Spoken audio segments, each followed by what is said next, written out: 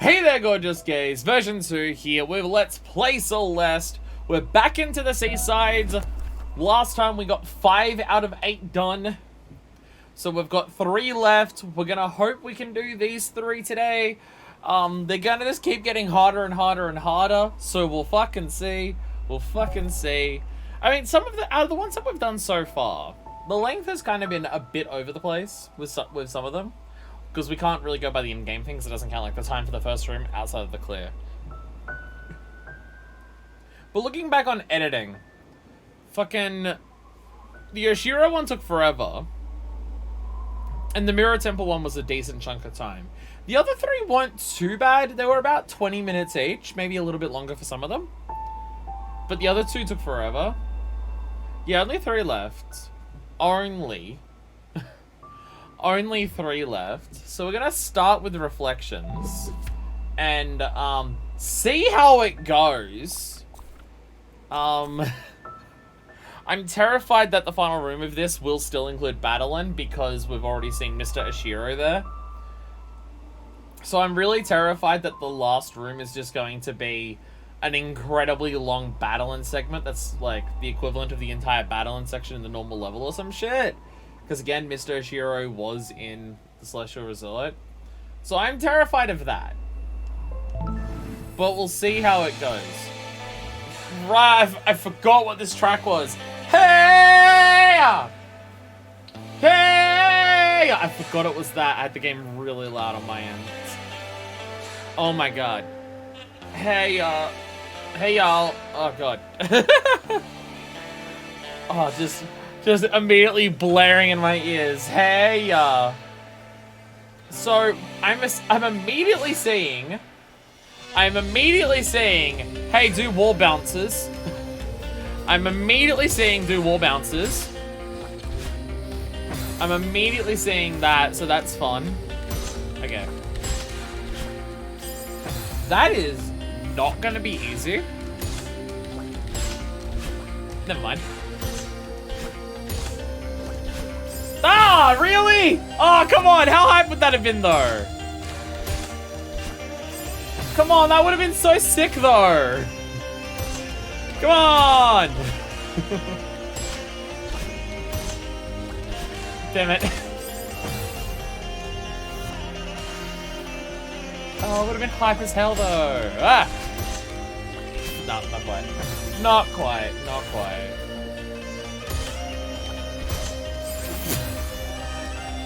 Surprisingly doable. We had so much practice with wall jumps last time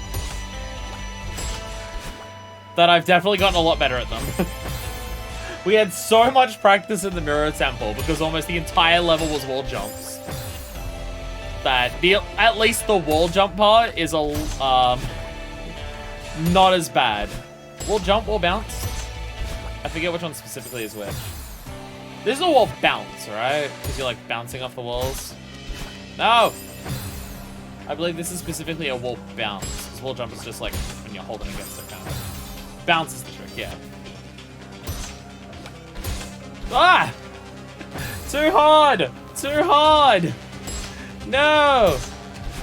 There we go. Oh, fucking that one is awkward because at least this one, like, I know I'm zooming over to do it. Where this one, I'm kind of just like bouncing steady on it. Oh, really? Damn it. Damn it. And this is the first room. Which just scares me for how long the last room's gonna be. Because we always know how it goes. Damn it. Ah! Very, very precise boost into that. Hey, hey, damn it. I keep going a little bit too high on that. I don't have the exact angle that I'm actually after in mind when I'm hitting it. I'm kind of just going for it and hoping to get it. I think it's just slightly above the middle of it. But yeah. My nose is super itchy today. Ah. Ah! No, my nose is just itchy. The mask I was wearing at work started like flaking and falling apart on the inside. So all of like the mesh inside was just rubbing against my nose all day today. So my nose is like all irritated. Boink. Damn it. Damn it. It is amazing how often it goes exactly like this. An early clear that goes most of the way and is fine, and then it fucks up, and then I get stuck at one part over and over and over again that I cleared fine before.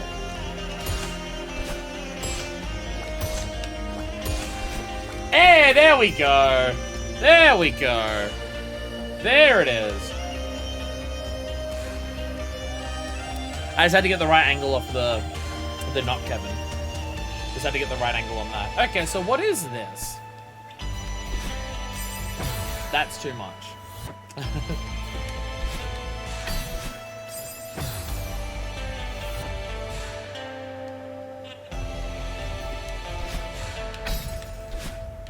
Oh, okay.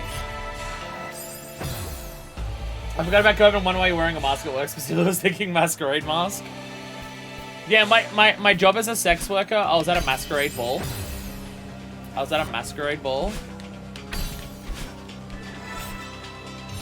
But like doing sex things at people. Ah!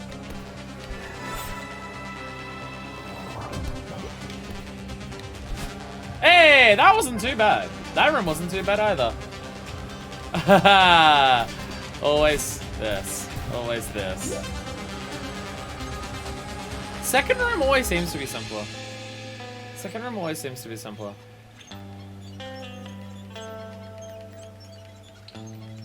Sorry, I just like the squeaky sounds. Oh god, ow. Ow. I also did something to my right ear while I was sleeping, so that one is a bit, I don't know. I think when I was sleeping on my pillow last night, I formed like a perfect vacuum seal in my right ear. Because when I woke up, I felt my ear pop like as I lifted my head off the pillow, and it's been irritated ever since. I mean, all sorts of annoyingness today. So, okay, go down there. Row, row, row. We fall into that. We're falling down.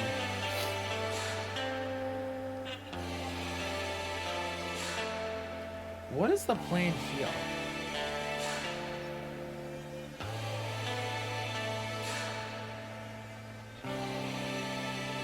So once you get that, I can see that in your scope. Boom.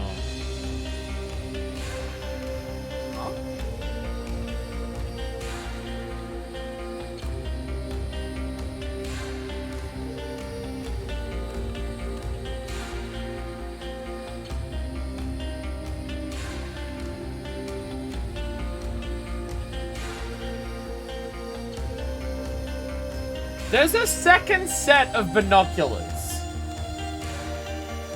There's a second set of binoculars.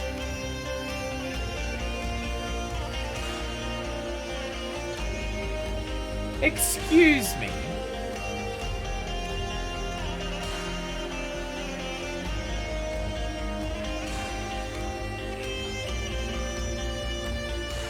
I mean, at least this I can understand. It's bouncing across a lot of that.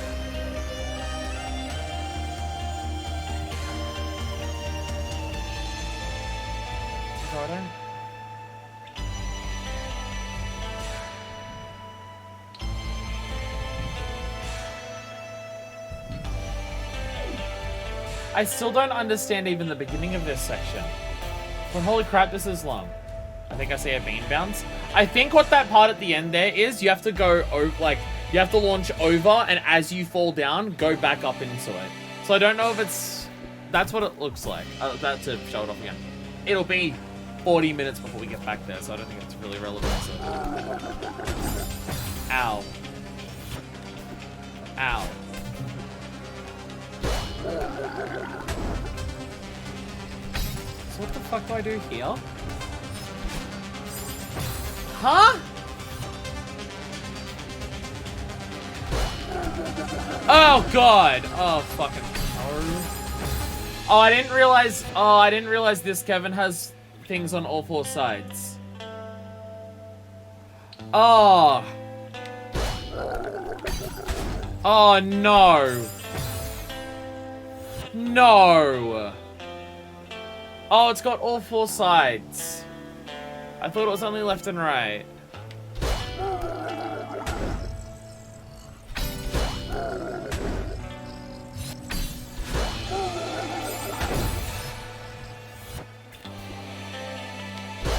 This is so gross. This is so gross.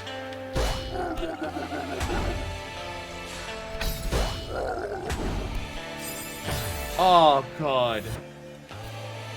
I don't. I don't want to. So much more complex than I first thought was.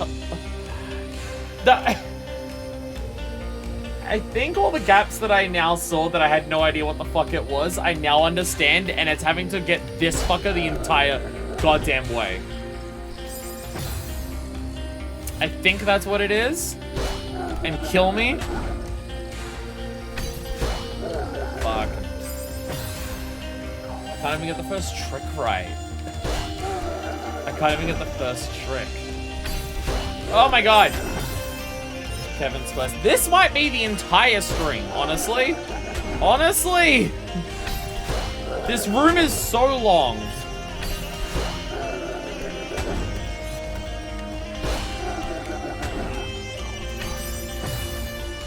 What the fuck is this?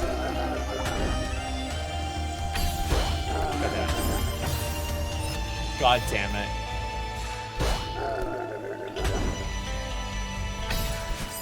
This is fucked up. This is fucked up.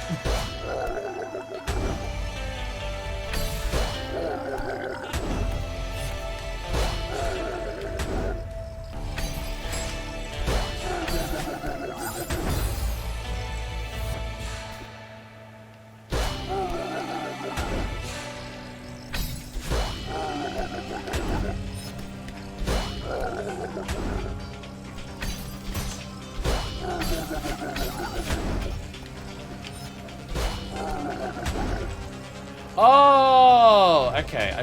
Okay. You can't go through that, so you have to use that to boost. So you don't have to drag him past that. Okay. Okay. Okay. I getcha. Ah! I getcha. Okay. It's making sense to me now.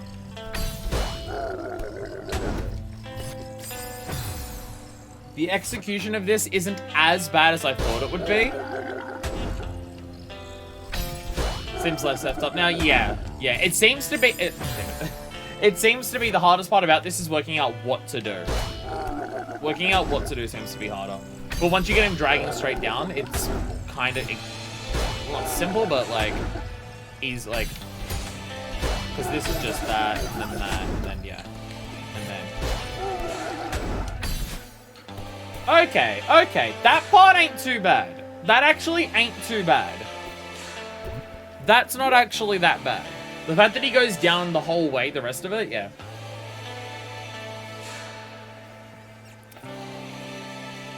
There's a checkpoint here, but no room transition. I'm glad that is a checkpoint. I could deal with it if it wasn't, but yeah. 2.5 room clear. Okay. Yeah, room 2.5, yeah. Yeah, being binoculars makes sense. I mean, that that right there looks like a room transition. It just isn't because they didn't want to break their rule of 3s for the seasides, I guess. So, boost off that. We want to hit there.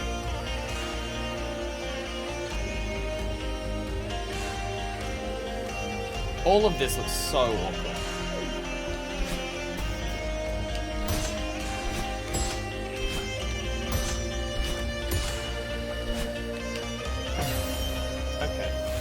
Okay.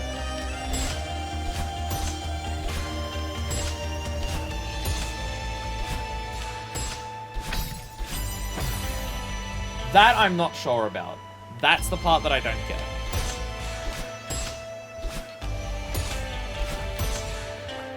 Ah, too high. Too high. That's the part that confuses me. Because I can see that I have to wall bounce, but I don't know how to set up the wall bounce to like even make it possible to do. Oh, it's just that. Okay. You just gotta fall down once you grab the crystal and go under. Okay. Pseudo bean bounce. Pseudo bean bounce. No! No!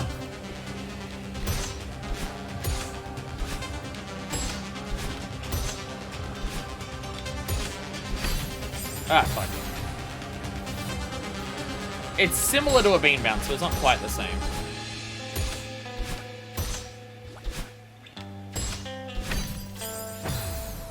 The hardest issue with the beam bounce was the having to hold onto the platform on one side.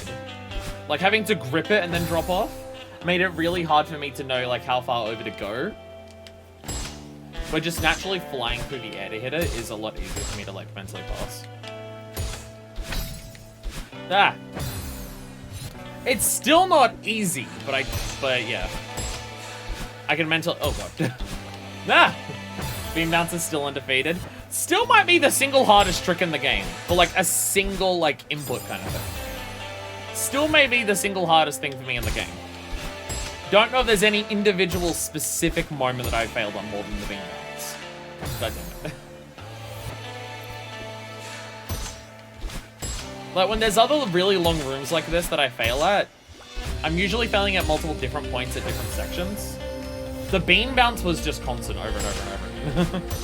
Like the rest of the beam bounce room I failed at significantly less than the beam bounce itself. That's not what I meant to do, but that works. Nah, didn't get high enough. I'm honestly shocked that there is a checkpoint there. I'm honestly shocked that they do give you a checkpoint there. Again, because it basically means that this is 4 rooms this one. But they didn't want to break the 3s. Which makes me concerned for the future. It's very kind of them. Yeah. I imagine it's something where they probably designed this room, and then after a testing, we're just like, okay, we want to keep this because this is a cool challenge, but both are like one after the other? Nah. I mean, they're 2 completely different types of challenges too. So it makes sense as a point. There we go! That wasn't even that bad! Wasn't even that bad. Who's ready for a 1-hour stream? Who's ready for a 1-hour stream? That actually wasn't that bad at all. Everything about that last room, both halves of the last room, looked way more intimidating than they actually were. They could have removed the second room. Yeah. Yeah, the second room was pretty simple. Like with the flying with the feather. They probably wanted to keep it so there was something in there that uses the feather, because it is the level that introduces the feather. So they probably wanted to keep it for that reason, but yeah, it wasn't that difficult. Or they could have gotten rid of the first room. The first room with the bumpers and the wall bounces, you basically do the same thing at the end there. So the first room could have been the feather, second one could have been the Kevin blocks, and the last one could have been the bumpers. Maybe the first room could have been done for that. 78 deaths. Is that our lowest on a seaside? Or 73? That's our lowest amount of deaths on any of the seasides so far. Bear in mind, it doesn't count deaths in the first room. So I don't know how that math adds up. Hey, Marcel, welcome to the stream. Like, the total deaths is accurate, but best deaths isn't. Actually, no, 73 is fine. I'm just that good. No, this is total deaths. This is accurate, because it's 73. This is fewest deaths, which is 43. Third lowest deaths of all time. Oh, yeah, because it's... Oh, yeah. Yeah, because, yeah, A side of chapter 1 and 2. Wow. Easy! Easy! I'm sure 7 and 8's seasides will be just as easy. I'm sure they'll be just as easy. Alright. Okay, so we're starting from the top of the mountain, okay. I was wondering if it was going to do like the previous sections and combine them. No, we start at the top of the mountain. We're already at the summit. So we go boost. Oh yeah, we have double dashes now. So wall bounce, grab that, wall bounce. Just never stop wall bouncing. Whatever they are, just as easy though. Then it'll be a 1 hour stream and I'll get to not stream until 7 o'clock tonight. Honestly, I'm getting to the point where if I end up doing something in a stream and the stream's gonna be short, I'm just willing to leave it there nowadays. I stream 6 days a week after I do a work shift. If a stream is short, then that's fine. That's my personal reward for doing so good at the video game that I get to have a little bit more free time that day. So if we finish, I'm not gonna start chapter 9 today, no matter how short this goes. But that being said, it could still take another 3 hours. So wall bounce, fly over, grab that, wall bounce into a wall bounce to grab that into, guess what? Wall bounce into wall bounce to grab that into, actually no wall bounces. And then we launch off there. Okay. It's only like 10 wall bounces in a row with different gravity that I'm used to. I'm sure it will be fine.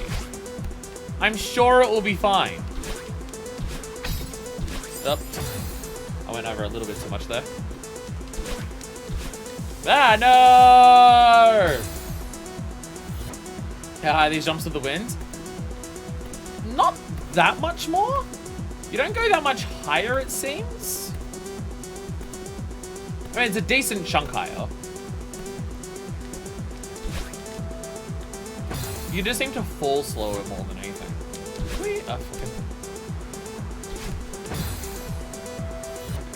We're doing great. Ah!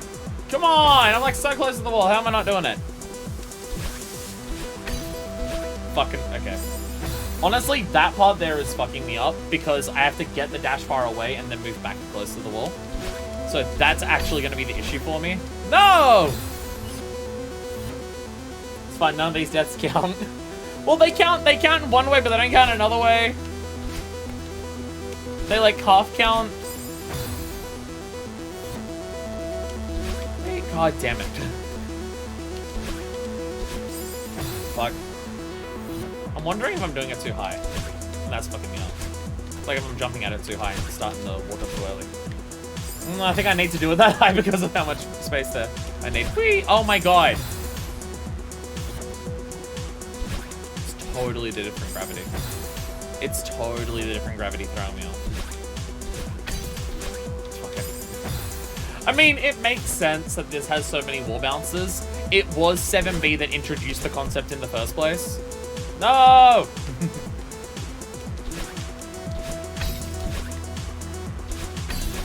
Oh my god. Wait, I can still do this. No! I can still do this. Oh my god.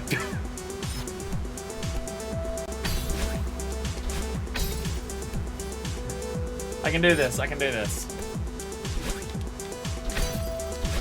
Fucking, okay. No! That's all I need. No! It's fine. Everything's fine. Everything's fine. No!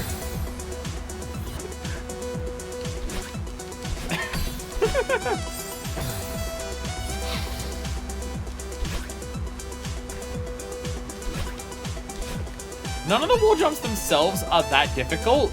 Chaining together this many. Gonna kill me. Most forgiving section. Well, I guess that works. I don't know if they were intending you to to grab onto these walls. I'm just being a cheaty. Oh my god. Ah! I actually wasn't expecting to get the wall bounce there, and I was already, like, adjusting for me not making it. It's like, oh shit, I succeeded! I wasn't ready for this! So that's just the mood of my entire life, ain't it? Wait, I actually did well at something? What? I wasn't ready for this fact.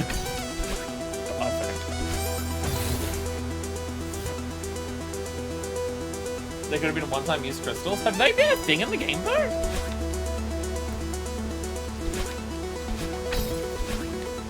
Okay. Have they ever actually put in one-time use crystals in the game?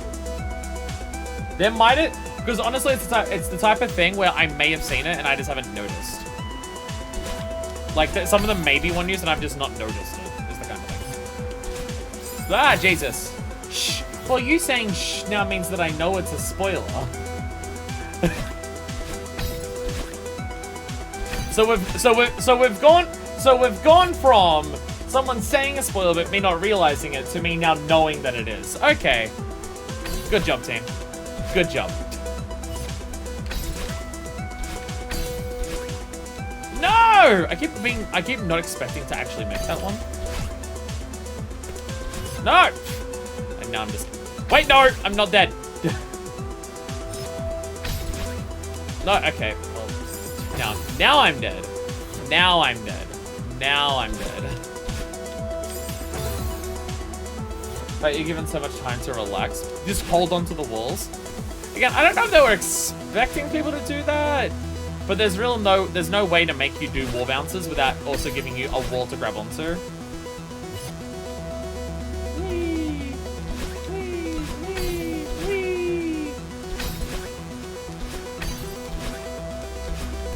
Oh god. No! Whee! Blind. So close. Fucking banging my head all around the place.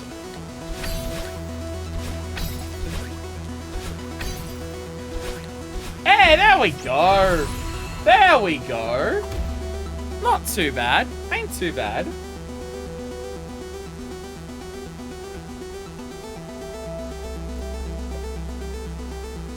I wish I had binoculars. Kinda wish I had binoculars. The wind is going down. I didn't notice that. The wind is going down and oh god, okay. Ah! Balls! Get over! Damn it. Okay. That's a collapsy brick. That's a collapsy brick. I feel like here I need binoculars.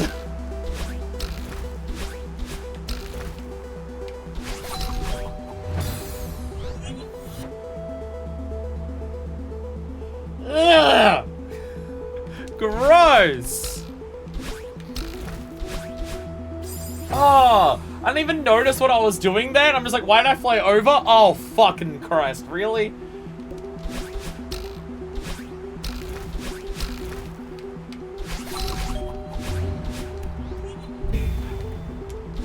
Okay, it wasn't too bad. It wasn't too bad.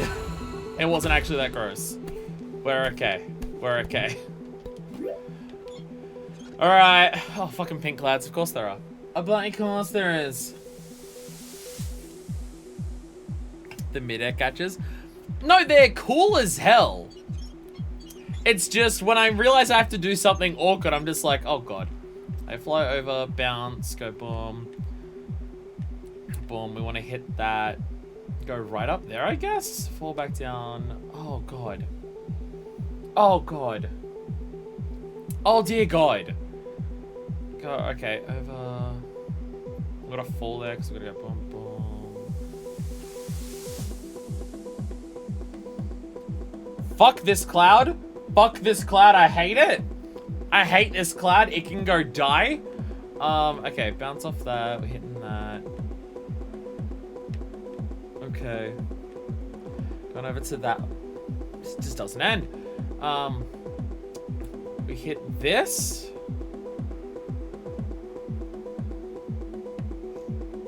We hit that, we jump over.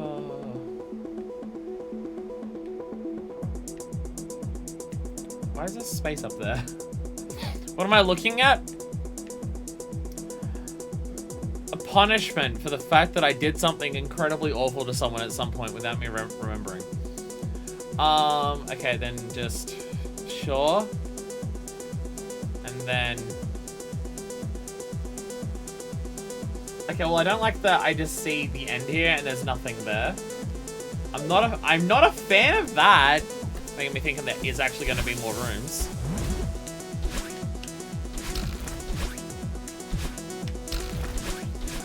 Oh, God. Okay. Okay. Fuck. Fuck.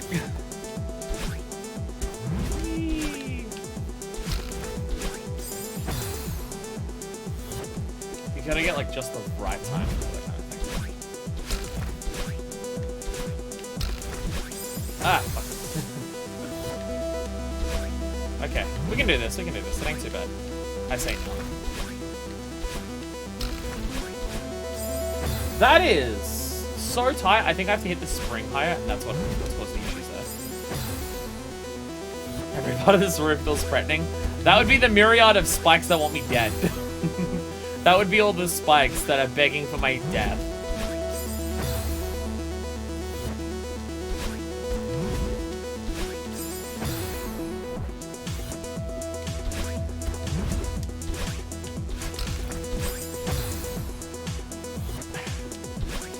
We're off to a great start here. We're off to a fantastic start.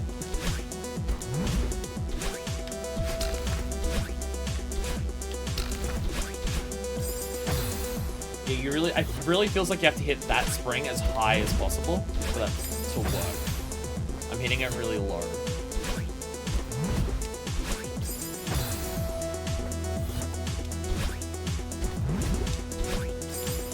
I don't have a consistent way of getting in there.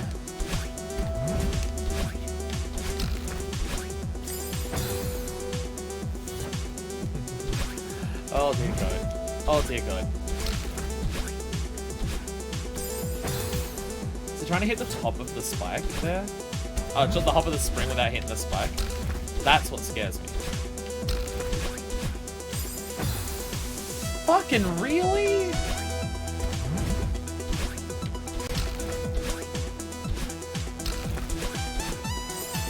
Maybe that's what it is. Maybe I'm doing the two dashes too close to each other, so I'm not getting all of the momentum that I could be. Maybe that's what it is. Maybe that's what it is.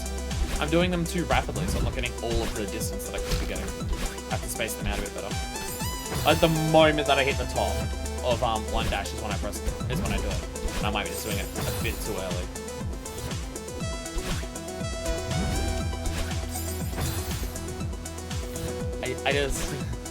I don't have a mental map of like how to get in there properly.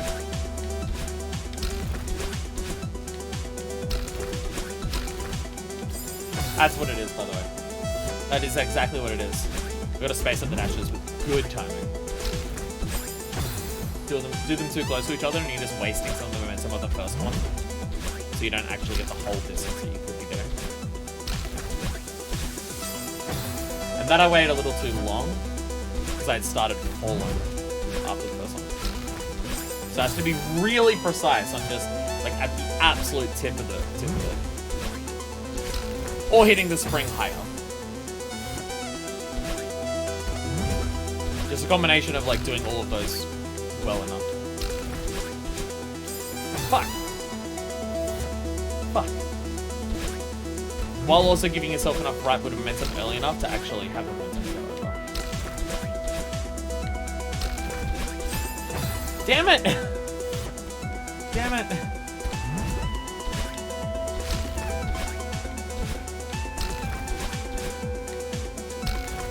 Fuck!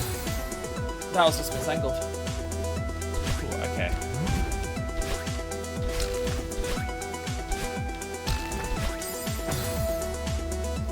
Okay, this one I can feel will be here for a little longer.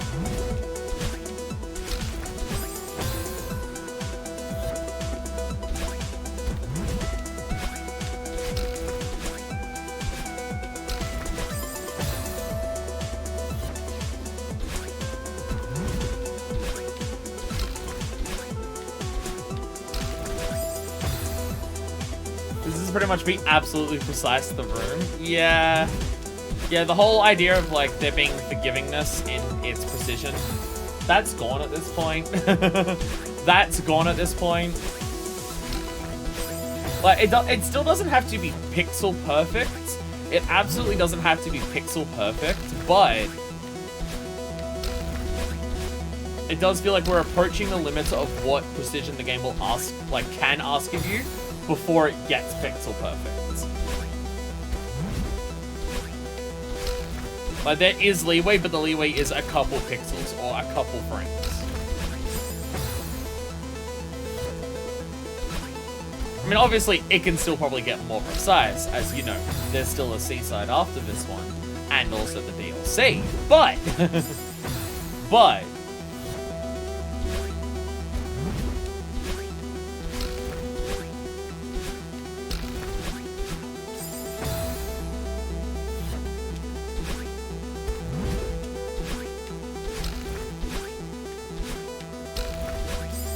damn it.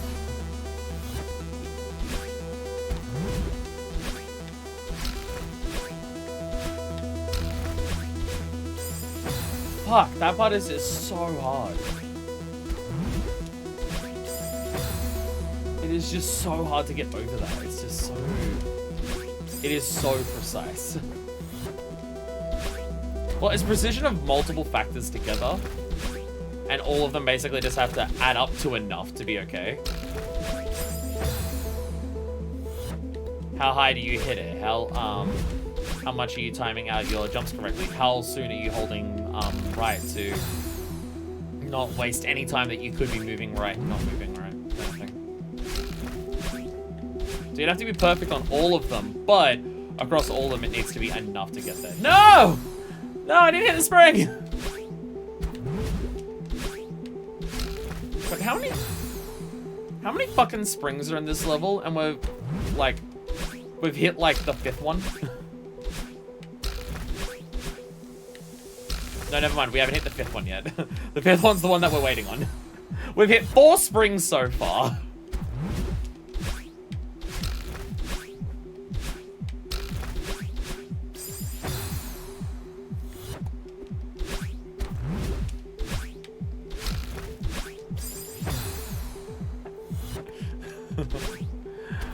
Dear God. I feel like it may have been a blessing that the 6th one didn't take too long, because it gives us more time to do this.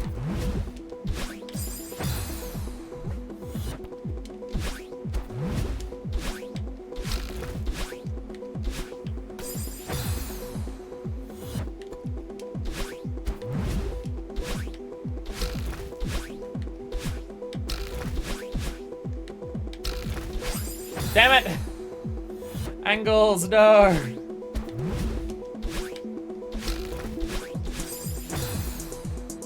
That was just me forgetting what to do.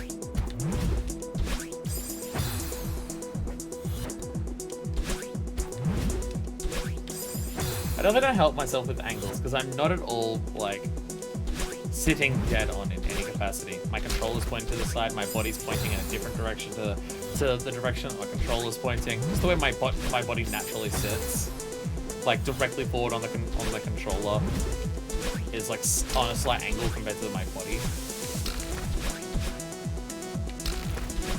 Because of just how I naturally sit. Because like my body is kind of facing that way a little bit. My head's like kind of on an angle so I can see that, while my controller's also pointed towards that. This is how my body naturally sits. I think that doesn't help with me fucking up angles as much as I do.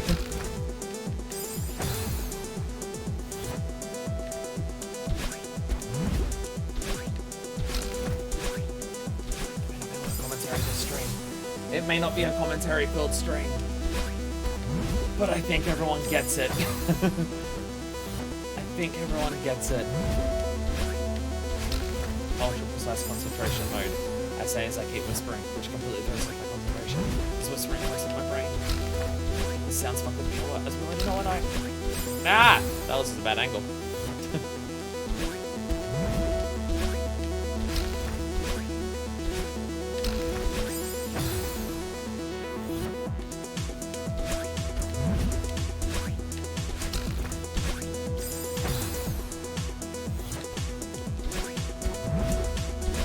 We can do this.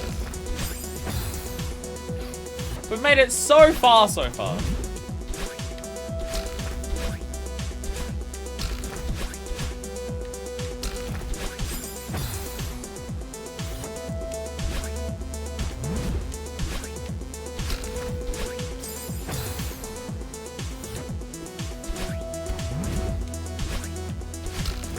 Can I go back to the 10 wall bounces in a row?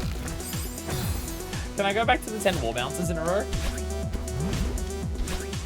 Because I'm realizing there's something in the game that kills me more often than fucking up wall bounces, and it's navigating through walls of spikes.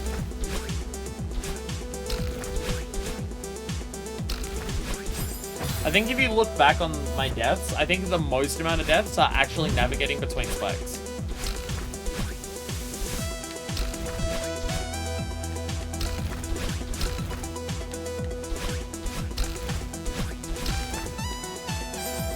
Fuck.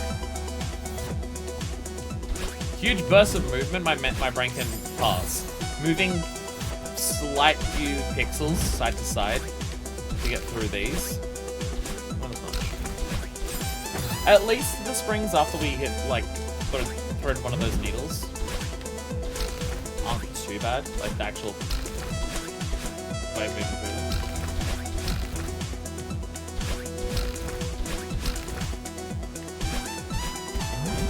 No! I told you fuck that pink cloud! I told you fuck that pink cloud! I told you! I told you! Told you that shit!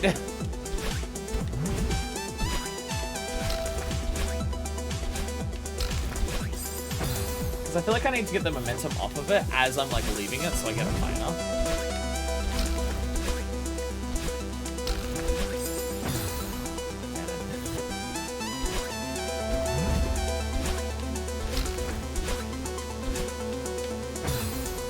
So close to the second half. I don't even remember what's up there at this point, honestly. I'm so focused on these springs, I don't even remember what that is up there.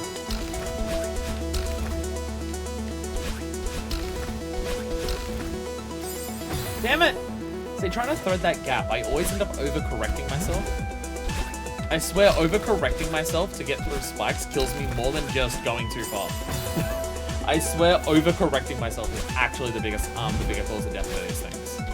Of going, oh, I'm gonna overshoot it. Let me pull back, and then pulling back kills me.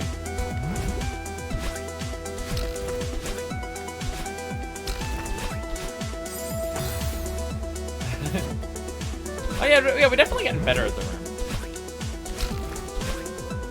And honestly, that's kind of the good thing. Like, I think that's a sign of how well crafted the challenges are in this game. Is that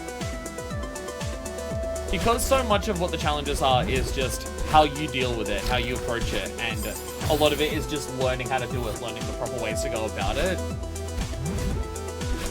Outside of like very specific situations like the Oshiro thing or the beginning of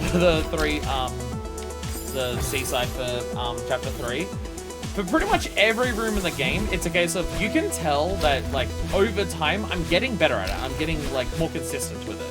And it's just a case of just need to keep doing that until it pays off. But there's been very few rooms where it's bullshit and I'm just throwing myself at it and hoping that I fluke through it at one point.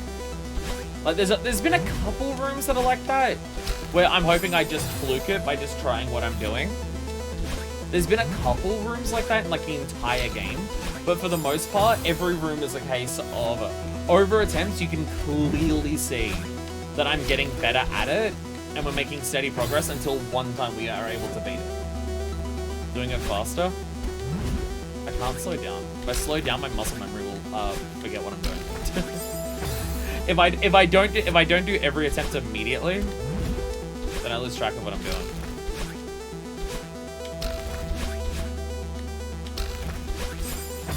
Damn it.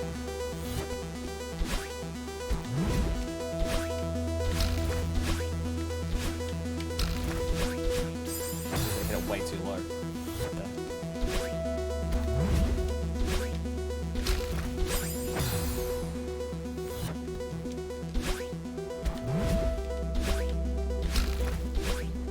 I mean, obviously, like, you can make a well-crafted challenge in a lot of different video games. But I do feel like the sheer controls of what this game are, like just how Madeline controls, I would say that how Madeline physically controls is such a huge part of how this game's able to have such well-crafted challenges. Just because the controls for her, just, it always feels like you're in control of it. Because the jumps are like just heavy enough, the movement it like has just enough momentum, while also having just enough ability to like stop you to immediately stop when you want to, correct yourself and everything like that. I do feel like the controls are a really big part of what lets the challenges feel so well designed. I mean, obviously the challenges and level layouts are well designed. They obviously are, right? But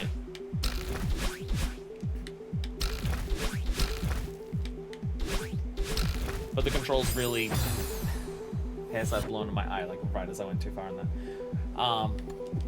Yeah, just what the controls are really help that feeling of just, as you attempt a challenge, you're getting more and more the hang of it. You're understanding it more and more kind of thing. And obviously, that's a bias thing. That's a me personally thing and stuff like that, but...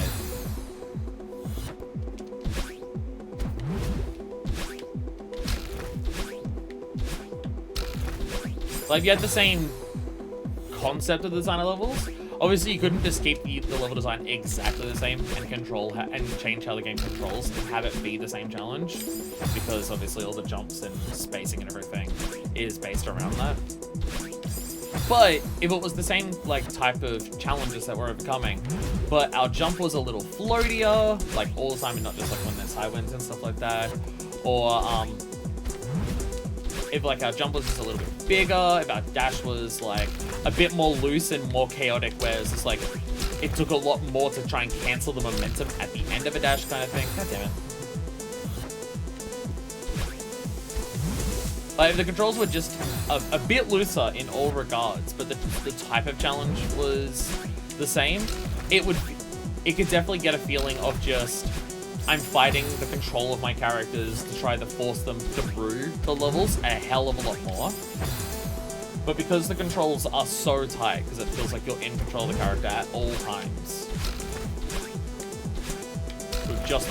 with just the right combination of like all the little details that determine like how you control your character and stuff like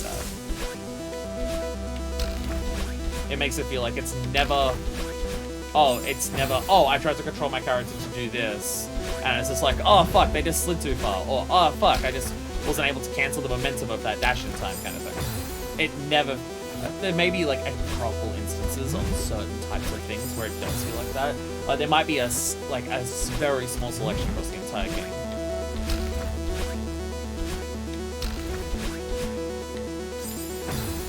But just how tight the controls are, and how much control it feels like you have over your character, it really does just help it feel that every single challenge, you're failing because of what you've done, and you're not doing what the level layout is asking of you well enough, or just completely doing the wrong thing in some cases.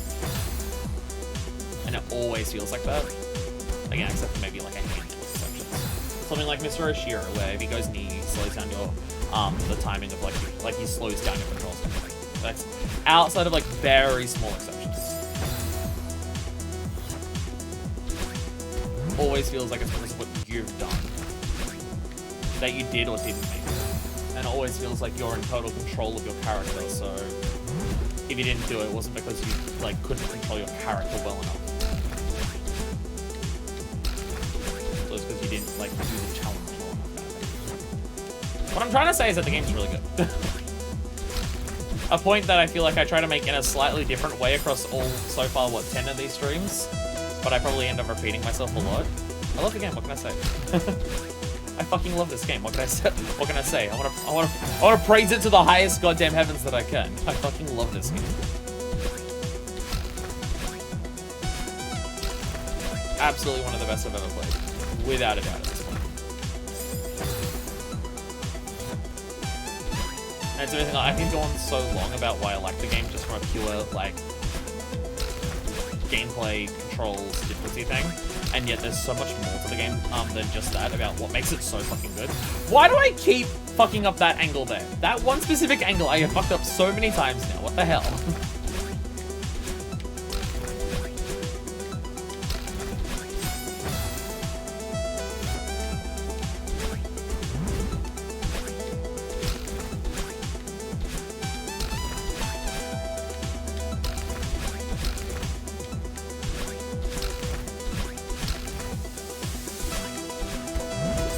God! Fuck that cloud! Fuck that cloud so hard.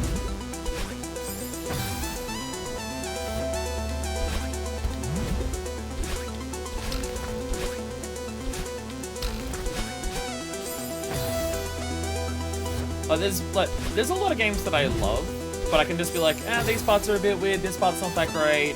Like, the rest of what the game is comes together so well that I don't fucking care that much.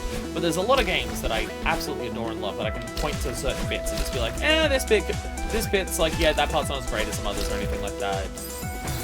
There's a lot of games I can do that. I mean, my favorite game of all time, Wonderful 101. I could go on a long time about, like, the parts of that game that I feel aren't as good as they could be, or, like, parts that are a bit weak or anything like that. Nier Automata, I can do the same thing. Breath of the Wild, I can do the same thing. They're, like, my 3 favorite games. But there's not many games that I would just be like, yeah, pretty much everything that this game tries to do, it does, and it does it perfectly, and there's nothing, like, fundamental, or even, like, entire sections of the game or anything like that, that I would even want to tweak. Just what it is as it is basically perfect, and I can't think of anything to change. Like, it's so focused on what it's doing right, that it just fucking nails it. And really, there's only, like, 2 games that I can think of that come under that category. One of them's Punch-Out Wii, which I can say things about that. One, maybe a little bit, tone down the racism. And don't have the menu speed motion controls. And beyond that, I basically can't say anything about Punch-Out that, like, I would fundamentally change. And then earlier this year, we played Ghost Trick Phantom Detective. And that was like, yeah, that's the second one. That's the second one. I've just, like, I can't think of anything I'd change for this. Everything the game sets out to do, it fucking nails it with a sense of perfection, and just, I would, like, they're like the two, like, even if there's, like, the tiniest minor issues, they're not really, like, flaws. They're just the tiniest little things. But they're, like, the only 2 real games that I've played that I would consider flawless games. That being said, I do think Celeste has hit 3rd. Damn it! Okay. A full jump off that is just not possible. I have to, like, time it right to walk off and then use my dashes. I have 2 dashes and there is a spring there, so I can use those. But I do think Celeste may be the 3rd game that, like, I've ever played that I would consider flawless. Because, like, I obviously, like, again, the racism aspects of Punch-Out Wii, it's definitely improved. Like, Punch-Out Wii's definitely improved compared to, like, older Punch-Outs in terms of addressing that stuff. Though, I mean, I can't speak for all the characters in the game because, you know, I'm not a person of that culture. And even if you do find a person of that culture or race, a single person isn't a monolith and doesn't speak for the entire race.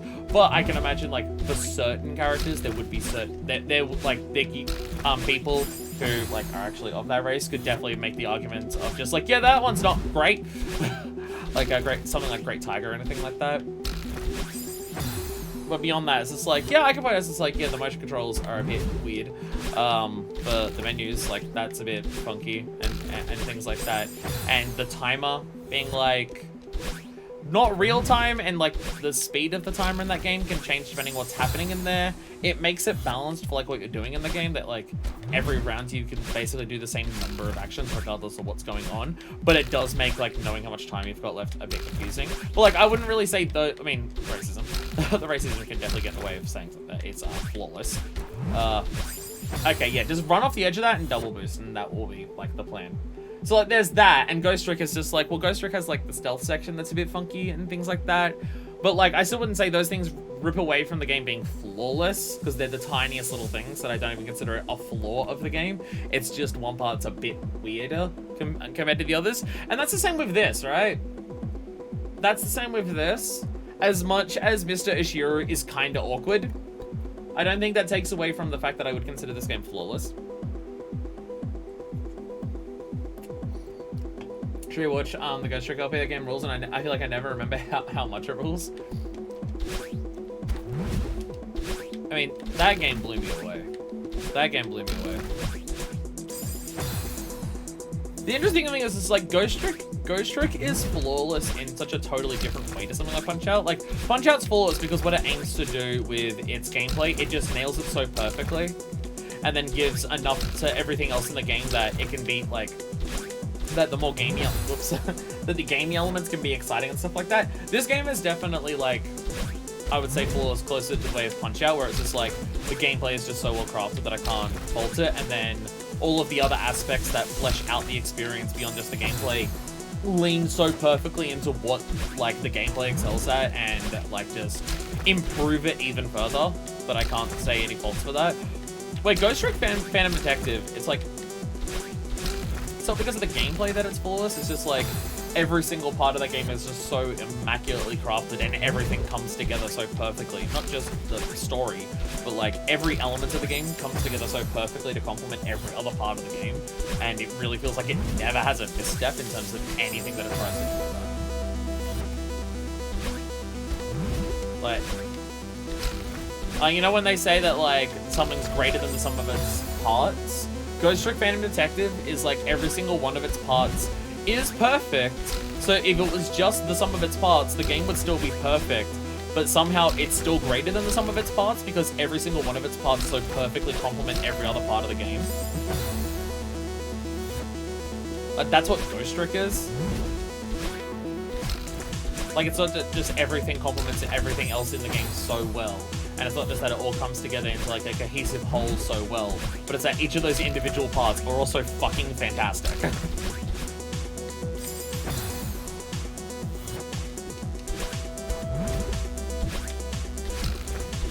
Like, there's a bunch of other games that I love the shit out of, but I could definitely go and just like, but this sucks, this part kind of sucks, this part's kind of weird, and things like that. Like, there's a bunch of games that I love and adore that I could absolutely do that with, but I would say that like,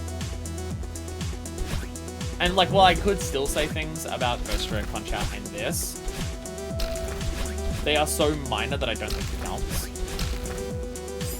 Because like, I could say flaws about Final Fantasy VII Remake that are like more so a fundamental aspect of the game isn't as good as it could be. It's not like it's one particular section or one particular quirk in like one part of the game. It's more like a fundamental aspect of it is a bit funky. Like level design. Like I could say like, I don't think the level design in 7 Remake is strictly bad, but it's like, it's definitely weaker than everything else. And that's like a more fundamental aspect of just like, every time this aspect comes up of the game, it's definitely weaker. So therefore it's like, a thing that's more a fundamental whole of the game. Where like, Mr. Ishiro slows you down, and that's kind of weird. That's not a fundamental aspect of the design of Celeste. It's one little quirk in one part of one level kind of thing. Like, it's just that. So I'm not going to consider that a flaw. The elements of the game may still be flawed, but they still add up to a flawless game. Does that make any sense? Oh no, I completely agree with that. I mean, like, when I say flawless, it's more so in the sense that everything the game sets out to do, it does it without any missteps. Like, what the overall, like, idea and goal of the game is. Like, what the intended experience is of the game, and how it tries to achieve that. And it does that aspect without any missteps. As much as a little other things. Maybe kind of awkward. They're not things that get in the way of like what the experience of the game is focusing on and trying to be, and how well it succeeds at that. That kind of makes sense. Like, Celeste is not a perfect open world exploration game because it is because it's not trying to be an open world game. So like everything that Celeste sets out to do, I think it does without a single misstep. Like, the closest things I'd consider a misstep are just, like, little oddities in certain levels. But I would say those oddities don't get in the way of it trying to provide the experience that it's trying to provide.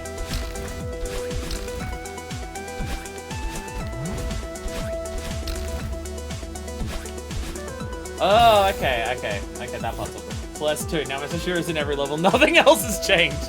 Oh dear God. Okay. I wasn't sure what to do once we hit that spring. Okay, I gotta go over and then do a wall bounce. Okay, got it. Got it. Got it, because of course. You know what? Okay. I know the beginning part of this level well enough that I know what to do here. I mean, I can always get it, but I know what to do. So once I hit this, we're gonna go over. I need to wall bounce off of that to hit that crystal. And then we're gonna hit this cloud. So from this cloud, we can take one or two options. We can try to be a gamer and burst through that gap at the bottom and then diagonal into the spring. Or we try to land on the cloud and jump off of it to go around the top and then launch into that. And once we launch into that, we're flying through into here. And then it's just use crystals to dash through all of this. Just the entire section. Okay. I at least know what's there. It's on since I'd seen it on the binoculars. May still be here a while.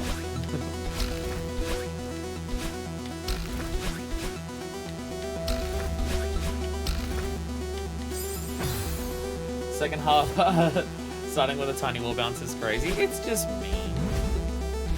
It's me. See, the thing is, I can do the wall bounces okay now. Like, I execute the wall bounce most of the time when I attempt one now. The issue there is more so, I don't know how to dash over to the thing in a way that gets me what I'm after. Like, how do I go from that crystal, like, the crystal that's above it, or the spring that's above it, to flying over at the right angle to wall bounce effectively? That's the part that I have to work out. Like, where should I dash and what angle should I dash to put myself in a position where I can start the wall bounce properly?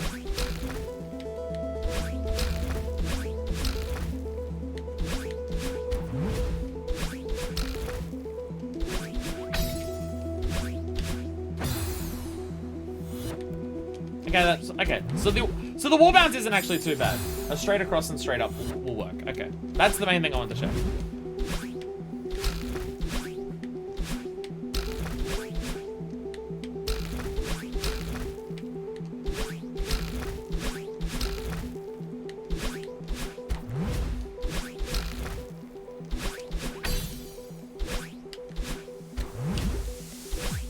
Ah, damn it.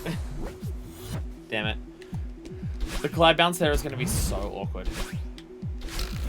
Part of me wants to try and be a gamer, but I don't know if that's any easier. I don't think being a gamer there is actually easier.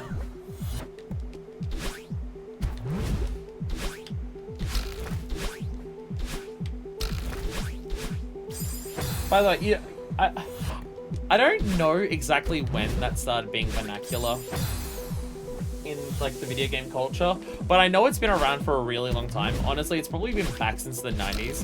But I love the idea that like if you get people who are like in video game culture a lot, if you say that you're going to do something that makes you a gamer, everyone knows what that means. Everyone knows what that fucking means. And I find that so hilarious.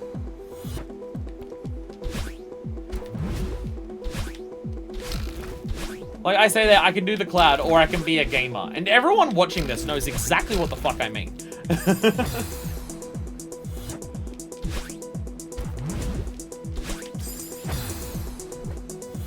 I feel like the main, like, because I feel like, like, calling yourself a gamer by doing the hard thing or by doing the cooler thing, I feel like that's been around since the fucking 90s. I feel like it just waves between whether it's ironic or sincere.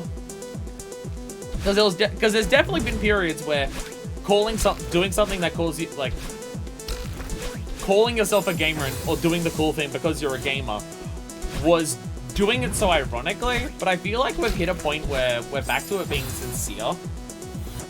I think we're back to it being sincere that people, like, say that doing the hard thing is gamer. Which is so weird.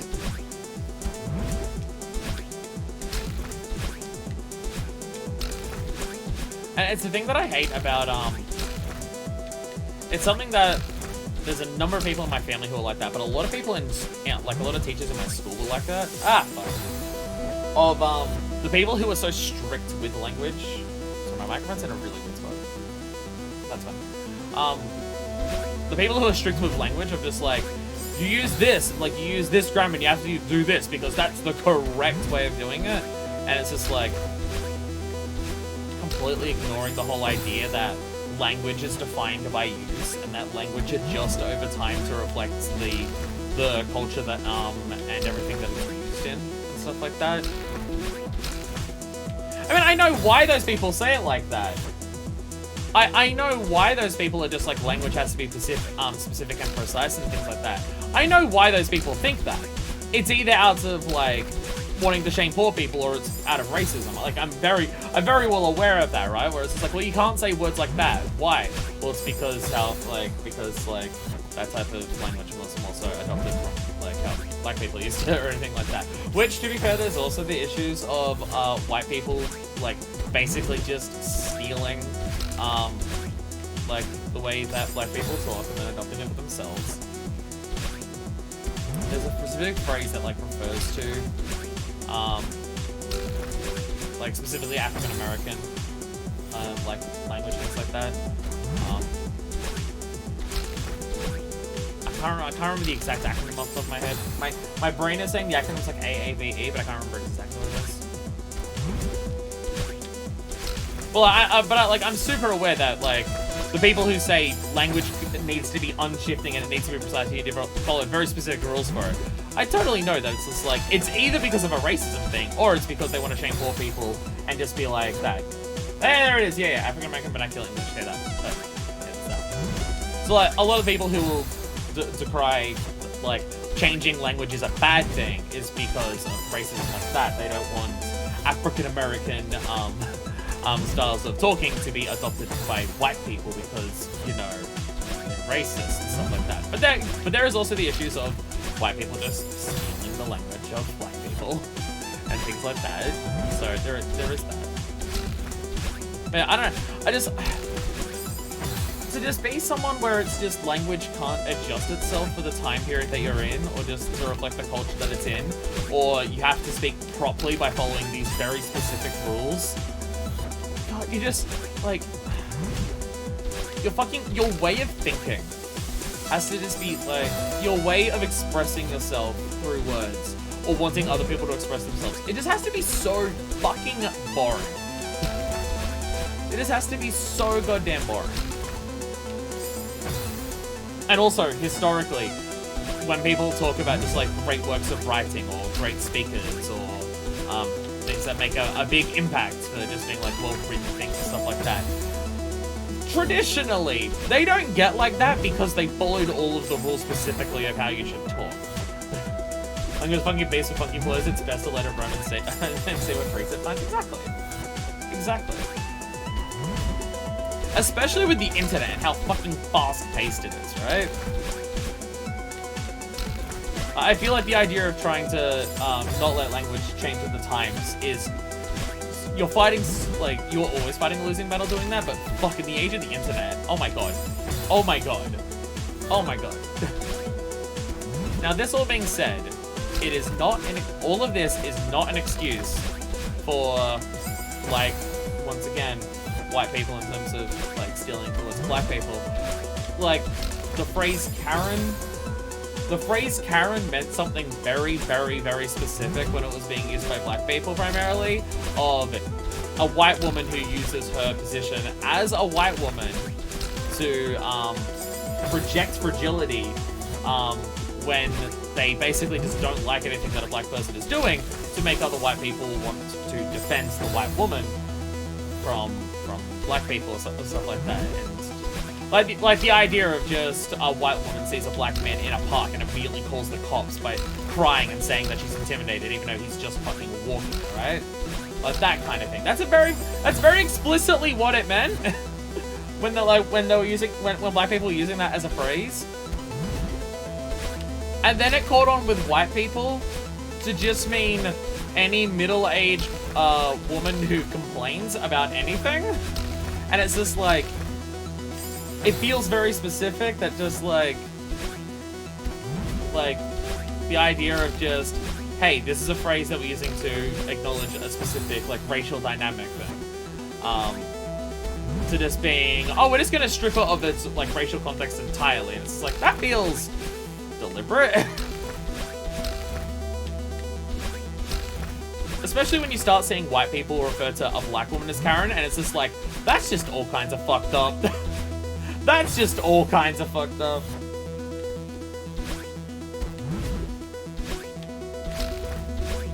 So, like, language being flowy and allowed to be flowy does not excuse when that type of shit happens.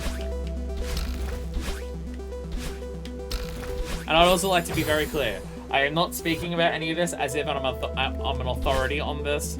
I am kind of paraphrasing what I hear other people talking about, and if you want to know more about it, listen to people who know what the fuck they're talking, primarily people of color, because I am paraphrasing and probably horribly disfiguring some of the things I'm trying to say here.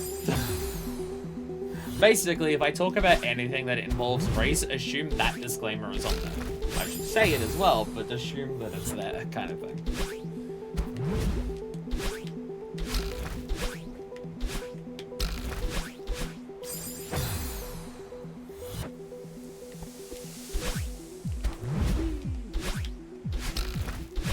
This is hard, by the way. I don't know if this has come up. This is really fucking hard. This is really hard.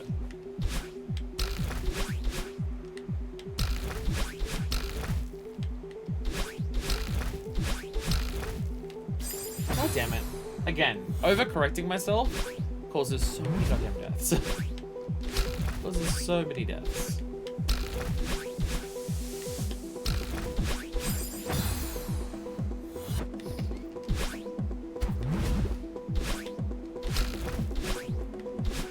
Damn it. Wrong angle. I also feel like the seasides really demonstrate how fun the challenges in this game are. Because no matter how fucking crushingly difficult these seasides have gotten, again, outside of any qualms with Chapter 3 seaside, or just Chapter 3 in general, outside of any personal qualms for that, despite how goddamn difficult and long these challenges are, they're always fun. They're always fun. I mean, I can say that about most rooms in the game. I feel like there hasn't been...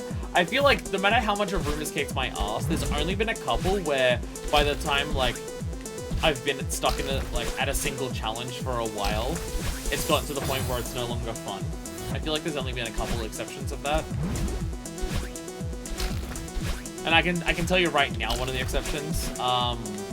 The Chapter 8 B-side, the start of, like, the very start of the second checkpoint, I think it was, with those two, travelators, they had to, like, jump down, up and around and stuff like that, with the two flame balls rotating around it. That very much stopped being fun before I beat it.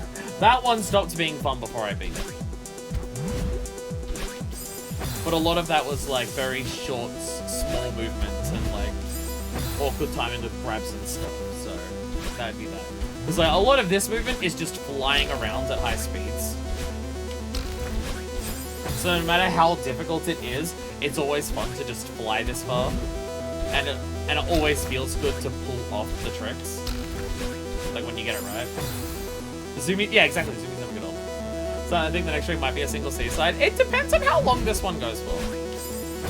It depends on how long this one goes for, but I'm definitely leaning towards the concept of you being right. Because the thing is, if this goes for long enough that we end up, like, not finishing this until the stream's been going for, like, 2.5 hours, I'll absolutely save Chapter 8 for another one. Because Chapter 8 may be even longer than this. If this one takes an hour and a half to do, Chapter 8 might even be longer. Unless someone in chat can confirm without spoiling anything whether Chapter 8's seaside seems easier than this, which I'm going to assume the answer is obviously no.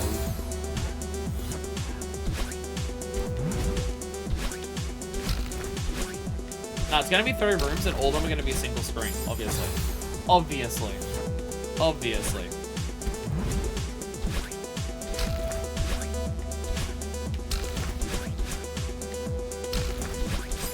Damn it. Damn it.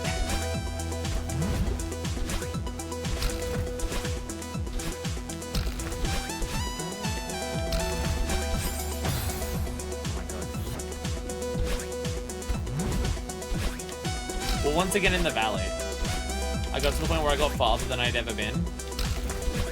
So now I'm getting stuck on stuff leading up to that. Damn it! On the one hand, I've never beaten 8C. That... If you've beaten this and not 8C, then that terrifies me.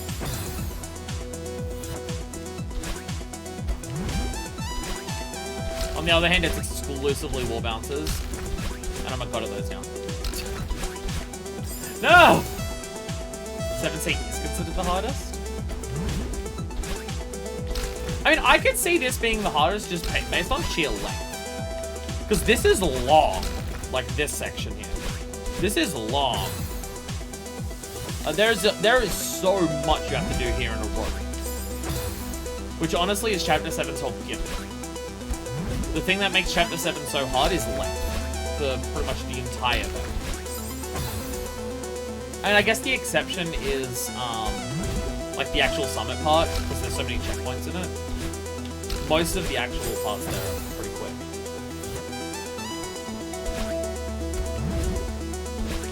Damn it.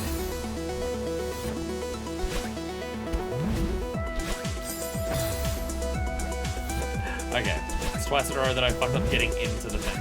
That's a concern. Okay. We've started to fall behind and getting less and less progress. Okay. Okay, this is worrying.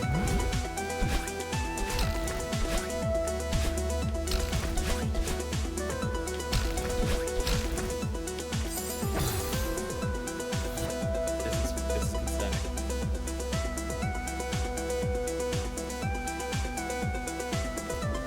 Obviously what will fix this is more caffeine in my body.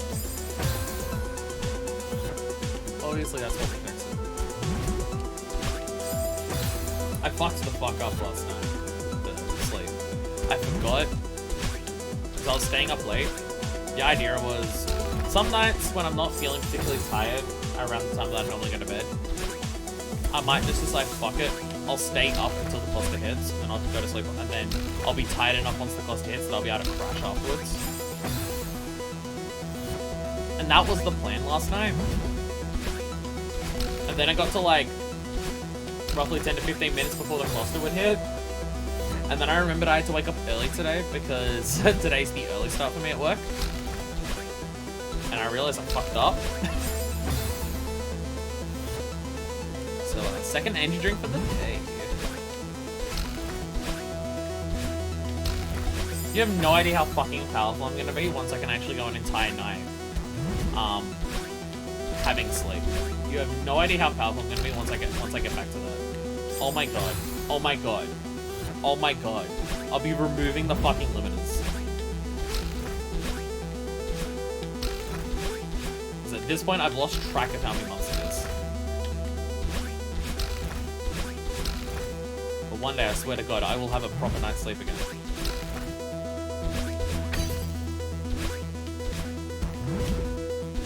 No! I did the jump in the wrong angle. No! Honestly, being a gamer there might be easier. It might be easy to be a gamer there, I don't know.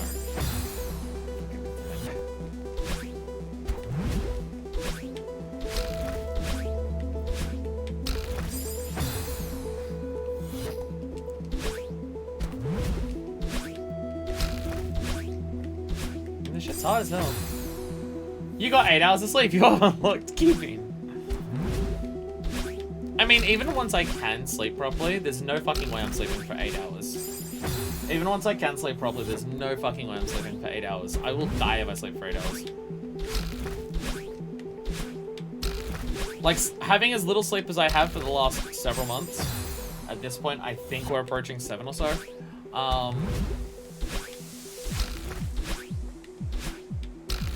6 or 7. Can't keep track of time. 6 or 7 months or so at this point. Which, by the way, fuck.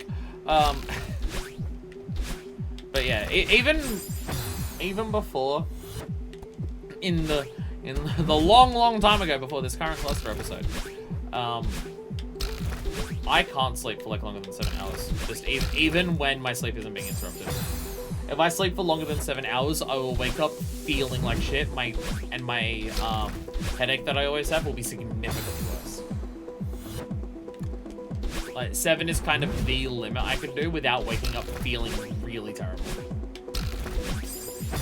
Like hitting 7 is like when it starts to just be like really fucking me. If I slept for say 9 hours, I would not be able to function that day. I would be so fucked. I doubt I'd be able to function. I mean, I've had times where I've slept for that long accidentally, and I just wake up and I'm just like, all right, well, I'm just gonna not do anything today because I slept for too long.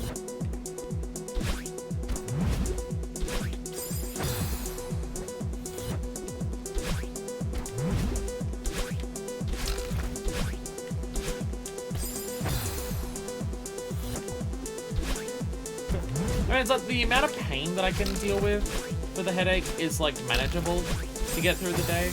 But if I sleep for that long, it's more so just like the way the headache affects my brain makes it really hard to like concentrate. It's the concentration and focus that just completely gets wiped out because of the way the headache is hitting my brain if I sleep for like less than 7 hours.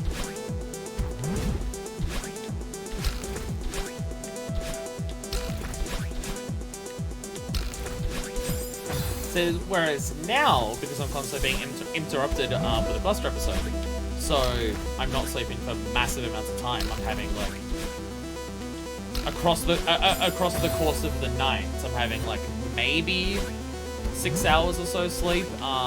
With that being cut up and interrupted in the middle of it, I don't feel like any less concentration or alertness or anything like that from that. I just feel tired, like I'm going to fall asleep. It's more so that. No, too early. Like, it doesn't feel like it's affecting my brain as much. Just, I am just tired and I'm going to fall asleep.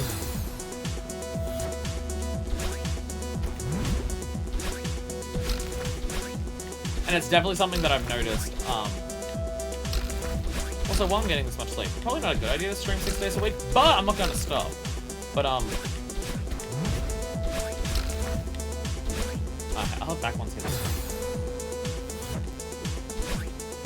Hey, this bring earlier than I expected us to hold them back up. Balls. What was I saying? About my sleep. After streaming. I've definitely noticed certain days, if a particular stream is particularly exhausting, I will just be like, I'm just too physically exhausted at this point to like do anything productive for the rest of the day. Fucking felt that after the Fire Emblem stream on Monday. Episode 28. The episode that everyone has been waiting for that game. But that stream went for about 4.5 hours, and even with, and I was planning on doing the ring fit, but I'm just like, nah, I can't do it today. Even without doing the ring fit, I got to the end of that, and I'm just like, I'm just too low on energy to be productive around the house.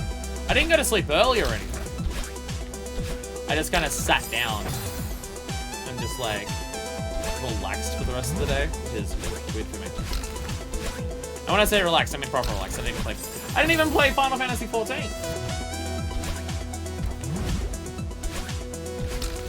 That is kind of the issue with Final Fantasy 14 being like my one off-stream game at the moment, is that as much as I love that game, the game requires a lot of brain power for a lot of the things in it. So if I'm feeling exhausted from like streaming or work or anything like that, it's really hard to actually like play it and be effective. Like if I'm tired after a long stream, I can't go and start doing like MSQ tanking roulettes. I can't go and do that.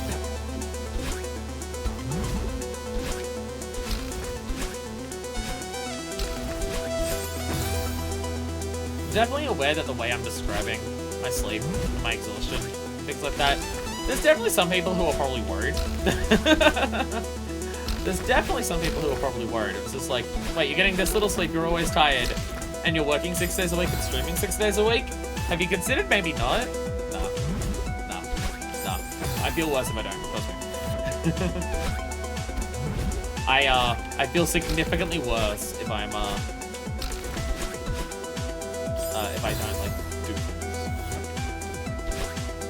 Now, could that just be I'm powering through my entire life on pure adrenaline, and the moment that I, like, stop doing something, I crash? Maybe. Maybe. Am I going to test that theory, though, by actually stopping for an extended period of time? No.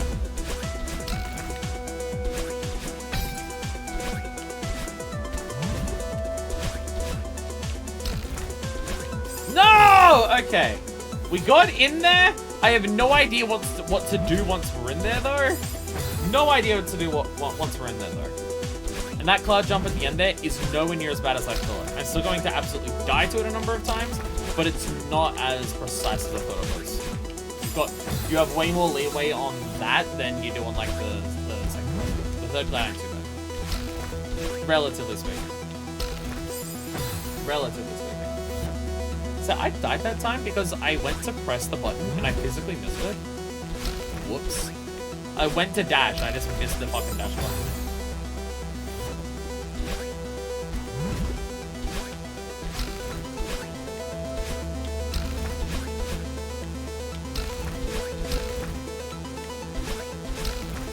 That part is so terrifying. Every time.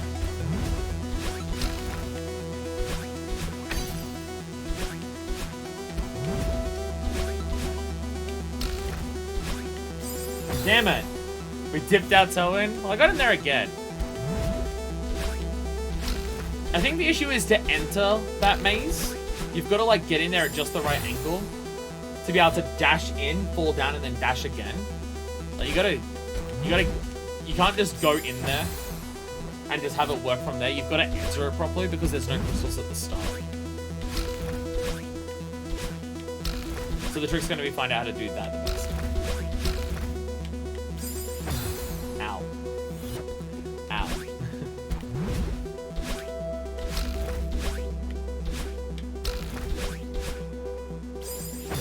Damn it. Damn it. Every time we make further progress, it's immediately followed by fucking up the early things again. To get back there so quickly. Well, getting back there again is gonna take a while. Don't worry. Don't worry. Getting there a third time.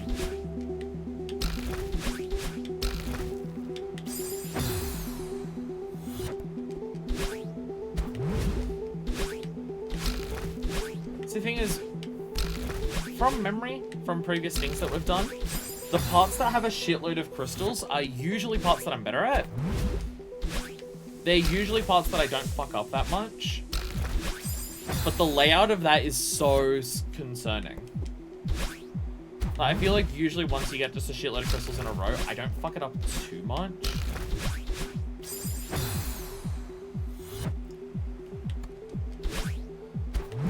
But the layout of it is concerning. So that may not be true. This one. Damn it. Damn it. So I can get there, but this is still really hard, this section. Everything leading up to it is still really hard. Damn it. We're still talking about an absolute shit ton of dashes and spring bounces, all done, like, correctly. There's still a lot here that needs to be done correctly to get back there. And I'm really bad at consistent angles.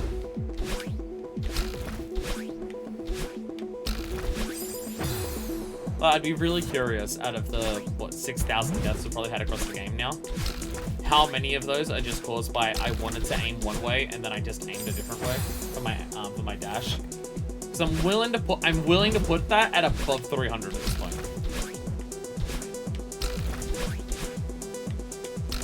Like, bare minimum is 500. At a bare minimum, 500% of my deaths have been because of that. No. at a bare minimum, 5% of my deaths, I reckon, have just been because I wanted to dash in one angle, and I just pressed the stick in the wrong direction. Still not gonna use the D-pad. I'm still not gonna use the D-pad. Every time my brain thinks, I should use the D-pad for accuracy, regardless of what the game is, it ends up going worse. It's not just one game's muscle memory I'm trying to wipe out by using a D-pad as opposed to an analog stick. It's nigh on 2 decades of muscle memory at this point that using it that it's trying to wipe out.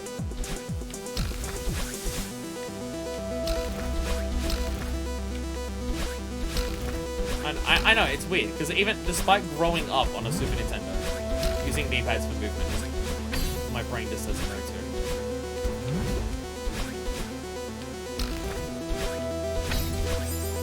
That is gonna be fucking hard. That is gonna be so hard to get through that, actually. Looking at it, oh god. Oh god. You have to do so many dashes so fast, but also get them accurate.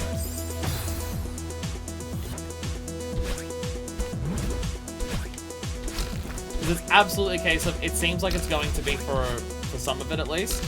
You're gonna have to dash in a different direction to cancel the momentum of the dash that you did beforehand. Otherwise, it will kill you. Like dashing across there, you have to press up and go dashing there before you hit the fucking wall.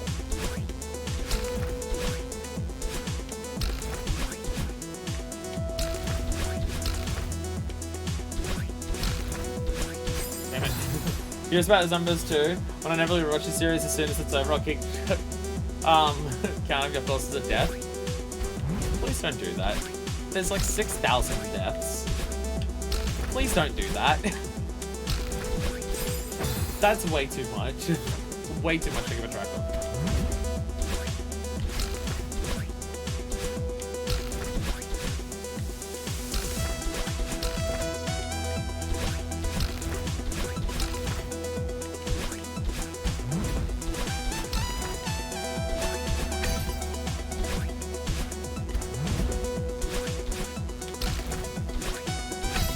Ah, fuck.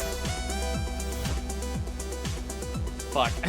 I threw myself off because I dashed the wrong way once and just threw him off my brain the entire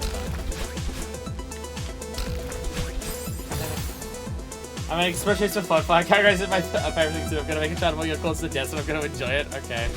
Okay. I guess I can't stop you. Bonk, bonk. Oh god. Ah, oh, ha, he, hit, fuck. Because a lot of the deaths are just, I didn't do the thing right. Like, I didn't dash at the right time, I didn't anything like that. That's definitely a shitload of them. But in terms of just, like, dumb mistakes, wrong angles and overcorrecting are absolutely incredibly common. Categorization is pretty nice. I feel like not categorization, but organization.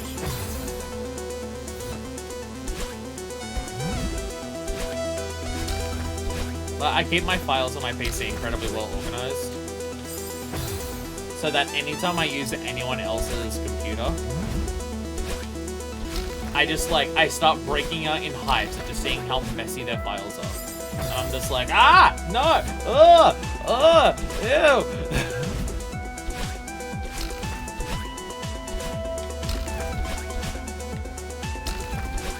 I mean, I would say that being a streamer and stuff like that, and uploading everything to YouTube, forces me to do that. Because it's just, I gotta keep track of the files to edit, I gotta keep track of like finished videos, keep track of thumbnails, documents that have like the descriptions and everything like that. So there's thousands upon thousands upon thousands upon thousands of files across like the entire computer, just for all of the business going on here.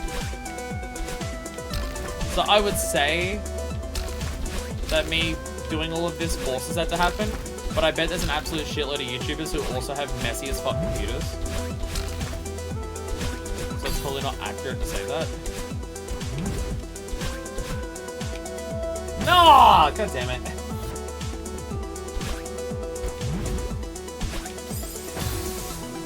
I mean, I also get my music files incredibly well organized too.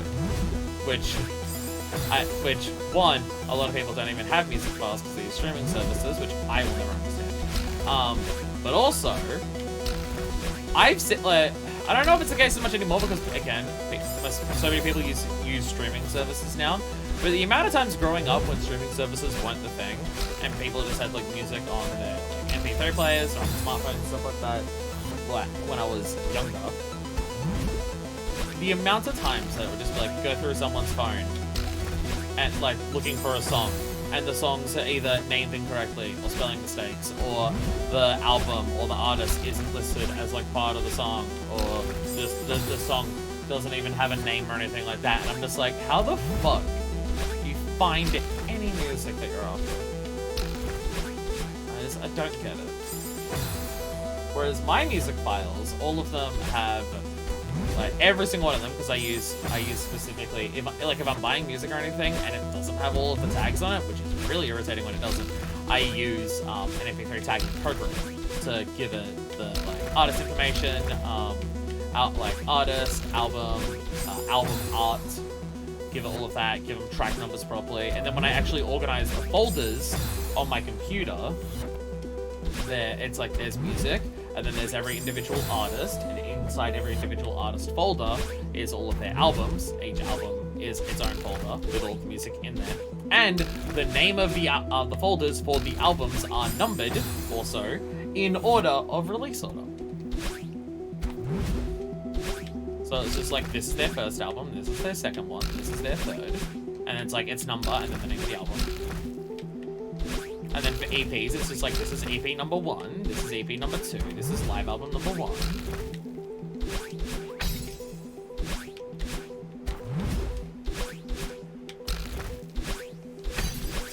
Fucking goddamn it, that is gonna be so hard. And then I go onto someone's phone, and it's just untitled track by untitled artist, and there's 500 of them, and then I just want to scream. And then I just want to fucking scream.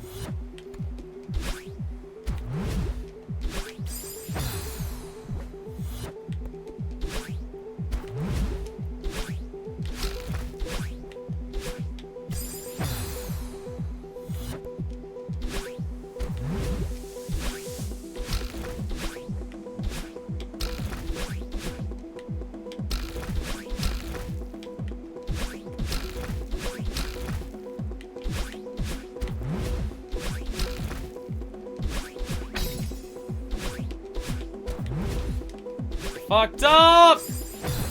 Took the anger wrong.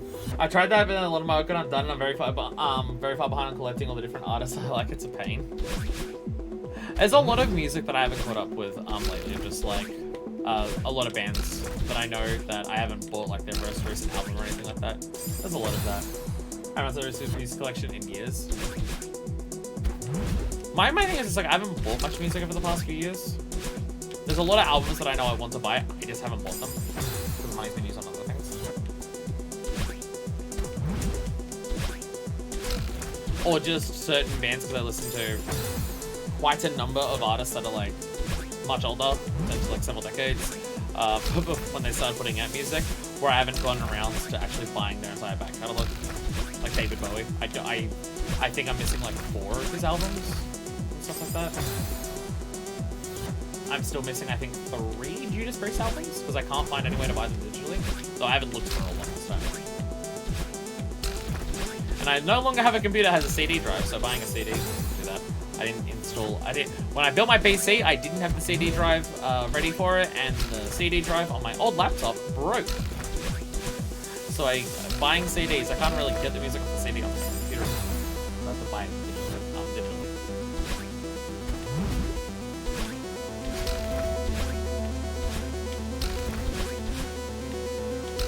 There's a lot of music I'm going to catch up on. But the music that I do have is all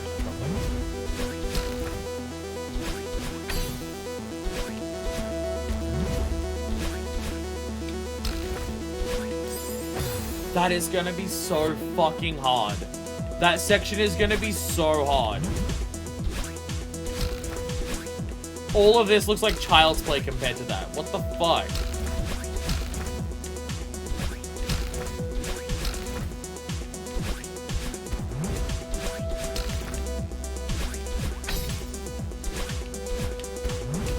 Ah, damn it.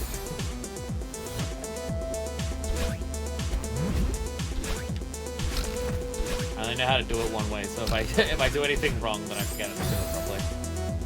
If I don't dash straight up onto that cloud, then I fuck myself up and I'm just like, I don't know how to do it now actually.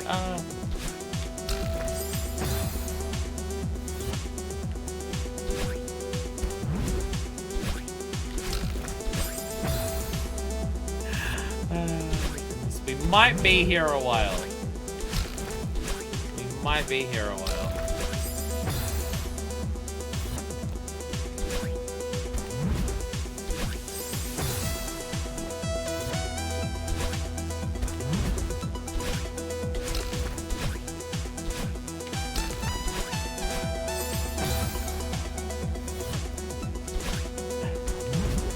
Back in the valley, everyone.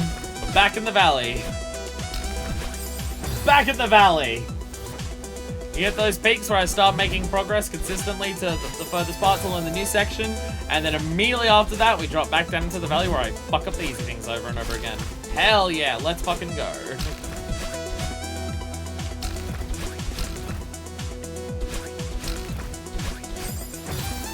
Valley!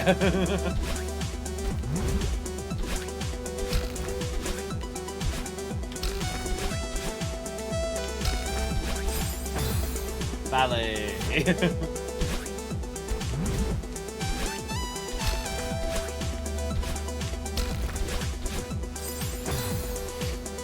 So maybe it's supposed to replace it with porn.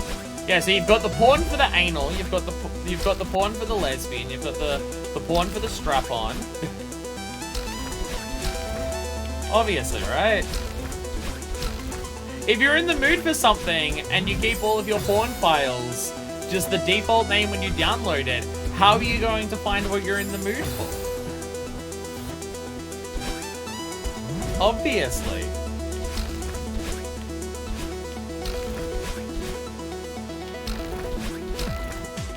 And see, you use a file tagging thing, so when you tag it for the artist, it's just all the people featured in the picture. The artists are the people that are in the picture. You've got genre. I think you can work out what the genre is. Album is if it's all part of the same photo shoot.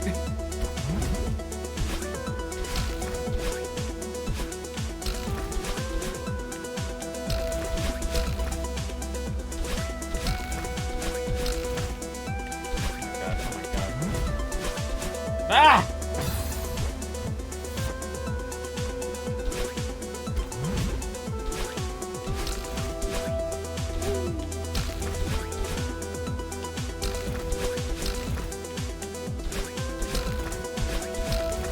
Are you truly a porn collector if you don't have, like, the name of the artist of all the hentai pictures you download as part of the file name of the hentai picture? Are you truly a hentai collector if you don't include the artist's name there?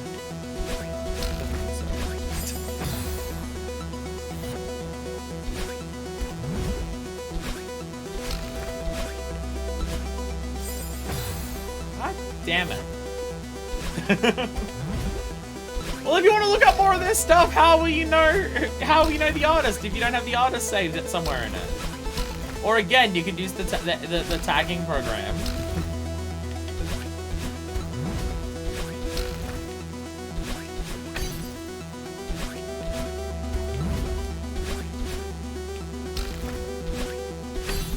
Oh my god. That part is so hard. I'll be real, I don't know how to do it. I don't know how to do it. I don't know how to do that part. Because it just, I don't know, I feel like I'm trying to mash as fast as I fucking can to dash into that crystal to then dash up after after hitting the corner. And I don't know, I feel like I'm never fast enough. I have no idea what the fuck to do there. I'm trying to go as fast as I can to get out to not let the momentum kill me, and it's just not working.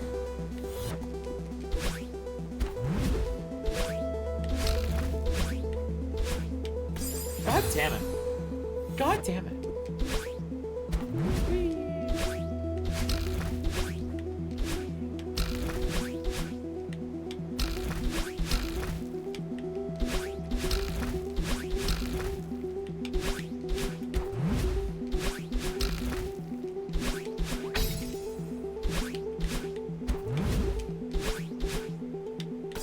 Oh, fuck. Damn it.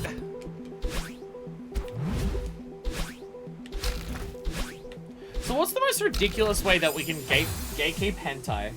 Of like, you're not a true hentai fan, if, and then just have some gatekeepy shit. Because I feel like, I mean, I feel like the idea of like gatekeeping hentai, being a hentai connoisseur, I already feel like by titling the things with the artist's name, I already feel like that cuts off most people, but I feel like we can call more.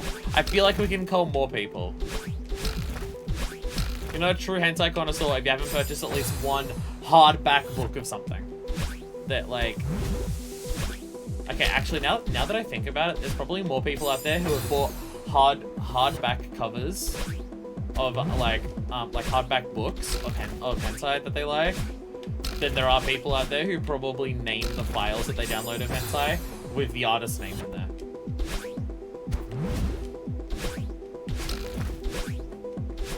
Honestly, that alone might be the most gatekeepy thing you can do for hentai. It may be. It may be.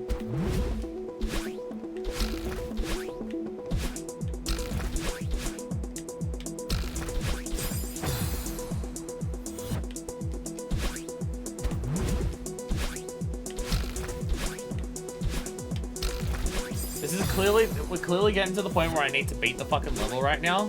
Because I'm trying to brainstorm ideas of how to gatekeep hentai. Which is a clear sign that I've been stuck doing something for way too long. I legit had to buy a hentai book for an art reference. Ah, for the article. For the articles excuse, eh? Hey, at least if you bought the hentai book, it means you actually paid for your porn. Actually, if we want to be real and gatekeep hentai, or just porn in general, you can probably gatekeep the most amount of people by just asking them if they've paid for it. Just even once. Have you paid for any of it? Not sure hentai fan if you can't name every tag. I don't want to name every tag, depending on the websites that you're on, aka most websites that you're on. Half of the tags are probably going to be sluts. Man, and in the pixel set doesn't, technically it doesn't have the authenticity. Only the true connoisseurs. Only the true connoisseurs.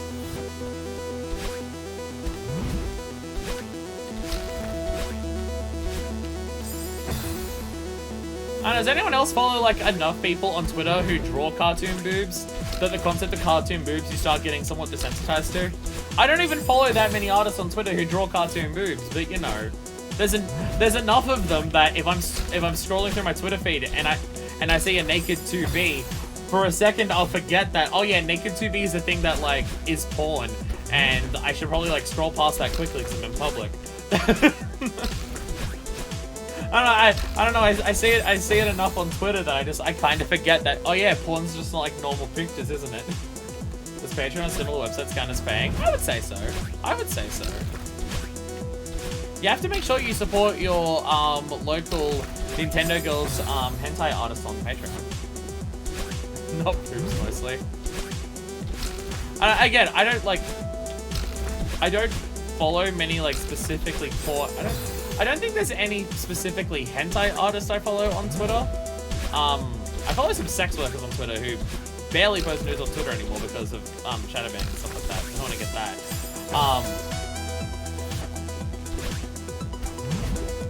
But just like following enough art accounts, they'll retweet enough porn as is. And it's like, all right.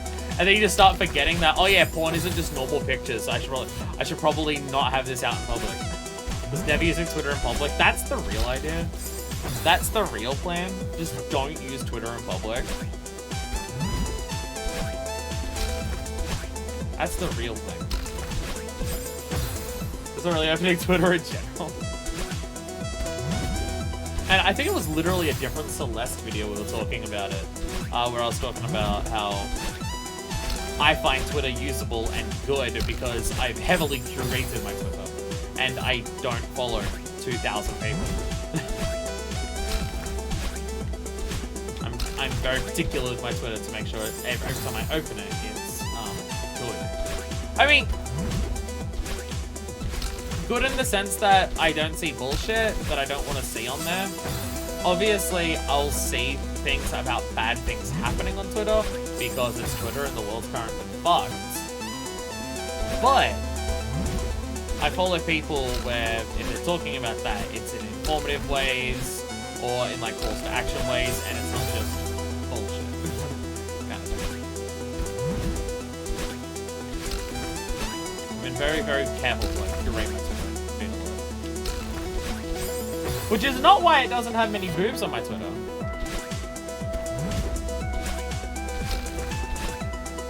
I don't know. I'm not the type of person. I mean, it's the same with like YouTube. It's the same with any social platform for me. I'm not the kind of person who just sees something that I like once or twice, and I'm just like, oh yeah, I'll click follow or I'll click subscribe. For me to go to the effort of actually like clicking the button to make sure I see this all the time when like new things happen for it, it takes like for me that's a big commitment decision. Damn it! That's a big commitment decision for me to do that because I keep those things so curated. Like I'm subscribed to maybe 20 channels on YouTube. So I do the same thing with YouTube. So opening Twitter for me is fun. Maybe not public. Maybe not public.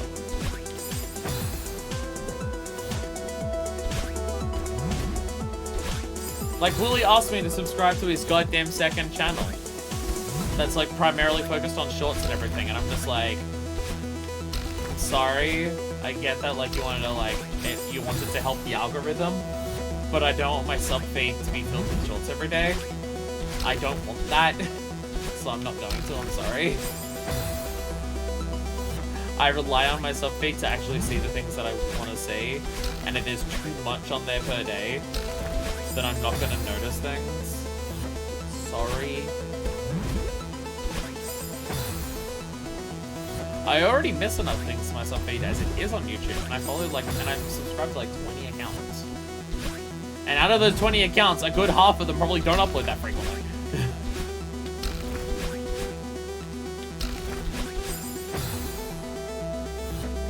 This is really hard. Really hard. It's really fucking hard.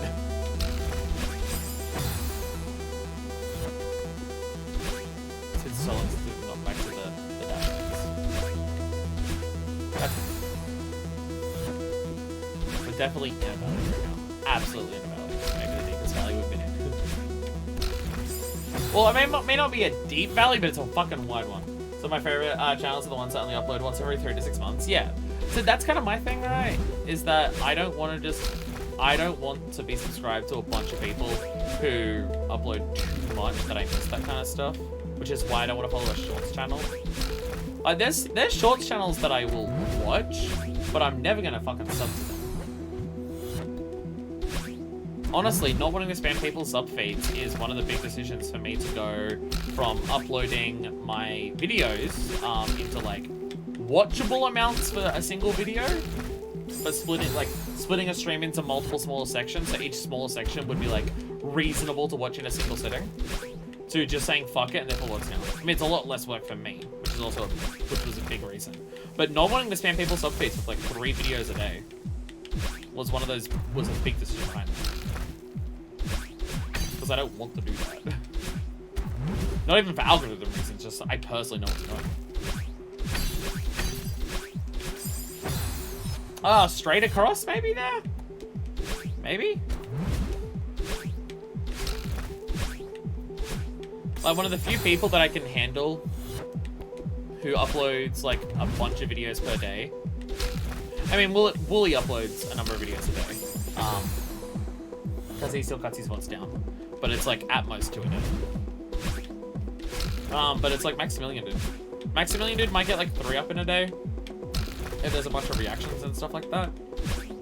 But also, a lot of stuff that Max puts up is stuff I'm going to be interested in watching. And even if he's putting up like 3 things a day, each of them is still going to be like at least like 10-minute things, because there'll be reacts and stuff like that. Okay. Ooh. Need a break for a second. Need a break on the hand for a second. Ooh. Ooh. Intense gaming, I can feel it here. It's a lot of flicking around, and I haven't really taken a pause between attempts.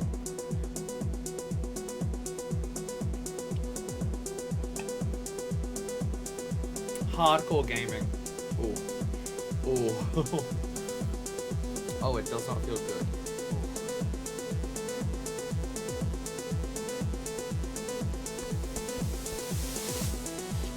Hardcore gaming.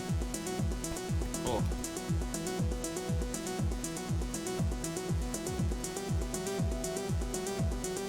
Okay, I don't know. I don't even know if it's that. I think I may have just pulled a muscle in my hands.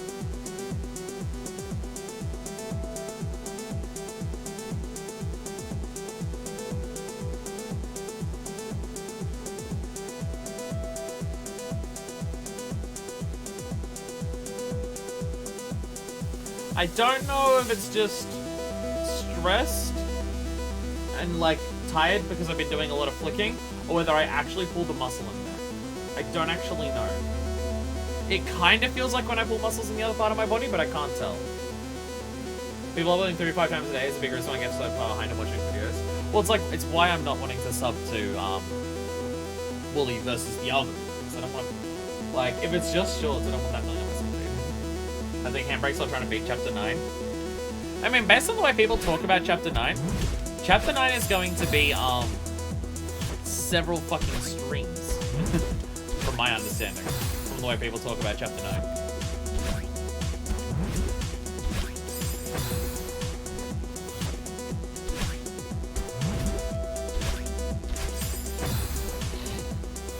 Okay, so maybe...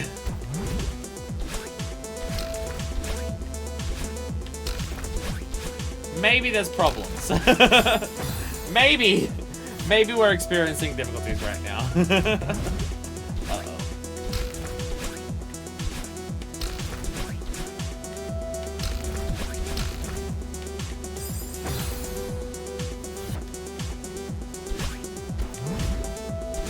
I mean, it's a lot of flicking of the stick. Honestly, the fact that I'm using a stick instead of a D-pad is probably making it worse on my hands. Because I'm having to do bigger motions with it, and I'm flicking it a lot, as opposed to just like pressing like buttons. I pressed jump there. I think the fatigue is starting to set in. I think the fatigue is starting to set in of I've tried this so many times that my brain's losing it.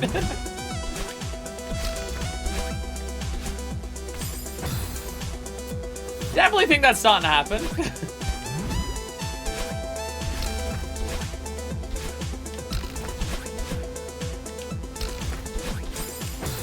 Definitely feels it.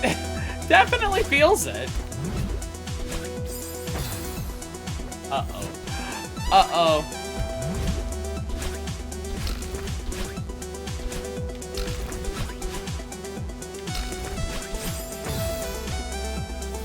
Uh-oh.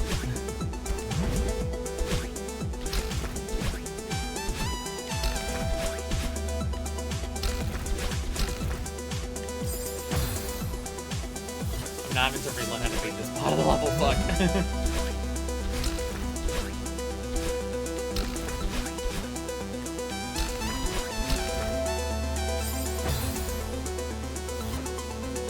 I'm gonna relearn this again. Uh-oh.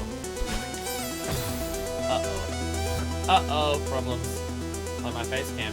Not wanting to... Camera! Thank you. Webcam definitely loses focus way more ever since I changed it to not auto exposed. But when it is focused, it looks way better now. So I'm not gonna change it back.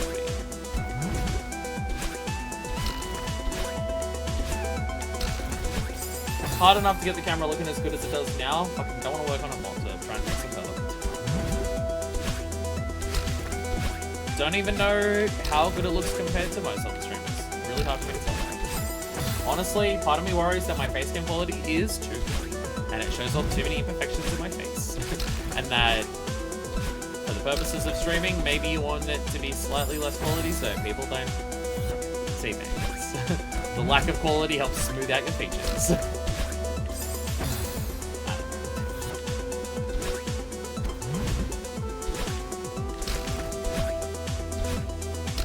Actually, as a random question, this is the first time that I've been streaming since I turned off the psychovisual training thing that you told me about Doodles.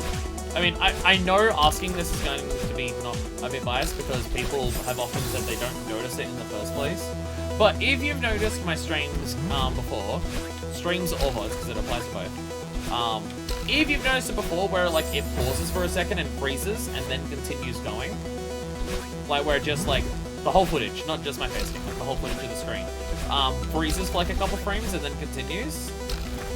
Has anyone noticed that happen today? Because I've not noticed the pop-up saying encoding overloaded today. I mean, that definitely happens more frequently than what I notice, but I haven't noticed it even once today. So is that stopped? Because maybe turning off that feature has actually fixed that. A little brainstorming why I can't screen certain games last night, because Hollow Knight was looking just fine. And Doodles found NVIDIA setting. It's like psycho-visual training, which is meant to be like, it keeps the overall bitrate of the video the same, but because it detects like how it knows how eyesight works and just like goes, okay, these are the parts that people are going to be focusing on, so make that look better and make everything else look worse. So it's still the same bitrate, but like the parts that people are focusing on are better, so it perceives to be a better image, but it requires GPU usage to like work that shit out. Happened at the start of the stream? Start of the stream. If it hasn't happened since, it might be okay. Starting up streams is always a bit funky. Starting streams is always funky. But if it hasn't happened since then we might be okay. Problems are likely at the beginning of the stream, just because it's like, it's gone from nothing to something. Like the moment that I click start stream, it always pops up encoding overloaded, and it like just stays there for a good solid 10 minutes or so. And that's all, but I've been looking out for it. And again, like it's something I've complained about. It's another thing that people have said, I've never noticed this. I'm very picky when it comes to like some of my visual things on my stream. In a lot of cases, a lot of people don't even notice it. But there were people who said they didn't notice how like my webcam flickered in terms of brightness whenever I would move around or anything. And I'm just like, I don't know how you didn't notice that, because it was driving me insane. But some people were just like, yeah, I never noticed it did that. So the pausing thing may also be something that people don't notice. Probably just a case of it's my thing and I'm like the one doing it, so any imperfections that I notice, I think that I'm just gonna be like, oh, I should go fix that. But the little warning saying encoding overloaded, I haven't noticed once.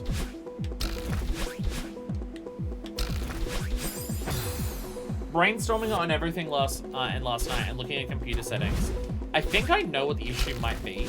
I think my graphics card may not be as good as it's meant to be. I think my graphics card is like suboptimal for what it is. I meant to have a Super 2080, like NVIDIA, but looking at some of the performances and stuff like that, I think it's just like, it's not working as good as it should.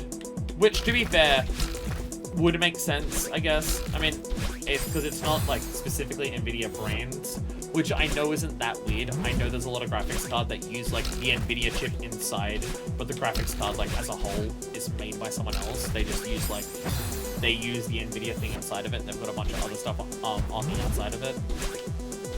And I know that's common and a bunch of that is fine, but it is possible that my 2080 Super, just like the way the whole thing comes together, it's just like, it's still a 2080 Super, but there's just something about how the whole thing's put together where it's just like, it may not be running as well as what a 2080 Super should be, kind of thing. Because I did buy the cheapest 2080 that I could get, and the one that I bought was a good $400 cheaper than the next cheapest one. So it could very well be that. It could very well be that. So that could be my issue of like why I can't stream something like stuff though. It could be. I can't guarantee that, but it's within the realm of possibility.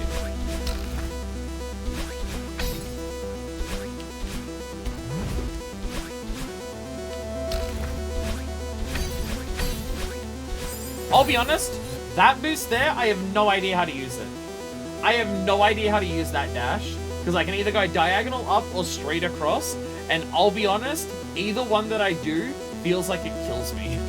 So trying to work out which one to do there, I cannot like, I can't mentally picture it, either of them.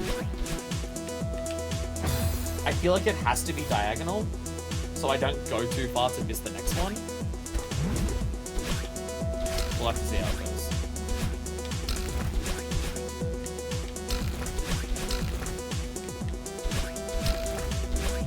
Also, even if we clear this in the next like 2 minutes, the stream is ending once we beat this one. Even if we clear this in the next 2 minutes, stream is ending on this and we'll do 8C as its own stream. Even if 8C ends up only being an hour. This is hard enough that I'm willing to call it after this. And again, my hand is hurting. I don't want to push it too far. But if this is this hard, I imagine 8C will be like at least 2 hours.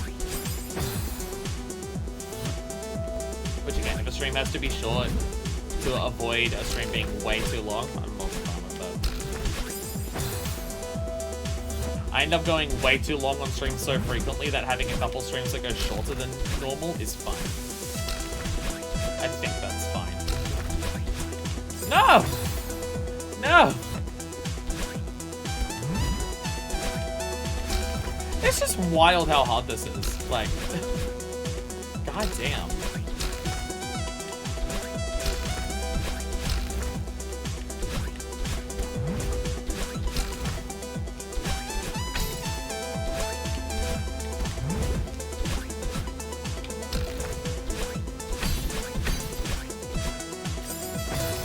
Okay, straight across is the key. You just have to really like hard push to go back the other way once it ends. Straight across is the way to go. Or at least it seems to be. I haven't gotten it to work, so I probably shouldn't be so definitive with that. But you know, we'll be fine. I went to press the button, and my finger hit the button, but it didn't hit it hard enough to press the button down. Whoops.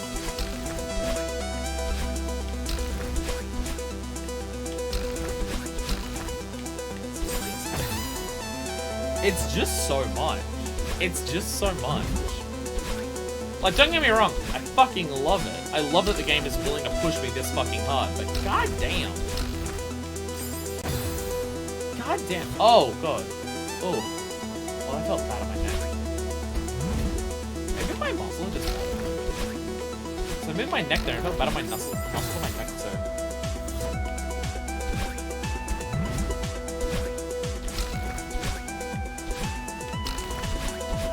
I know what it might be.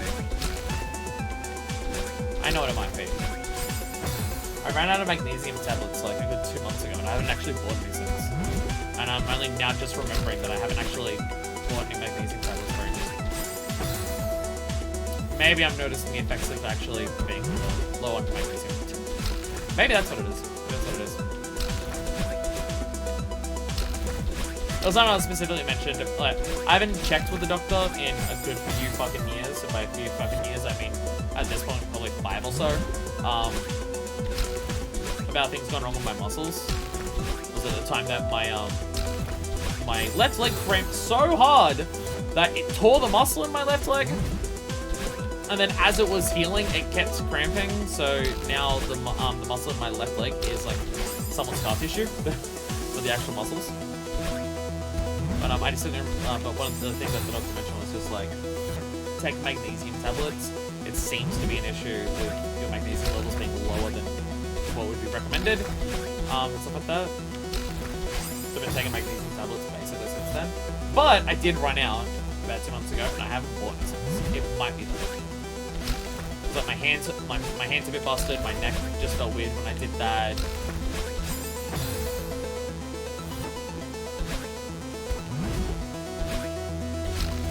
Actually, if it's been about it was about 2 months ago that they ran out. Because I'm pretty sure they ran out like a bit before I started doing Ring Fit Adventure. Yeah, maybe those two things combined is a bad idea. Maybe running out of the magnesium tablets that I need to help my muscles, and also doing Ring Fit Adventure, a thing where I'm exercising my muscles a lot. Maybe those two things combining hasn't resulted in amazing things for my body. Maybe I should go and fucking buy some. I have noticed that, yeah, in the last couple of weeks, my legs have wanted to cramp way more. I've been able to avoid it. Usually I can tell when my leg's about to cramp, and then I just either keep it still or I stop moving it the way I was just moving it, and then it won't cramp. But I have noticed they've wanted to cramp a lot more lately, which from what the doctor was saying several years ago. It's explicitly saying. Well, maybe not the only reason, but being low magnesium is part of it. So maybe that's what it is. It's like, it was just hand and neck, and like, very, very recent after another. Never remember.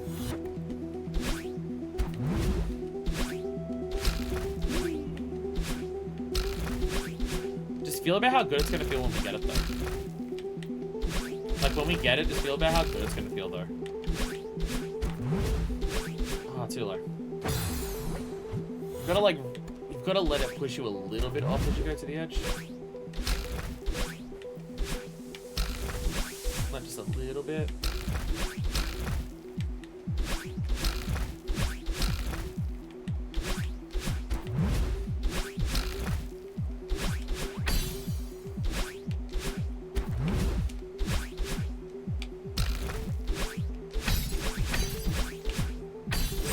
Ah, too early. Too early. That is the furthest we've been, though. That is the furthest we've been, though.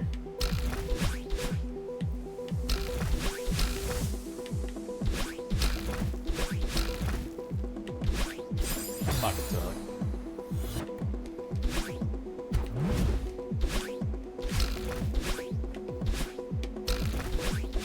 This is impressive, dog. Fuck.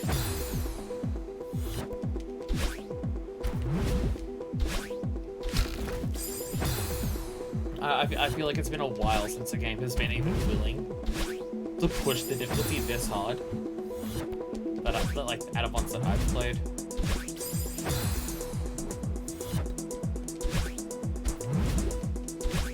But I feel like I don't play many games that are willing to push it this hard just like as part of the core concept of the game. But still. Just as part of the normal content of the game. Merely go do a lot to unlock it, but still. It's just, hey, it's this hard. Fucking do it.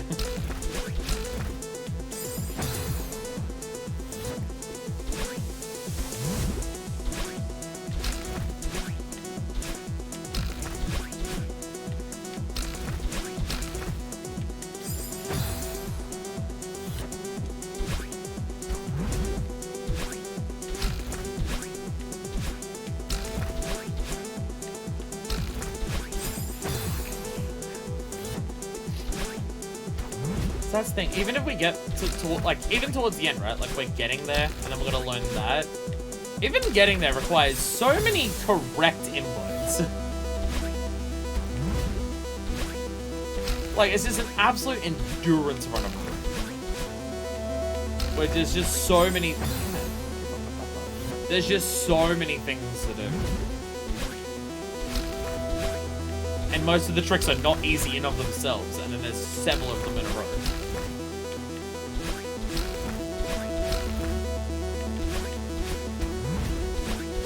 Ah, god damn it.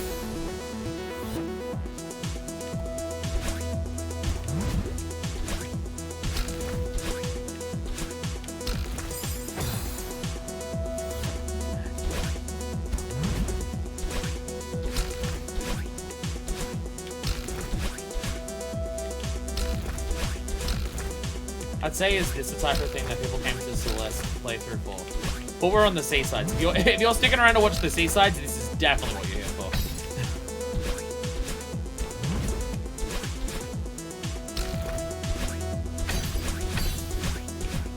Ah, fuck. I was over too far. I didn't even try to cancel the messages. It wasn't fun.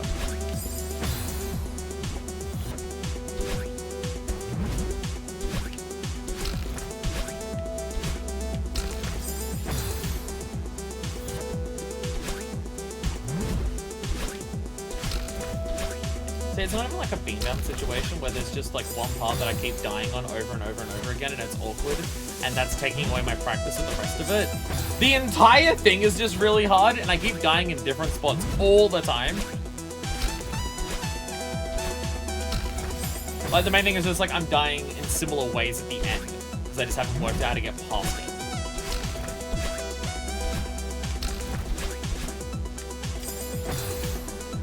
Like, once we get into the Dash Crystal area, I keep dying there. I haven't made it past it there. But compared to how many attempts I've had in total, compared to how many attempts I've had in there, I just haven't had enough attempts in there to, like, get it with the consistency that the rest of the level has, which is still not great.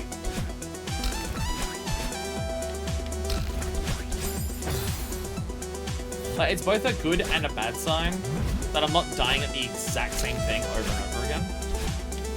Because I'm dying at the exact same thing over and over again, it means there's this one bottleneck that I just cannot get past. Like a beam bounce, something like that, right? Like if I was dying at a beam bounce more than anything else by a very large margin, then it's like there's one particular thing that I just have not gotten yet.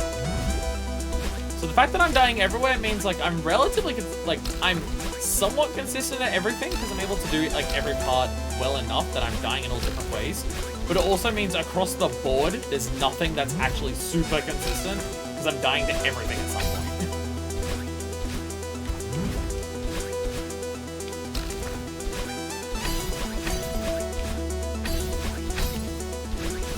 Oh no! Wrong angle! No! No! I just dashed straight up instead of angled it. Oh, God damn. So close. Let's just fuck up the angle. So I don't actually know what angles to do there, so I was trying to react. So the indecision on trying to decide where to go maybe fuck up the angle. I can tell that's what happens there. So I'm just like, should I go up straight, diagonal, and then I decided too late diagonal. That by the time I press the button, I hadn't actually finished realigning myself to go diagonal.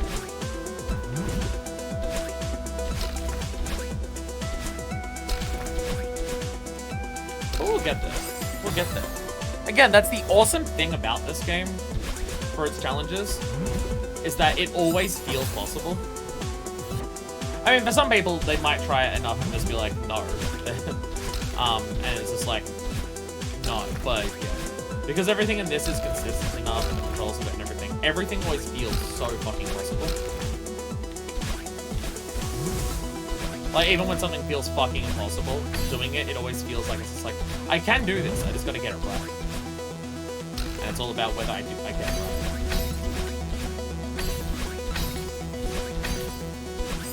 Ah, dashed too late. I just dashed too late. Okay, but we are getting there. We are getting there. It won't be long now. It won't be long now. I said that's...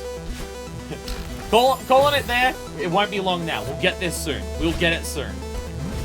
And by soon, I mean hopefully less than another half an hour.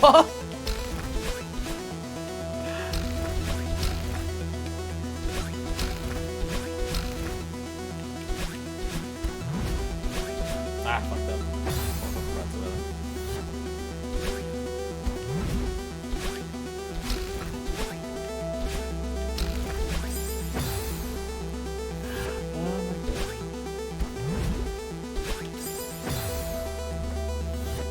Dying at the start. Kind of like the experience at the end. It's like start waning away from you.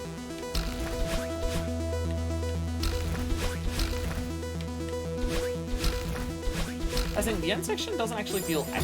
The ending doesn't actually feel anywhere near as difficult as what getting up there does. Everything about the ending section there, except for like the dashing over, and pulling your momentum back, and stuff like that. Everything, oh, and I guess dashing out of the corner. But those two sections are a bit tight, but a lot of those sections don't feel anywhere near as tight as the rest of the level. It does feel like it is a final sprint that isn't as hard as the rest of it. Just, it's at the end, so you get way less experience on it.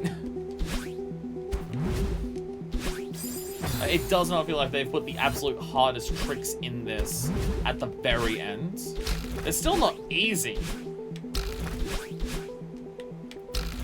But it doesn't feel like they've left the hardest tricks till the very, very end. The idea is that it's a bit easier than the rest of it. But you're gonna have way less experience doing it, about how the rest of it is.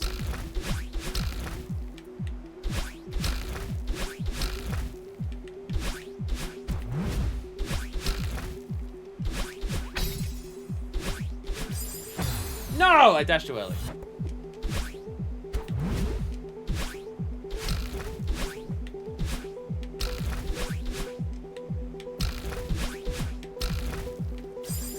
It's like, think about how many times we died at the start just trying to get over that really tall wall, right? It's very likely by the time we finish this, I'll have died more at that first wall than the entire end section. Because of just how many times we died at the start. And I'm still dying to it every now and then here. it's not like the end is the single hardest section of the entire thing. But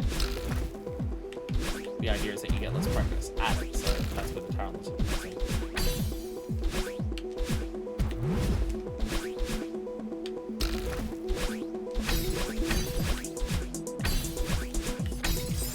Fuck! Wrong angle again. Fuck! So many dashes in a row, getting it all accurate there is going to be hard.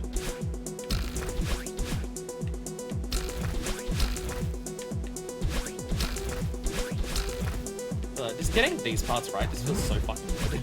Just every time it feels so fucking good to get that right, because I know how hard it is, because I know how many times I've died to it.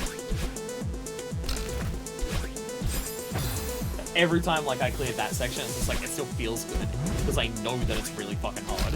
No matter how many times I have cleared it without being able to finish the level, I know how fucking hard this section is, so it still feels good to clear it. And to think it only gets harder from here. Well, people are saying that 8C may not be as hard as this. And there's also the DLC, which I'm not... My brain is saying that the DLC is going to be harder than the rest of this, but, like, because it's made afterwards.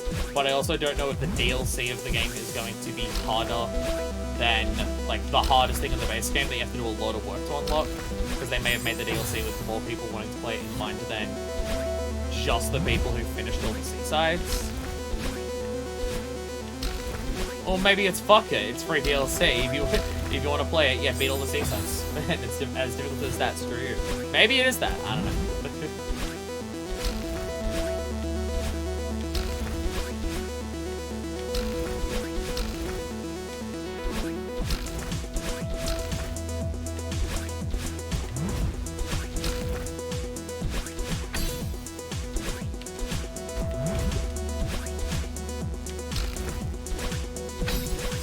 Fuck. Bits away. Bits away.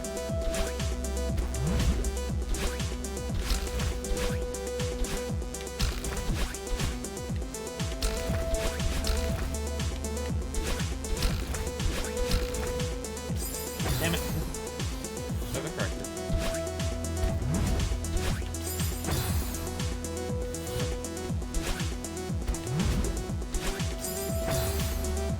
The thing that I'm terrified about still is the fact that the heart's not at the end of this room, and I'm terrified there's another room after this. That's what terrifies me. Don't tell me whether it is or not. Obviously not.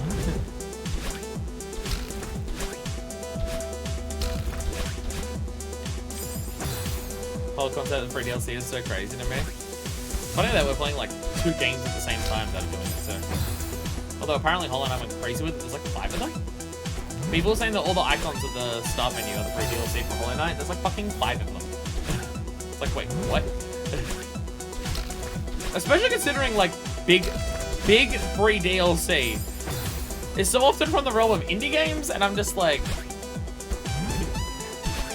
your indie games, can you afford to do this for free?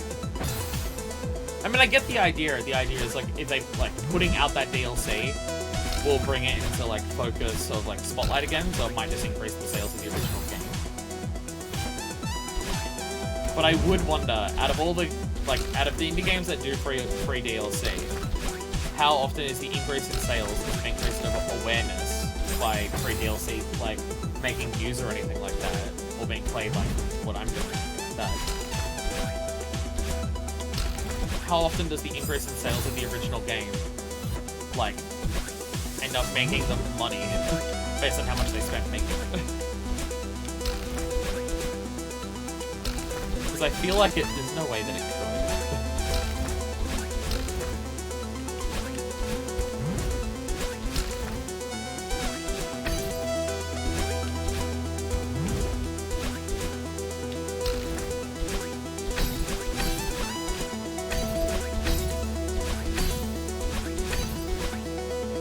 Yeah, let's go! Let's go! Woo! Woo, woo, woo, woo, woo!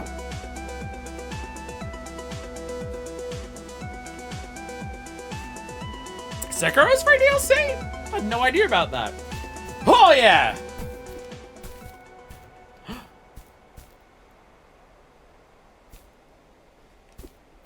This is new. There's a nice Sakura tree. Oh my god! Oh my god! Hi! Oh, Hollow Knight was back on for DLC. Oh.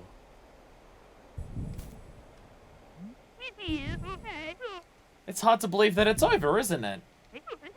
Funny how we get attached to the struggle. Promise me that you'll take care of yourself, okay? Well, what are you waiting for? Now don't fuck up this jump.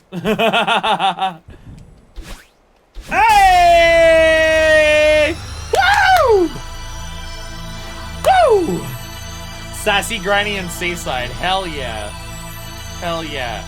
Woo! Oh, that felt fucking good. Oh, that felt fucking good. I like how we get like a cute little thing. Is this canon? I don't know. I don't know. I mean, it's interesting that Granny was just like, it's in like sad that it's over, isn't it? Does 8 have a seaside? Or is that actually the last seaside?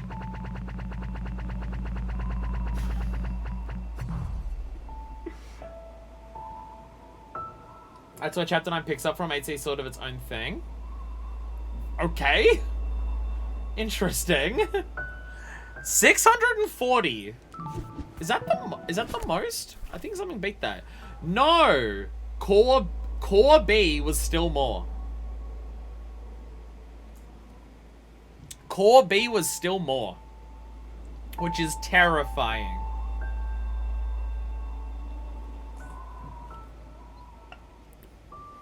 I mean, it's the summer. Yeah, it's just interesting that, like... Quite a hour 55. And that wasn't including the first room. The first room didn't take that many times.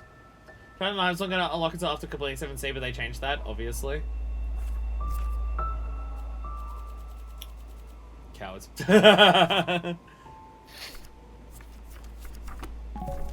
So, okay. Okay, I will ask. 66 cents just because I'm going back and dying that many times. If 8C is its own thing, what is the reasonableness of me doing that today without it taking another 2 hours? Sekiro just randomly dropped for your DLC? What the fuck? Especially considering that's FromSoft. FromSoft normally have, like, large expansions that cost money. And people usually love FromSoft's massive DLC stuff. Like, Old Hunters, Artorias are the best. People love that shit. I have a personal soft spot for Ring City. I know not everyone likes Ring City, but I have a soft spot for Ring City. Well, I know it was crowdfunded, so a lot of things had to be in eventually. Oh, so like it reached certain tiers of how well it was crowdfunded to just like add more DLC to it. Okay. Okay. Though that's anything else like crowdfunding that I've seen of, we decided to add all these things if it reaches this threshold. Reaching that threshold doesn't even come fucking close to covering how much extra funding it will cost to actually make that part of the game. I'm pretty sure Shovel Knight is very much like that. The amount of funding they got for the original Shovel Knight absolutely did not cover the funding for 4 full games, but it sold hell of a well enough that they were able to do that. I mean, Shovel Knight definitely, I imagine Shovel Knight very, very likely. Focus, please. Thank you. I imagine Shovel Knight definitely made its money because, like, Yacht Club are publishing other games and stuff.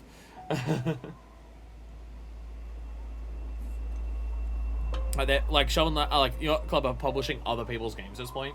So clearly they would have made more money off that if they were able to do that. More sort of detached from the rest story-wise since 9 picks up where it left off. I do not know the difficulty if 8C cannot speak for how reasonable is complete today.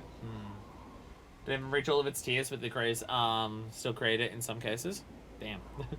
Bloodstained does free DLC for similar reasons. Crowdfunding. Bloodstained I was aware of. Bloodstained I was aware of.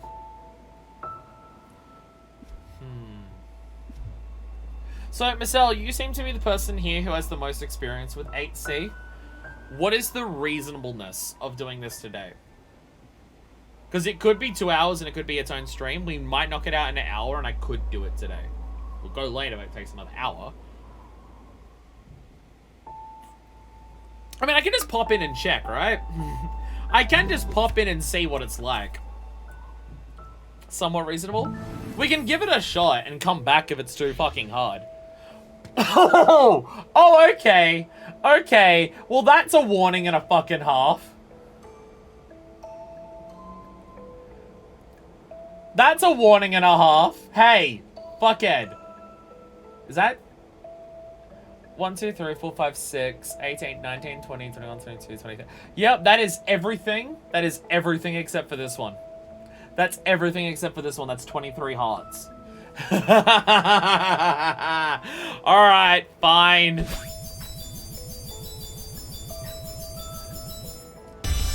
I mean, that was the same with 8B, right? That was the same with 8B. We had to get everything else to do 8B. So does that count as the first room? Does that count as the first room? Or is there 4?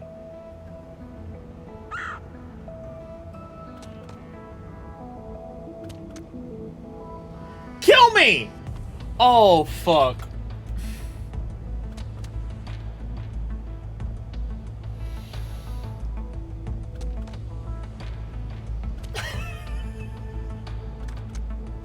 So we need hypers now. So we need hypers now. Okay. Final level of the game. Not including DLC. Final level of the game. Here's a tutorial, shithead.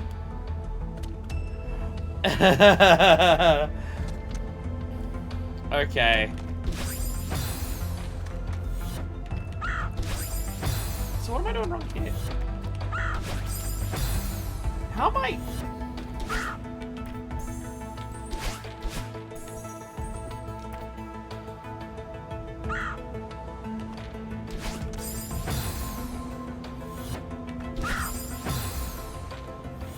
Huh? Have I been doing these wrong the whole time?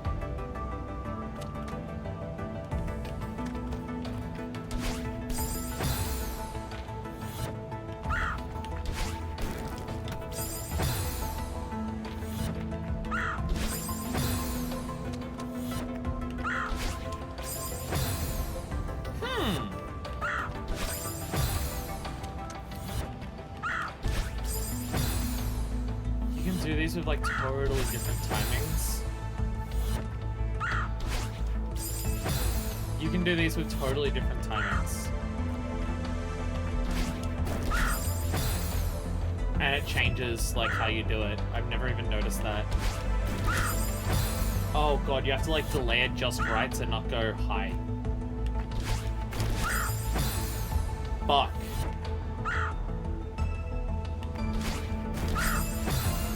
Oh dear god. Slightly too early, dear god. Fucking hell. Fuck. I've been doing this I've been doing this trick for so long. And I'm having to like basically relearn it. Oh my god. Fuck, really?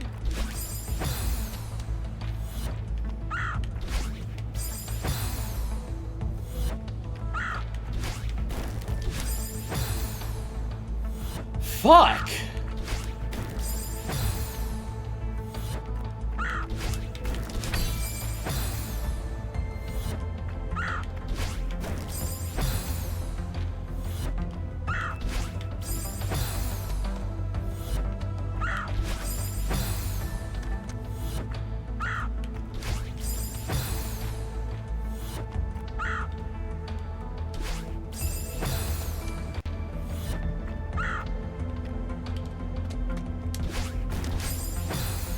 How long this room is. I'm scared it's like 10 of them.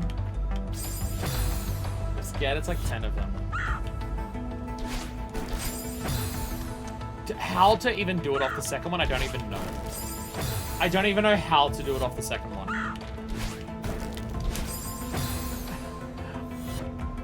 Like, I'm using all of my fucking space here to do this first one. And then I have to do it on a tiny space with... Sometimes I'm going way too far, too. It's like, oh, God. Oh, dear God. Reasonable, huh? Reasonable to do today. Okay.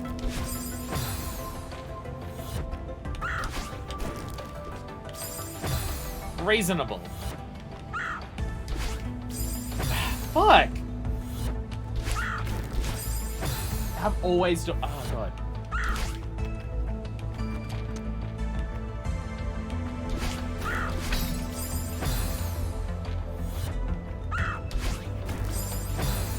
Starting to rethink that statement. This is just... It's so precise. It's so precise. Like the timing.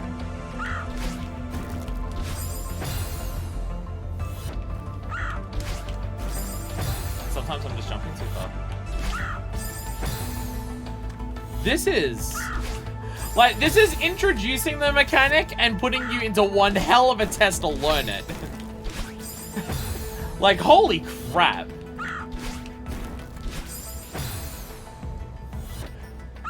Like, it's not like, hey, here's a way, here's introducing the mechanic and a simple execution for it.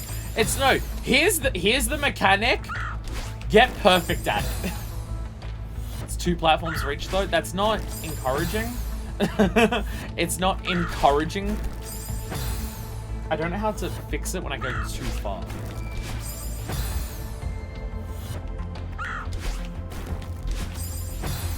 So I feel like I'm doing the same amount of delay for the second one as I'm doing the first one, and I'm clearly not. Oh my God! Oh my God! Okay. Okay. Okay.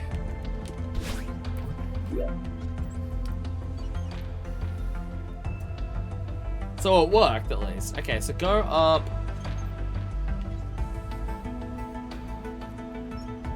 Okay, so that launches over. We'll go on to that. And then on, okay.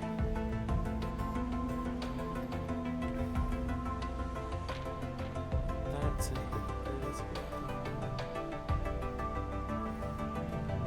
Okay. The first room didn't count, by the way. The first room didn't count, by the way. The first room didn't count. The traditionally and hopefully easier second room. We fucking hope so, hey. Do I have to use both of my dashes there? Oh, right, these things angle, don't they? Yeah, I'm forgetting about that. Right. These aren't just push you. Like, where you're standing on the block angles where they go. Right. I'm forgetting about that aspect. They're not just straight up or down or side to side. They get an angle side. Can I get away with using both dashes there? Or do I have to? I feel like I have to. Whoa, Jesus Christ. Jesus. See, what scares the piss shit out of me? What scares me here is that this room doesn't require hypers. So will the last room require it, or is it just a tutorial just for that one room and that's it? 'Cause that doesn't feel accurate.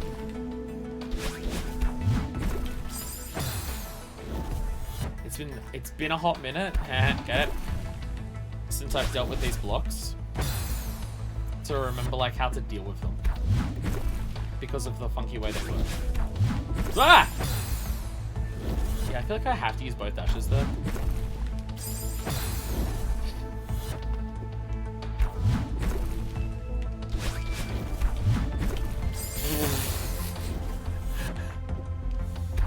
Whee!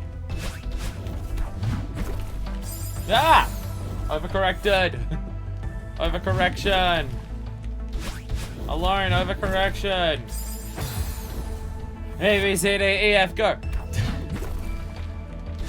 One day I'll buy Kill to get Strive. One day I'll buy Kill to get Strive. Though, considering we're at Season 2, that day should probably be sooner rather than later if I ever actually plan on playing it with people. Honestly, I probably won't. Like, Street Fighter 6 might be the one that I buy, just because I know it has a story mode. Because if I don't... Okay. You can get past that without using the dash, but yeah. I don't actually have one there. Yeah. The thing is, like, even if I enjoy Strive, it's a fighting game. Fighting game's hard for me. And I don't know if I have the time to dedicate to a fighting game that's just purely online kind of thing. So Strive's still a hard sell. Where Street Fighter 6, even if, like, I'm not as excited by Street Fighter 6 as I am by what I am by Strive, it still looks good. And it has a story mode. So I can, if I buy the game and I enjoy the story mode, then, you know, I got my money's worth. Okay, I don't like using that phrase. Like, I got my, like, it was a worthwhile time investment kind of thing. Even if I end up, not playing much, like, multiplayer. Where Strive, if I end up, like, Where Strive, if I buy and I don't play much multiplayer because everyone just kicks my ass all the time, then it's just like, is it worth the time investment to, like, want to learn it or anything like that if the only thing to do is get my ass beat? And it has the arcade mode.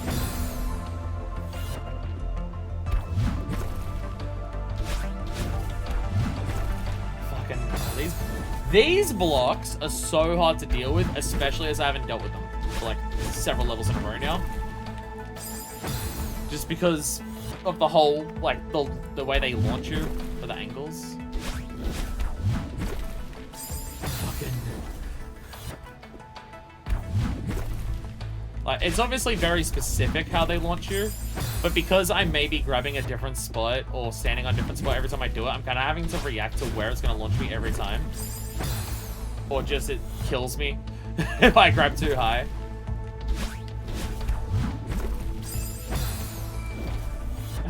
My blocks will never be easy to use. No, they're not. They're not. Again, that's because I'm not being consistent with grabbing them or interacting with them. I'm having to react to what they're doing to me on the fly, which is not going well. And that's like where the difficulty is lying in for me.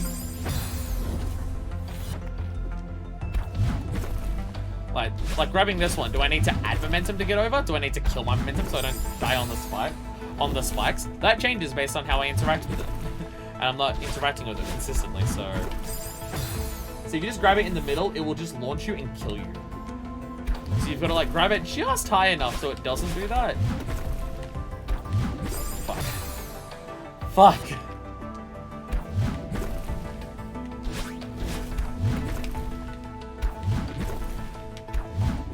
Ah! Ah!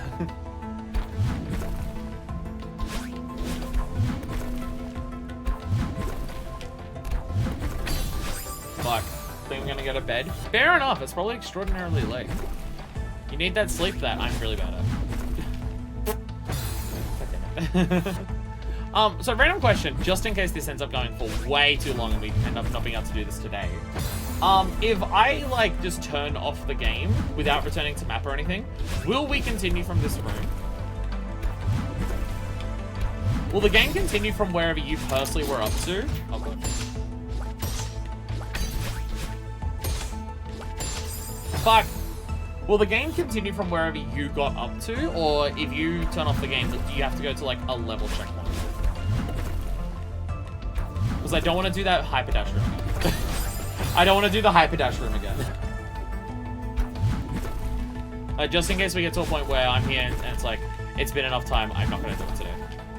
Don't think so. But wait, for which one? Wait, don't think so for which one? I asked multiple things, I don't know which one you're saying you don't think so too. Like, you don't think it kicks you back to a level checkpoint? You don't think it saves which specific room you're on?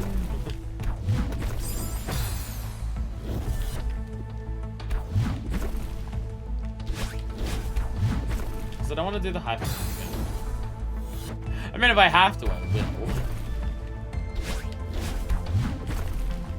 Like, I don't want to sit here until we hit, like, a 4.5 hour stream while we're still in this room. Just to save me having to do the hyper again when we come back. There are no chapters in Seaside? No, I know there's no chapters. That's not the question I was asking. Start from the beginning? Okay. Gross. Gross. don't know. I don't know. I think it, when I booted out the game, tried to happen again, brought me back to the last room I was tempting, which wasn't a subchat room. Don't know if that was unique behavior or not, though.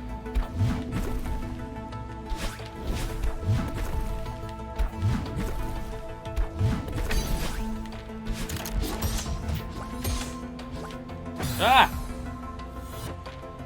I forgot they don't actually give you the boost back in this either, don't do they? It's only the dooms. I was thinking the book was for that.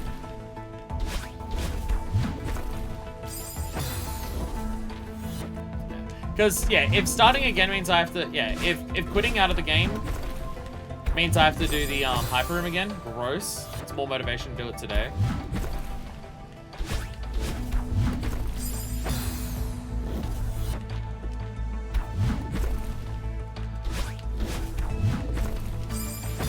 Because, like, I get the level checkpoints being there for, like, warping back, but I would hope, like... I don't know, it's just, it feels like against it's the ethos of what most of the game is. To say, hey, if you turn off the game because just what you're doing is too hard, redo a bunch of shit. I mean, the game could very much do that. The game could very much do that, but just with how not dickish it is when it comes to so many things in the game, it just feels like it goes against the rest of the game for that to be the case.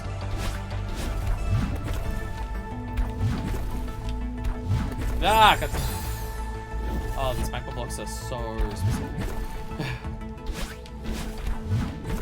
Fuck! Like, I thought I was high enough for it to not just instant kill me there, but nope! Google, thank you. If you save a group for the menu, you should start from the same room. Okay, so awesome. Thank you. Well, I'll keep giving this a go. I'm not gonna give up now, kind of thing. Now that we're on the second room, we'll give it a crack and see how it goes. But it's just, if we hit a point where it's just like we're about to hit 4 hours of the stream, then I'll just be like, I'll come back and try and do it another time. If you go to the map, you have to start from the beginning. Okay, so there's... Oh yeah, save and quit. Okay, awesome. So just specifically be save and quit. Okay, cool. Thank you. Thank you. Makes me less panicked. No hyper room again. Until the third room is just 10 hypers in a row. Fuck.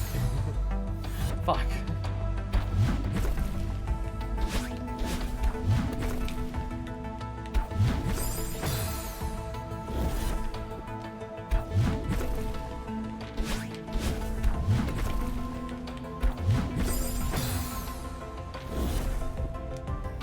It's so incredibly not easy.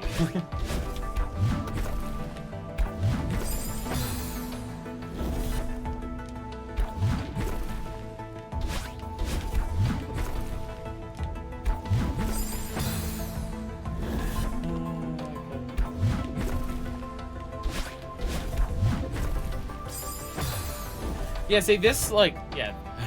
This type of puzzle isn't, like...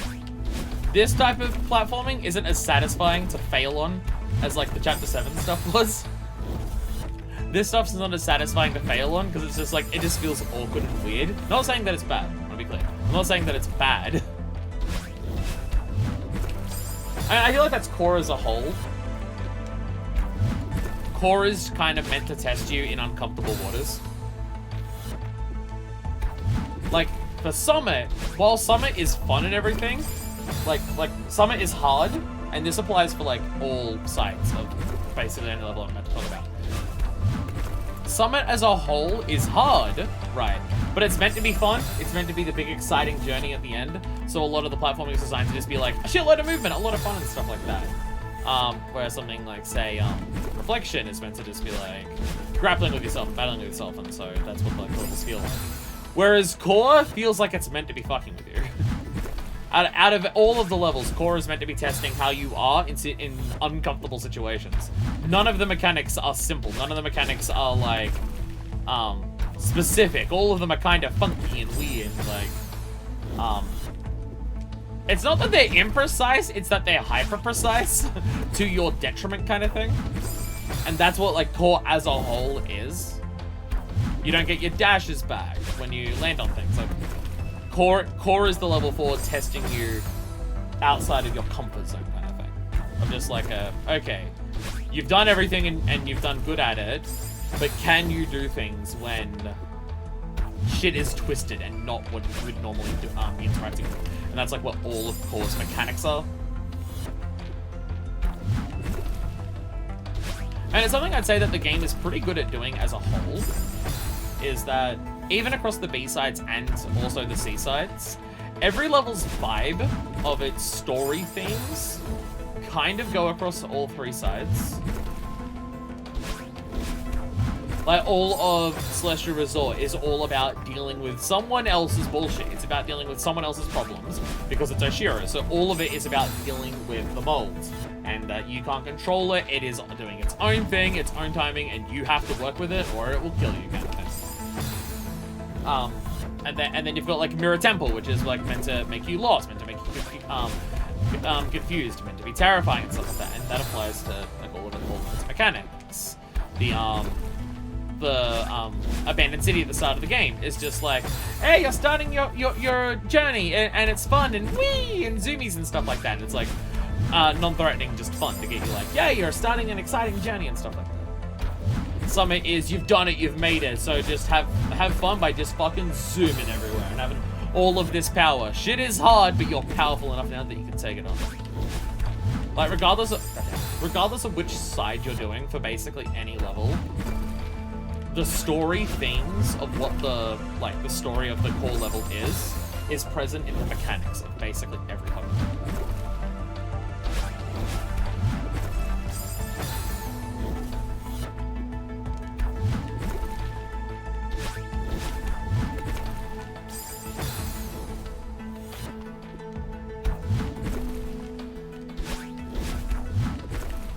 God damn it. That part is so... Again, that's just Core as a whole, right? Core is just... The rules have been twisted, things are not what you expect them to be, and you gotta work your way around it. I don't know what thematically that represents for Madeline, but it's definitely the feeling of it. It's probably meant to represent some internal thought process. It is literally called Core. And there's the whole thing where it talks about this, like, is this what this is? Is this what this feeling is? Like, there's that as, like, when you get to the end of it. So it's probably, like, it's probably meant to be, like, okay, you've solved the main issue of, like, dealing with battling, but now, like, you have to have a lot more internal reflection and actually work through it. Kind of thing. Like, you've acknowledged the problem, you've made the big step by getting to the summit, but now you have to do all of the internal reflection, and shit is different there. So that's what the core is. I mean, it's literally called core, right? And there's a lot of that blending story and themes of the mechanics of gameplay, very poetic. It's really good at it. It's really good at it. And it's the kind of thing that is not present in very many platformers. Platformers normally don't have that kind of thing. Platformers are normally fun for the sake of being fun. They don't normally represent story vibes and things like that. At least I can't think of any platformers that do that. Outside of, like, platformers like Inside, where it's like more the puzzle-oriented ones. 2D games that, like, deal with puzzle elements and things like that, yeah, they definitely do that more, but, like, platformers, like, strict platformers like this one, nah, not really. Not as much. Ah, no! No! It represents that trans people do very well inside of volcanoes. They're terrible at them. Is it cool if I raid? Gooses go honk. You're gonna be raiding to someone who is struggling a lot on Celeste. But if you want, feel free. If you want to, feel free. As long as your view is on shit. Sorry. Sorry.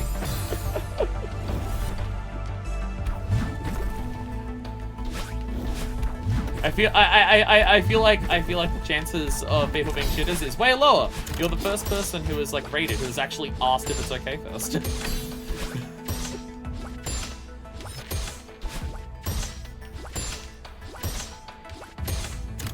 Oh my god! Oh, oh, oh, panic and everything. Oh my goodness. Panic and terror. Ah. Oh my god, okay.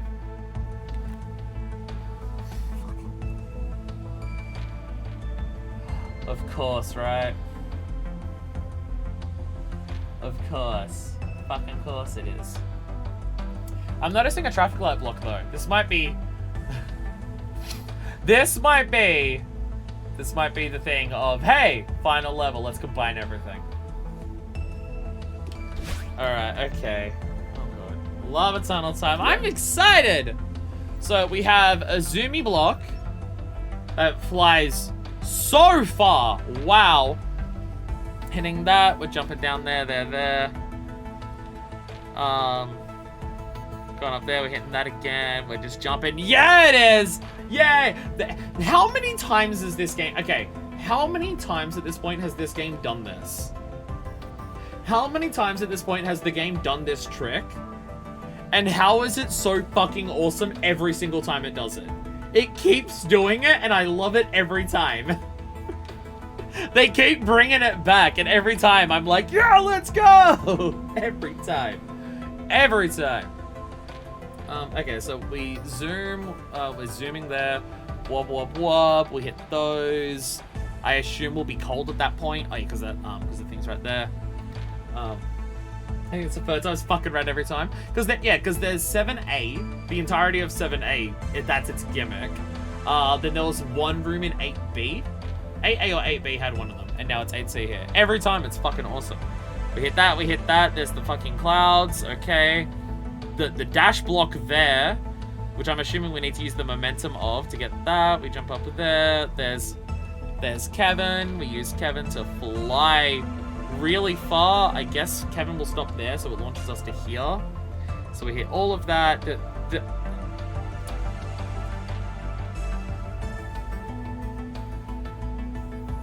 This room doesn't fucking stop. This room doesn't stop. Okay. We hit that. We blast through. Oh, so many blast throughs there. Oh, don't put that block at the end. That type of block at the end. I mean, I get it because core is the last thing, but fuck. Oh god, there's so many of them. Oh, there's so many of them. Wait, those will be cold. These will be cold at this point. These ones will be cold. That will be hot. Launches up there. We hit that. Bird! Are you fucking kidding me? Are you fucking kidding me? Are you fucking kidding me?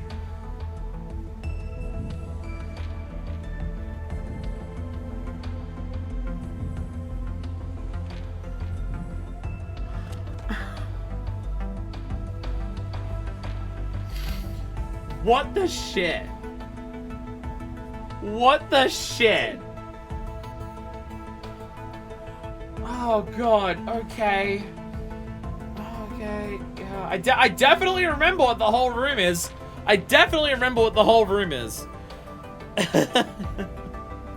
At least it's all fast momentum moving as opposed to specific small movements like the last one was. Except for the parts where it isn't.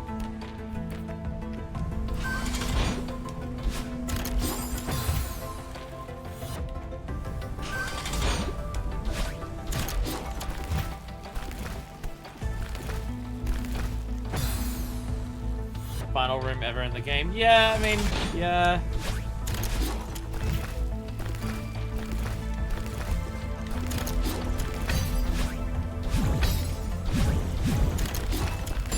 No!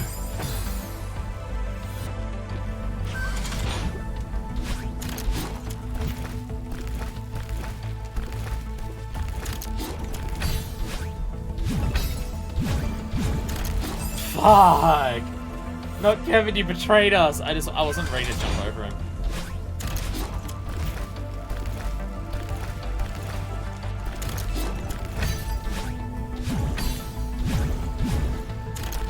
Fuck. Ah, shit. Okay. Okay. What the fuck is this? God, are you kidding me?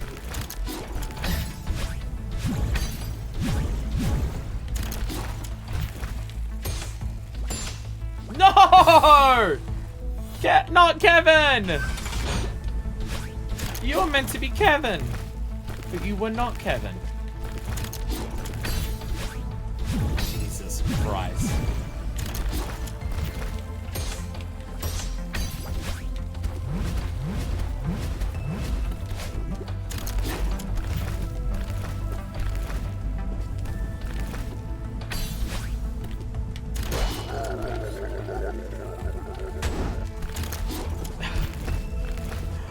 I ran out of stamina! I ran out of stamina! Shit! How do I avoid that happening?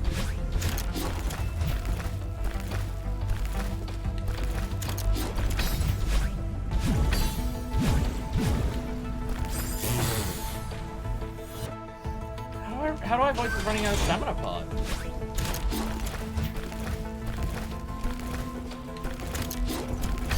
That being said though, absolutely possible. Absolutely doable. There's nothing from Celestial Resort in this room. Good, Reddit. Oh yeah, there isn't, is there? Oh yeah, Celestial Resort's actually not here. Oh, no, there isn't. No, there isn't. Yeah. Nothing even resembles it, like, because we just go straight from Space Jelly into the clouds.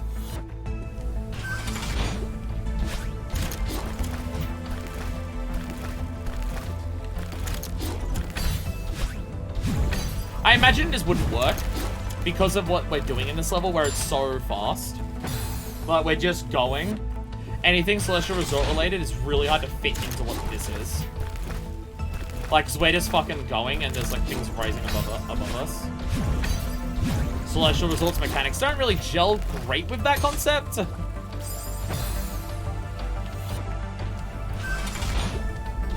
mean, I'm not gonna complain that it's not here. Deal with dust bunnies on top of this would be terrible. Well, because that's the thing. It's one of two things. It would either be irritating as hell, or because you have to do everything else so fast, just, like, if they had rotating dust bunnies, the only way you could really put in rotating dust bunnies would be you'd naturally clear it by doing the normal platforming correctly. Like, if you had rotating dust bunnies at any particular point, avoiding them would just be as simple as do, like, the platforming correctly because you're already on a time limit. So it wouldn't really change much, I guess.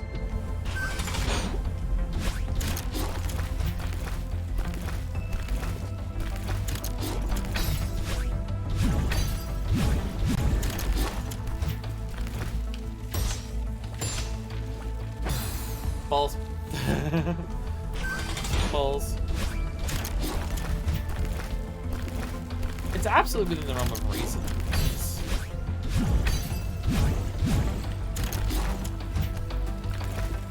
It's still not easy. Ah, fuck.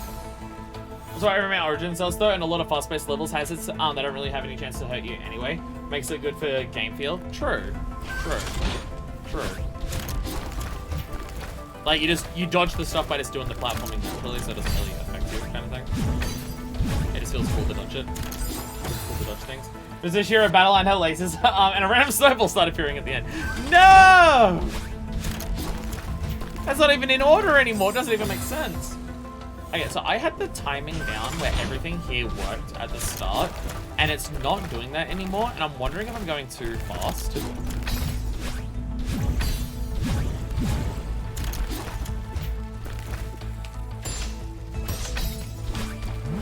Fuck.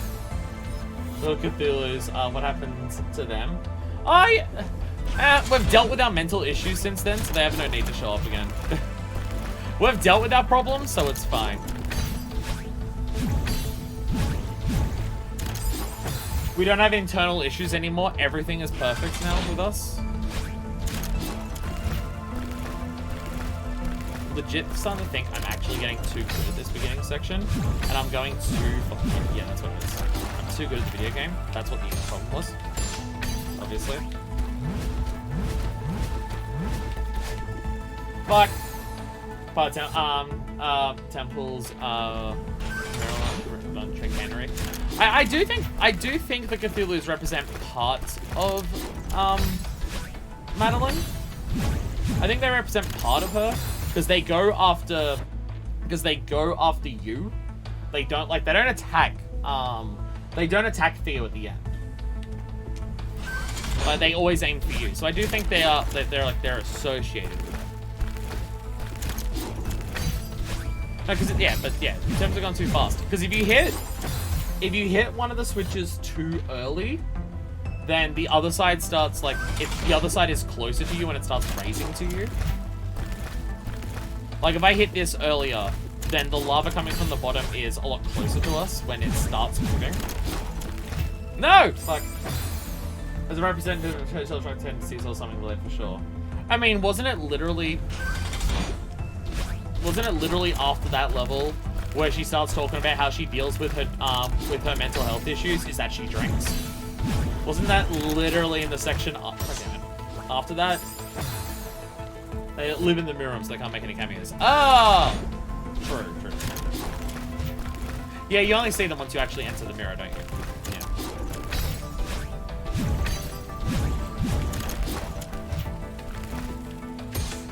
Fuck!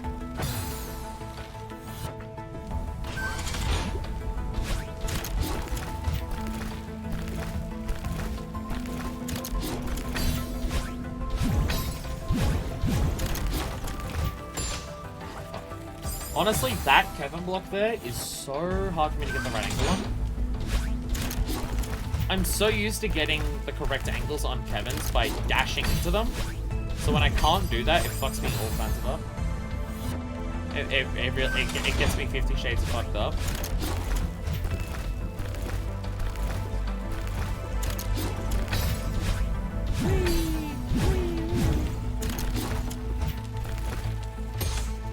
Fuck. Something very funny about Silent Sting. Fuck death.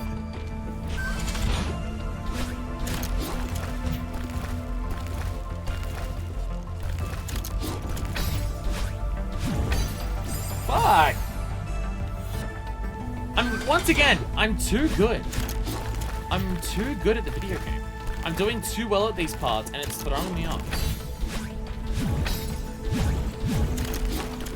So that we want to hit as fast as possible. Because we're going to get diamond. Like this one we hit as fast as possible. This one we delay. And the others we want to hit as fast as possible. But this one we delay as much as we can.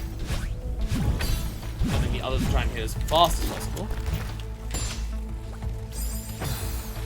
It is so hard to get that angle accurate. So goddamn hard.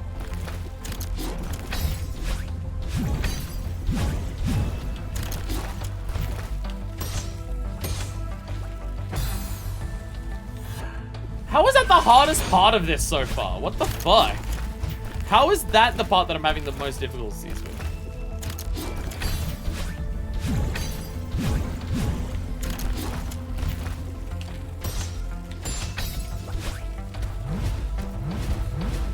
Way too slow. No! Well, I don't quite know what happened there. I don't quite know what happened there. Everything about that section, the bumpers, and then immediately after the thin clouds, everything about that sucks. Because you don't have enough time to course correct yourself, so it's really just, you've got to start it with the right angle and momentum, so everything else flows nicely, and then if it doesn't flow nicely, fuck you.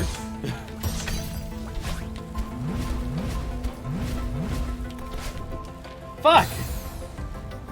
I keep expecting that last one to be a traffic block, so I'm waiting for it to, I'm expecting it to like take time to build up before it goes to the end, but that's not how those ones work. They start going pretty fucking instantly. And I keep forgetting that's how the dash blocks work.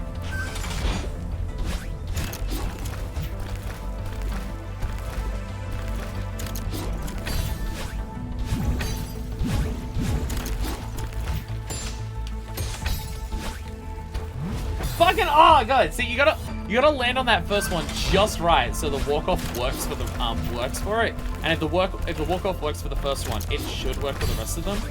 But if you don't get it right, then fuck you, buddy. Fuck! Maybe it's dashing straight ahead there. Maybe I'm ruining the momentum or how much I'm landing on it because I'm going up and down. That's what it is.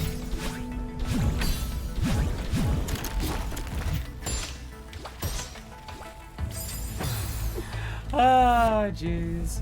Sorry, how much left of the room is there? How much is left of this fucking room? Oh, okay. A shitload? Yeah. Yeah, it seems about right.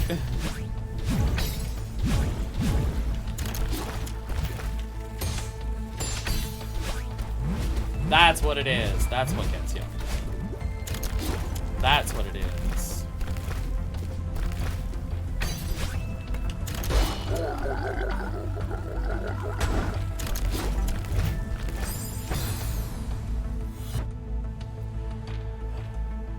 So what should I do there?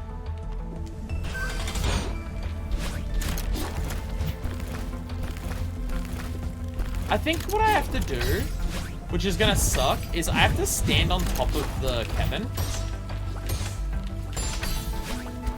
And I think I have to stand on top of the Kevin as it's going and grab onto the side of it close to the end. Because if I hold onto it the entire time, I start running out of stamina way too early. Because I'm holding onto the Kevin the entire time, and I think that that's what's killing my stamina, because I don't need to. I think that's what's happening there.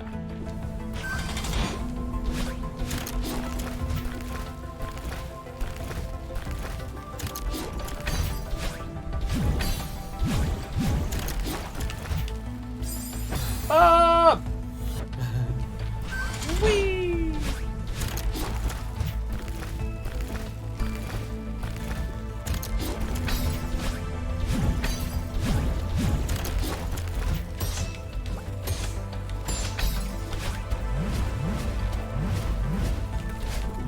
No! I could tell I was too slow very early on.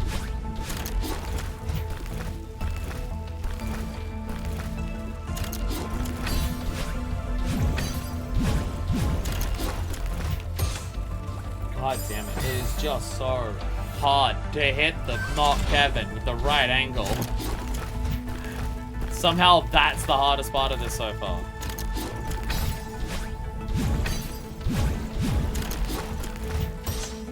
Fuck. Why is it so hard for me? Oh, because I can't dash into it. That's why. Because the only way I know how to do them properly is by dashing into them. Right.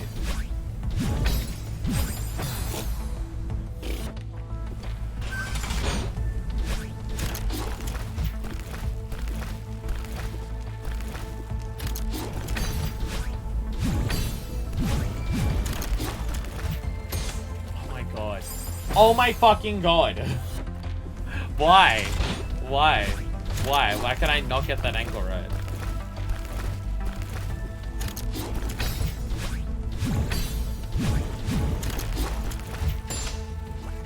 Why? Why is it so hard for me to do that? Ah.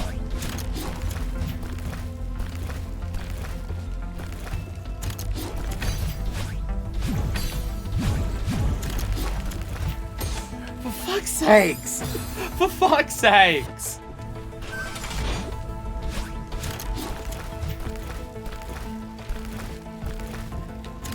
It's the polar opposite of the last level where I was dying on everything roughly even amounts. Nope, I'm dying on the same thing over and over again.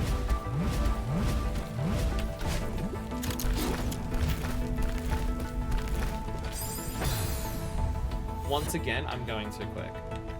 Once again, I'm going too fast.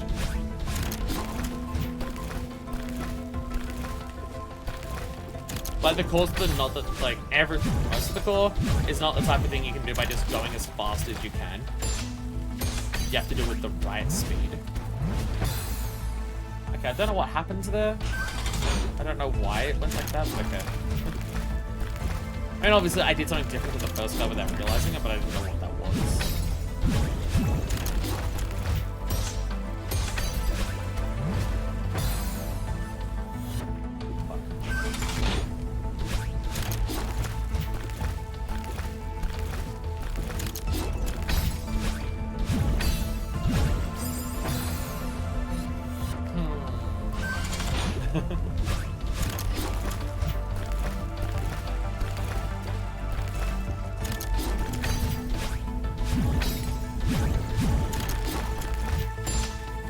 I hope the constant flashing between blue and red isn't bothering people.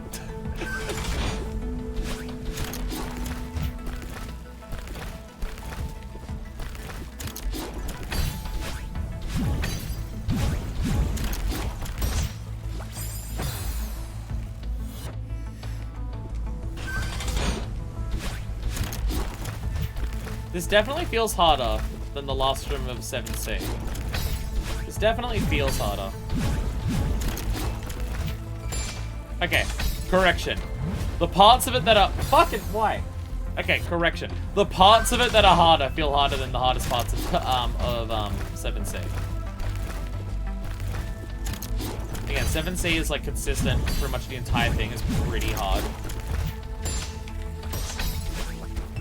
Where this is just certain aspects of it are like difficulty spikes in of it. So fuck. I forgot what I had to do there.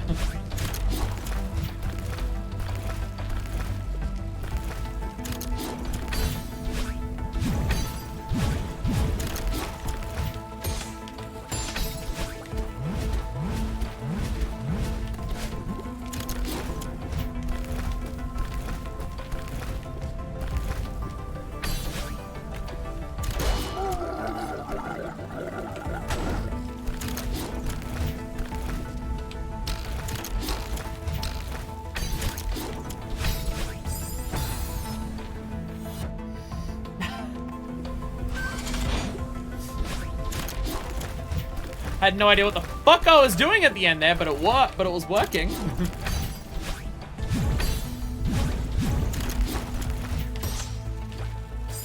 No idea what the fuck I was doing at the end there. So used to doing this without having dashes that when the game started giving me a shitload of them, I kind of panicked and just went, I know what to do with all these!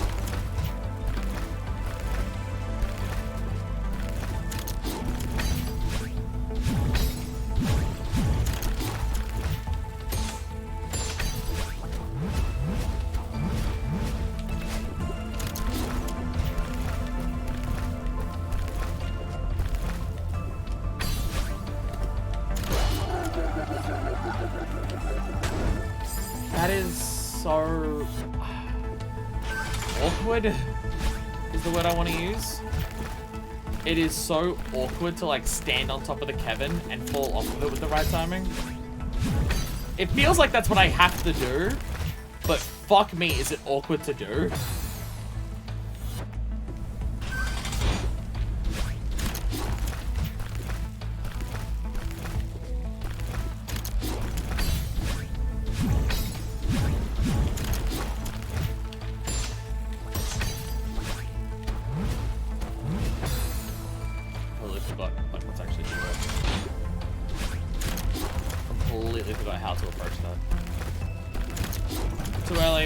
Too early, everything's dying, everything's fucked! Somehow not fucked. Everything's okay, actually, we're fine. Fuck! No, we're not.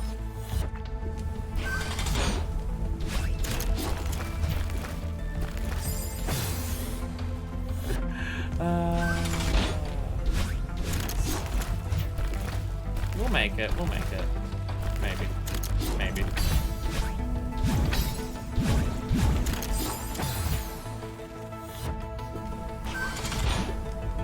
Literally the last room of C-Sets. Come on, we can do this. Don't point out how much is left. I don't want to think about it. No! Well, okay. Maybe savable. Barely. Fuck.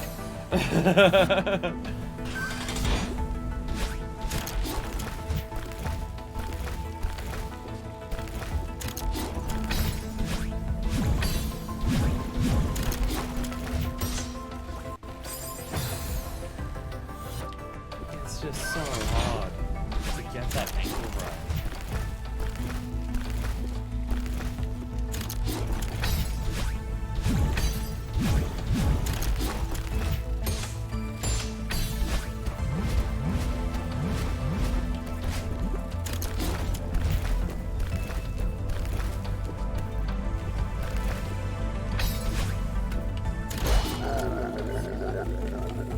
Fuck! I don't know how to do that. Look, see side of the core chat. There are 2018 platformer video game Celeste. Thank you, Smart. I will try my best to do well at that thing that you just said that I cannot remember off the top of my head because concentration video game. Again, I feel like I have to stand, like I have to hit the thing of it, like go onto the Kevin, the side of it after doing a bunch of other stuff. But getting that timing is just so awkward. No! But just, I don't know how to time that or even how to move to do it. Like, 'cause my brain's just like jump off to the side and grab it, but my brain's also like, if I jump, I'll either launch way too far because it's moving fast and it will launch me, or it will go out past me. So I have to like walk off the edge with the right timing, but walking off of it is like awkward. Fuck!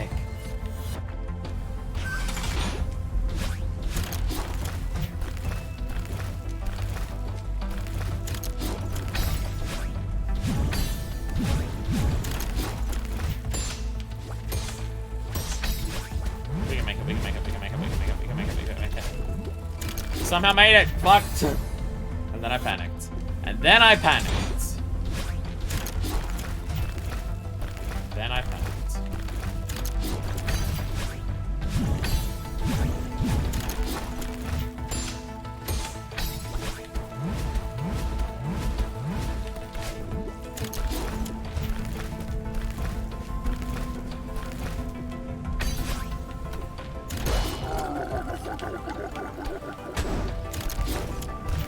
It's so awkward.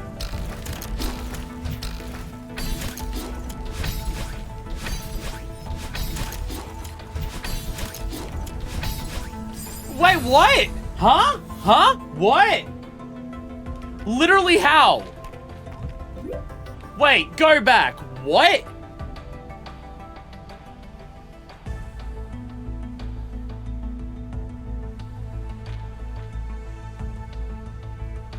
What the fuck happens here?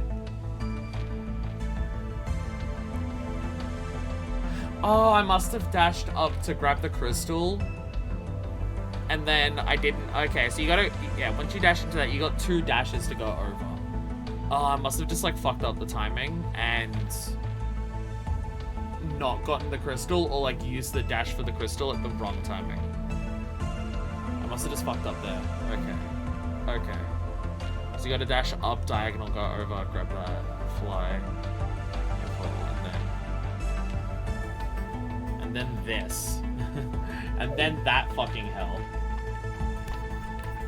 The fact that they put one of those right at the end, just like, fuck you. Fuck you. Remember you have a second dash available?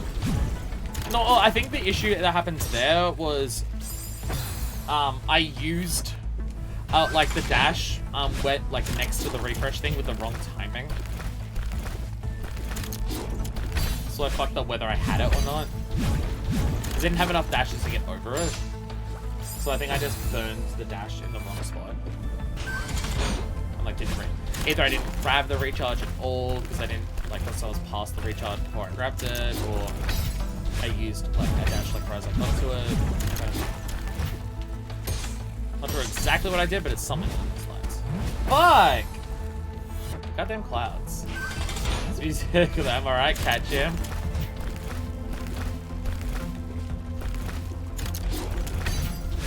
It feels just ominous enough for how evil this this level is. Just ominous enough.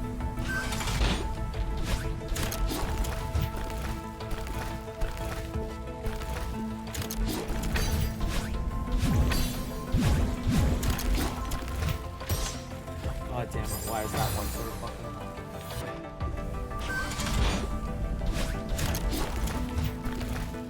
What do you think of 7C? It took a really long time.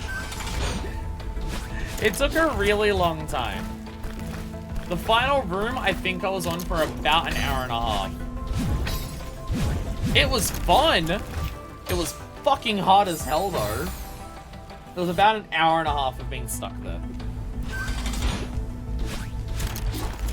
Unlike this, where I'm constantly fucking up specifically the bumper, and I'm not fucking up the other sections too much, the final room of 7C was every section of it, I was like, I was in, I had like an 80% consistency for the entire room, but everything, like, I would make mistakes on. Where for here, specifically that bumper, I'm making more mistakes on that than everything else probably combined at this point. So there was that at least.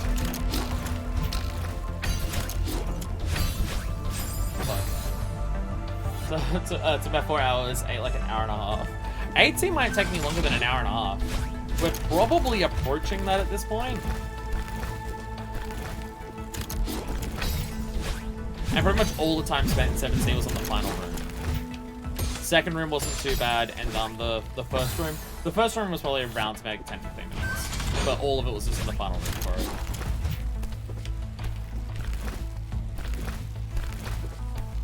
I just fucked up everything in this guy. Again, unlike this, where there's just like certain elements that I'm fucking up over and over and over again because I can't get them consistent. Everything in 7C, I was consistent enough to do most of it every time. It was just a slight mistake to fuck up any of them, and every step of the process was something that I would make mistakes on every now and then. So it wasn't like this, where there's just one element that's awkward that's fucking me all the time. It was just getting it consistent enough to do the whole thing without making a mistake was the hard part. Where I feel like this, I've got most of it down, at least what I've done so far. Don't point out that death there. Like, how many times I've died to getting the wrong angle on that bumper is probably more than everything else in this room combined at this point. It feels like it, at least. At least it fucking feels like it. 100% consistent on each part, 0% consistent trying to chain them together. Pretty much that, yeah. Well, not 100% consistent on each part, probably like 80 to 90. Where this, most parts I'm really good, like most parts I'm fine with. I might still die to them every now and then because it's still really hard. But this particular bumper, I've died on more than I think everything else in this room combined. It's just like, we're across that situation again where there's just one part of it that's awkward for me to do, and I die on that more than everything else combined, which gets me more frustrated, not because it's necessarily worse, but because it's just more irritating. I love 8C. I think I prefer 7C. I prefer the type of challenge where the whole thing in one run is the challenge and not there's one part that keeps fucking me. Because again, when there's one part that just keeps fucking me, it gets more irritating because I'm just like, I can do everything else fine, and then just one part just over and over and over again is just the issue. I find that personally more irritating than like if I'm making mistakes on everything. Fucking, oh my god! Well, we do think Score is the best chapter and AP is actually the best B-side.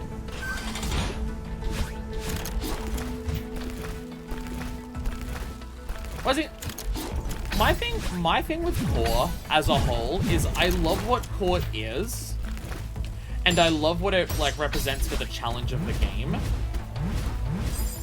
I like what it does for the game and what the challenge is, and I don't like. I appreciate it for what it is, but in terms of fun,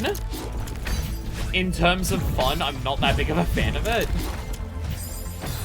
Like, doing the challenge and conquering the challenge, I enjoy the challenge aspect of it. But in terms of just physically controlling myself in the space that it is, I don't find just doing that part of it fun. I just enjoy the challenge aspect of it. But dealing with what the level is not strictly fun. Outside of the challenge. Where, like, Summit is just raw fun, be it the whole way through, kind of thing. Ah! Core mechanics I find really puzzly. No, that's absolutely part of it, right? That's absolutely part of it. That's why I prefer Summit. That's why I prefer Summit's mechanics. Because Summit's mechanics are about just like zoomy, we have fun. It's about hype. Where Core is about like weirdness. Weirdness and trying to work out how to do things. Which again, I enjoy the aspect of overcoming the challenge, but in terms of controlling myself in the space, is that fun? Not really. I just enjoy it for the challenge aspect. Overcoming the challenge and working out the challenge is fun, is enjoyable, but controlling myself around those mechanics is a bit, yeah. I'm enjoying it for the challenge, not much else. Which isn't a bad thing. It's not a bad thing. That is so awkward! Oh, it's so, oh god. There's just two parts of this so far that are really awkward and are killing me the most. First is this fucking bumper. And second is stepping off the cabin with the right timing. These things have killed me more than anything else, and it's goddamn irritating.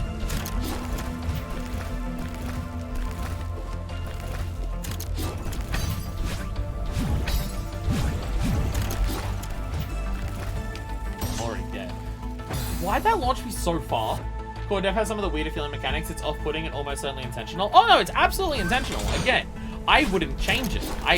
I'm happy that Core is the way that it is. I absolutely love what it is and what it does. I enjoy the levels and I enjoy the challenge of it.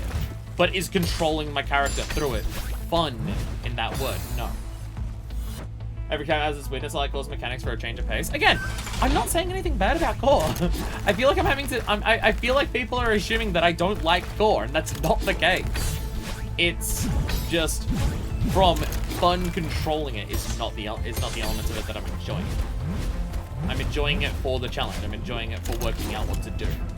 I'm not enjoying it for controlling my character and doing the things in it that it asks you to do. I'm enjoying it because it's fun to try and overcome what it is and to work out how to do it. I also have no idea of a consistent strat to grab onto the Kevin. Because just walking off the side doesn't feel like it works.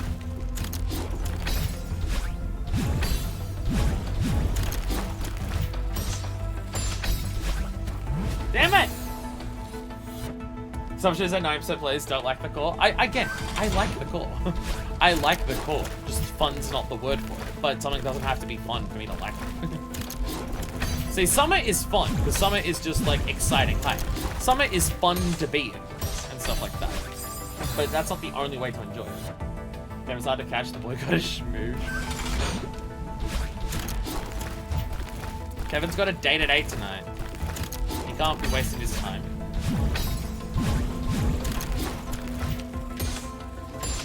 God fucking fuck. Have I done Farewell yet? I don't know what that is, but I'm going to assume it's chapter 9. Because that's the only other thing that I haven't done, and no. But saving chapter 9 is the very last thing that we did. Assuming that's what that is. Fuck! I'm going to assume that's what it is because it's the only thing we haven't done. After this, chapter 9 is the only thing we haven't done in the game. Oh, and golden berries, but I'm not doing that. I'm not doing golden berries. So outside of golden berries, the only thing left to do after this is chapter 9.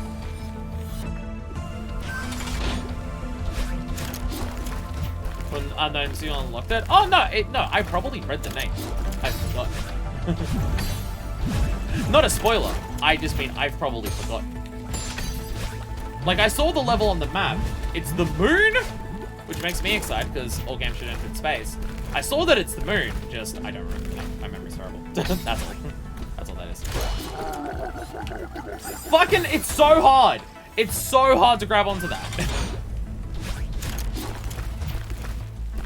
Like I can't hold onto it the entire time because I've run out of stamina. But standing on top of it and trying to re-grab it is so goddamn hard.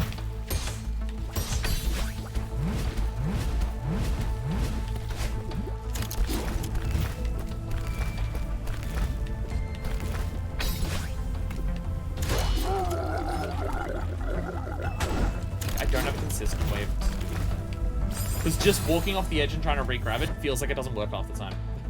You have plenty of stamina? No, no, every time I've held onto Kevin from the start, I've ran out of stamina before I could hit the springs at the end. Every time I've done it.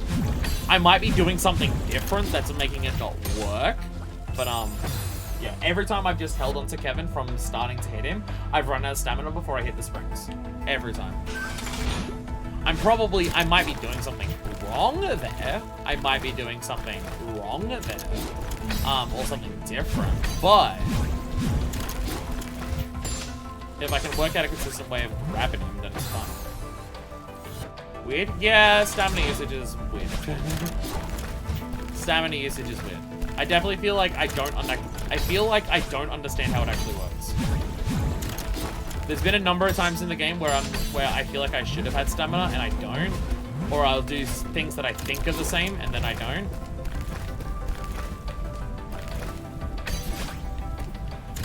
So if I do this. Okay, well that time it worked. Well, that time it worked. I was starting to flash red, so maybe I was just climbing too much for hitting the blocks at the end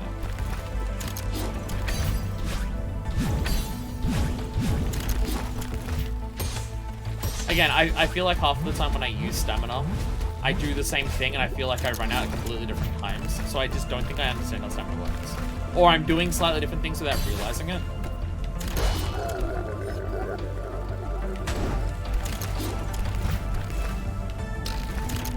Okay, now it's working. It was not doing that before.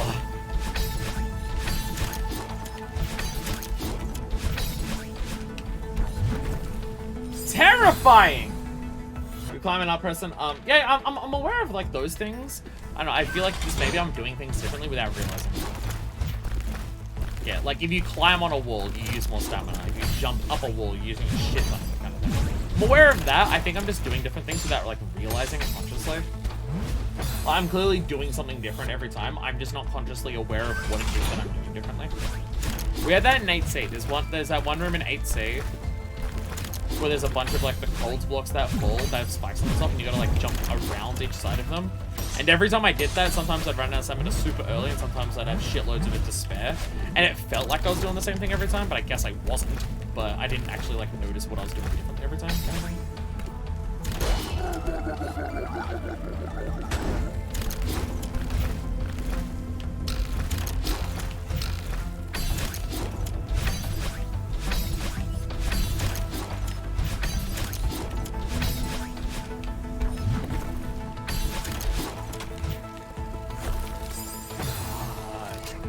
Fuck. I mean, we're getting there, but fuck.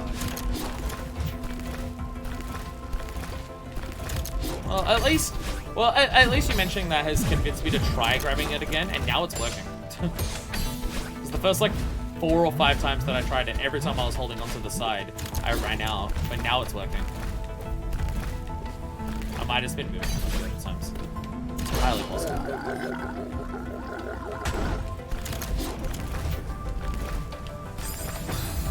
We have reached Cold Block Junction. Next up, Hyper Hell. Oh, at least if we can get the rest of it consistently, then it's not as many hypers as before. It's only 2. Which I haven't done for like a good hour or 2 now because of how long it's taken to get through this. So, you know, it's fine.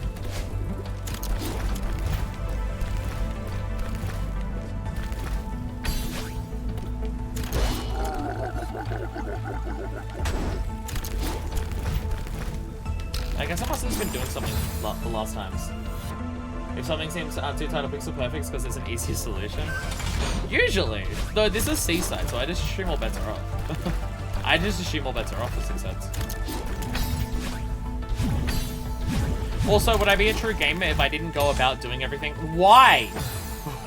See, sometimes that just launches me so far, and I think that's just, I get pixel perfect on the very, very furthest edge of it. Because every now and then it just launches me at fucking Mark 20, and I think I'm just hitting it slightly too much, like slightly too perfectly on the side. Again, all the mechanics of like core are like meant to be weird, so yeah. Any oddities or something like that makes sense.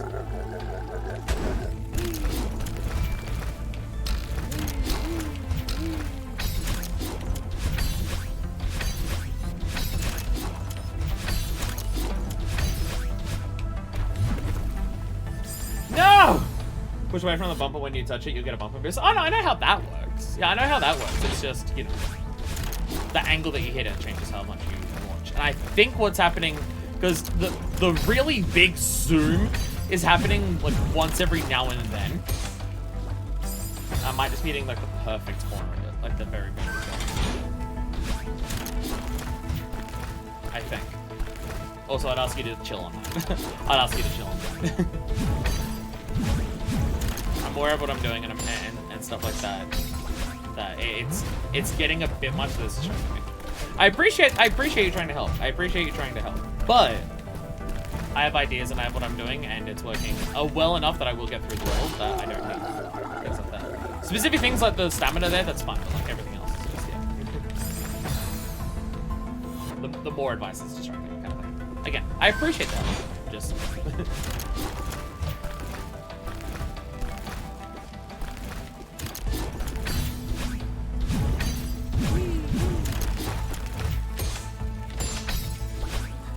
I didn't give any tips. I mean,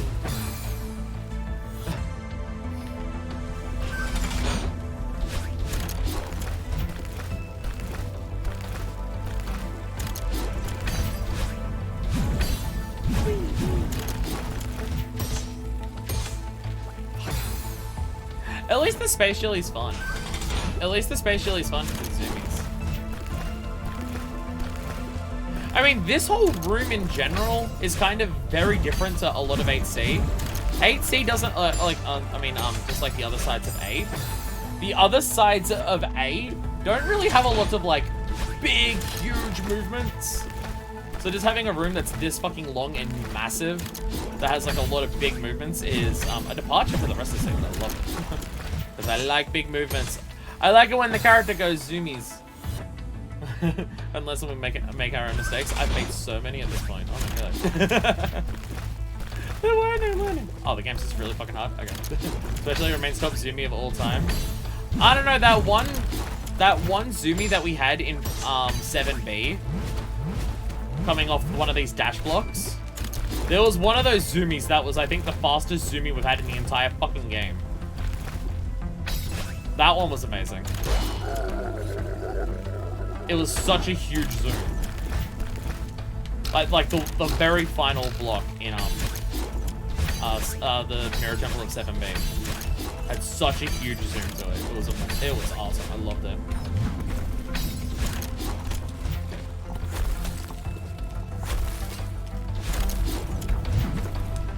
No! God damn it. Okay. I at least don't want to do there, at least. I think I just jumped a little too early off the block, so I'm worried about the lava. We're nearly there.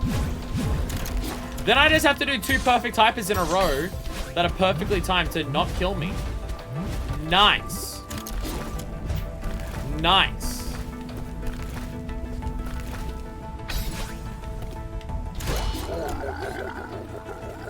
Whee! Fuck.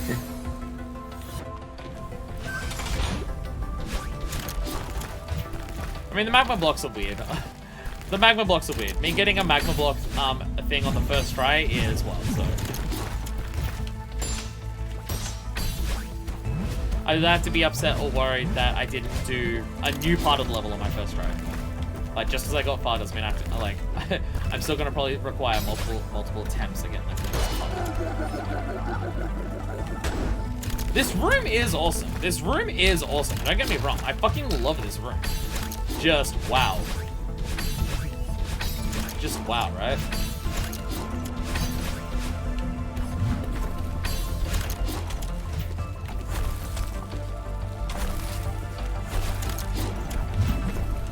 God damn it! I'm forgetting how they work. I'm forgetting how they work. The angle that how close to the center or side you stand on it launches you. I'm standing too close into the center of it. It's launching me straight up. That's what's happening. I forgot I did that. I don't want to stand on the very edge. It'll just zoom me straight to the spikes. But yeah, I'm not going over far enough because I'm standing too much in the center of it. That's what's happening. I forgot about that aspect. And then again, I just gotta get 2 hypers after it perfectly. No! Without having any time to, like, prepare myself for it, because there's going to be lava and or ice chasing me. Awesome, I'm so... gonna be... Standing between the center and when you leave the block. Yeah. Yeah, I'm aware of that. Again, that's the type of thing I'm talking about. I don't want more of that. It's distracting me. I know you may not classify that as a tip, but I'm classifying that as a tip and distracting.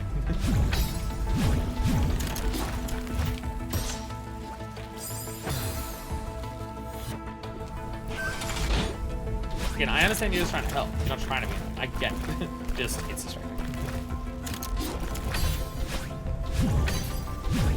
Very much the type of game where I'm in my own head of like how to do things and stuff like that. So thinking about things like that just is a distraction.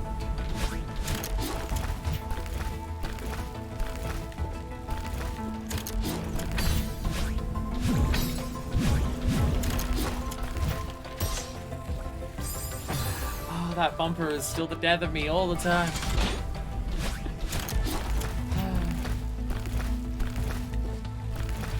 It's alright, we hit the furthest that we've hit in the level, so we've got to enter a valley, right?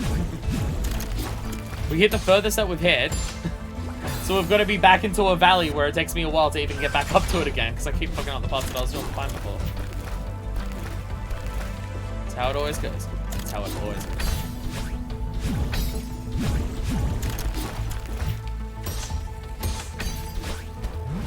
Why?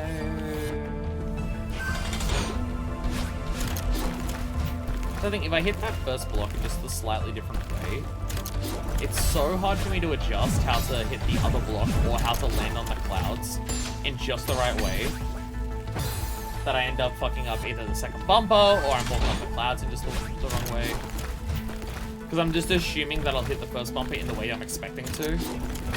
So I'm doing all my movements for the rest of it, assuming that what I think will happen is happening. So if it doesn't happen the right way, then it all goes to shit. Because it's really hard for me to adjust that type of movement on the fly to what I'm doing. I just have to assume that I did the thing the way I wanted it to.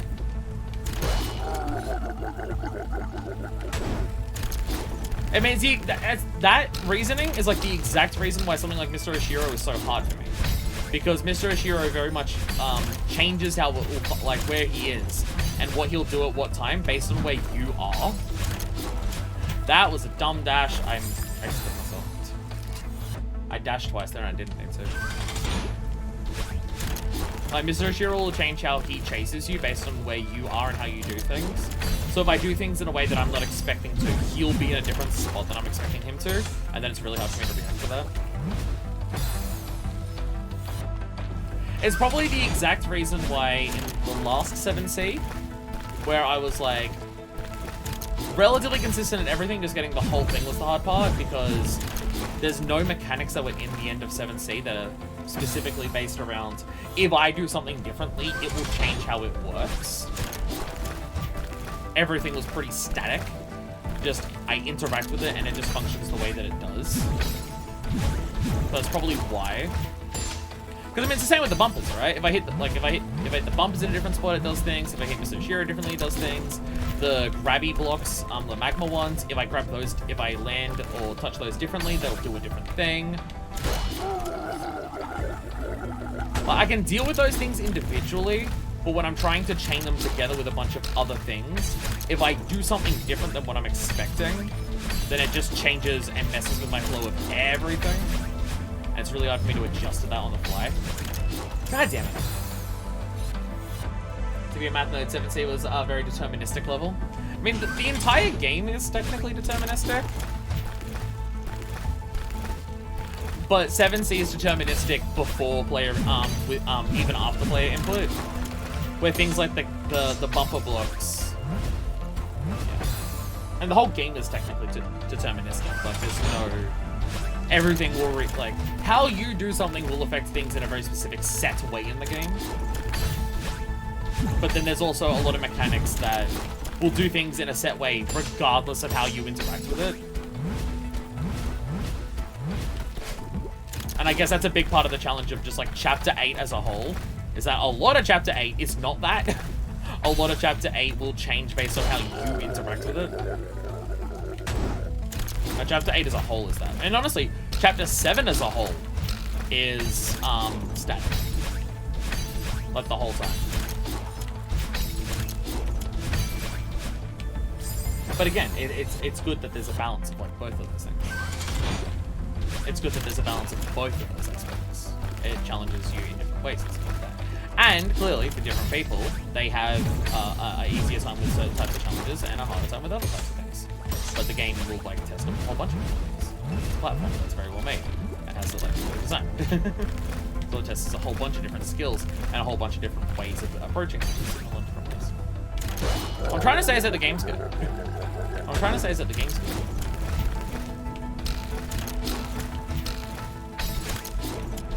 I mean, it's kind of the fascinating thing about the game as a whole, right? Is that, because I mean, I've made this comparison before, but I can expand on it with this thought process driving. Yeah, that's too high on that, I think. The randomness, that could have just been the better word. I just like to say deterministic. No, I agree as well. I agree. Deterministic is a fun word. Deterministic is a fun word. I totally agree. Ah! Ah!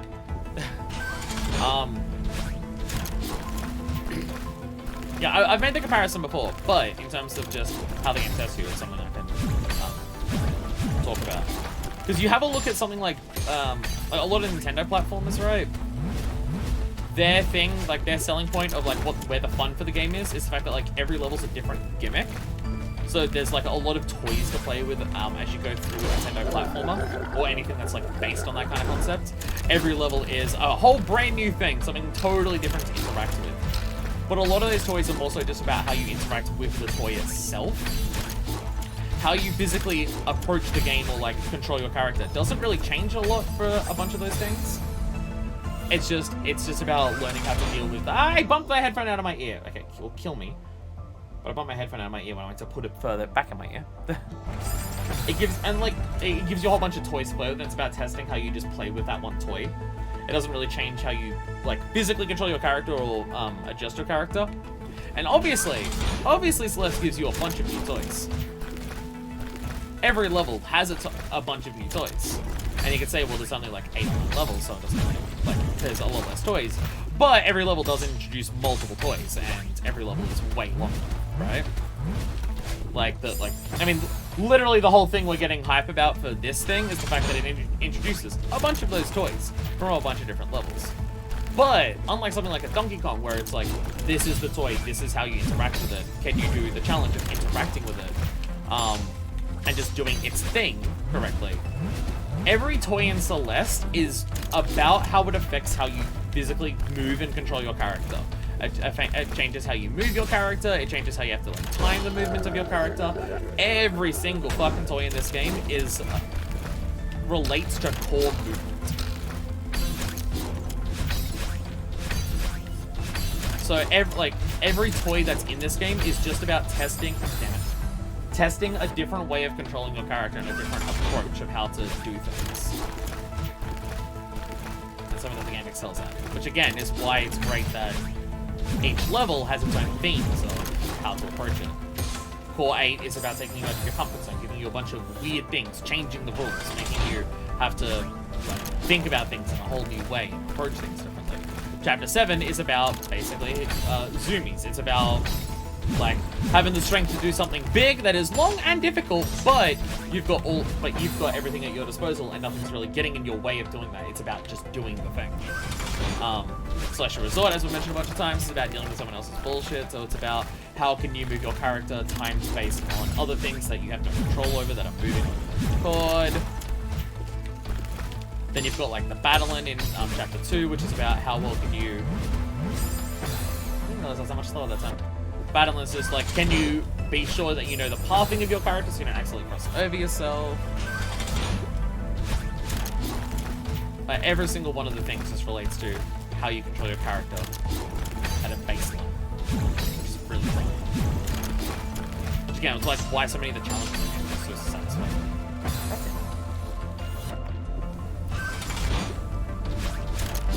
Like there's so many ways to analyze and break down this game in terms of just from a gameplay perspective why it's so fucking good, and then the game just has so many things that beyond just that. It's just a truly stellar experience of a fucking game.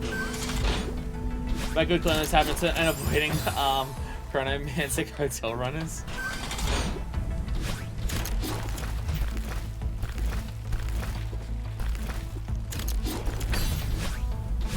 Celestial Resort is about just like the best way for a clean mind is a clean space. Which I'll absolutely admit, I'm very much someone who has that in spades. If my house and or room is messy, my brain is messier. Harder for me to focus on things, harder for me to concentrate on things, harder for me to motivate myself to do things. Keeping my space tidy very much helps my mental state massively. Something that I've noticed over the past, like, few years. Tidiness in my space very much helps me mentally. In, like, multiple ways. And it's organization and cleanliness in general. The whole thing we were talking about for, like, keeping PC files clean before, it's a big part of it.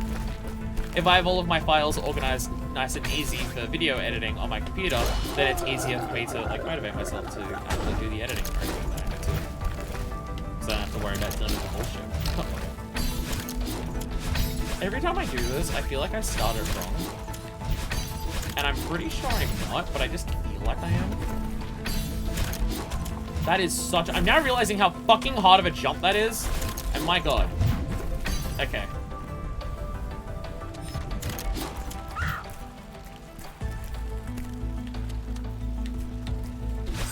Fuck.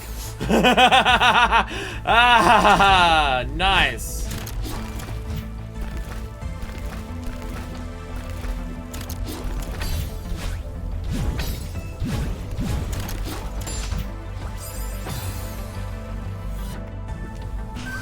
Like, I was trying to delay it as much as I thought I possibly could. And then I still went too early.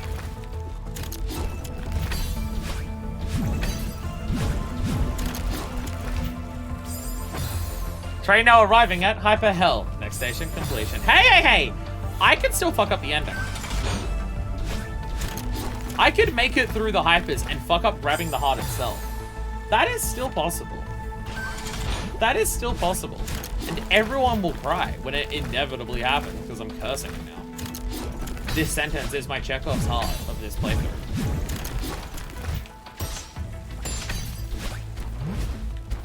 Fuck.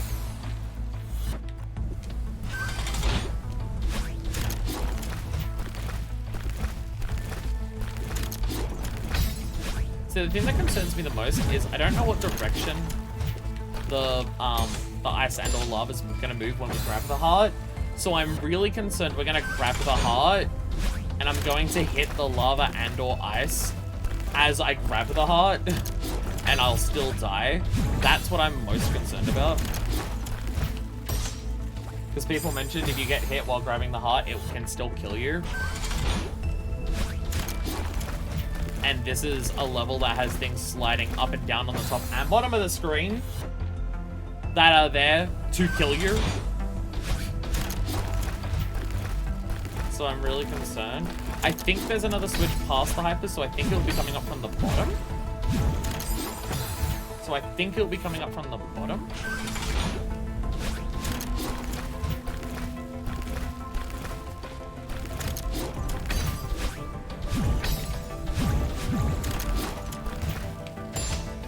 Fucking that bumper, I swear to God. I swear to God. I'm gonna grab it, take it out back behind the shed, make sweet love to it. Hopefully it will like me more and it won't fuck me over as much afterwards.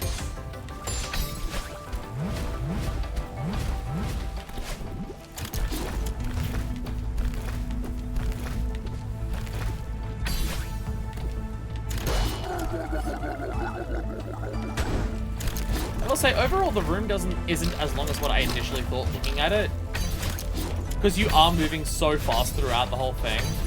When it just didn't fucking end before, I was really worried it was going to be super long. And it is long, but it's nowhere near as long as I thought.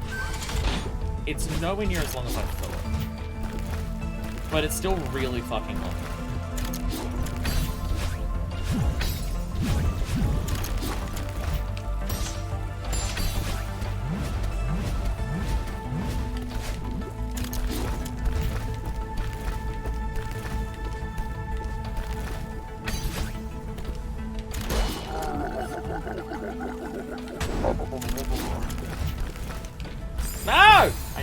over-adjusted way too much on that. Like, the moment that I started leaving the platform.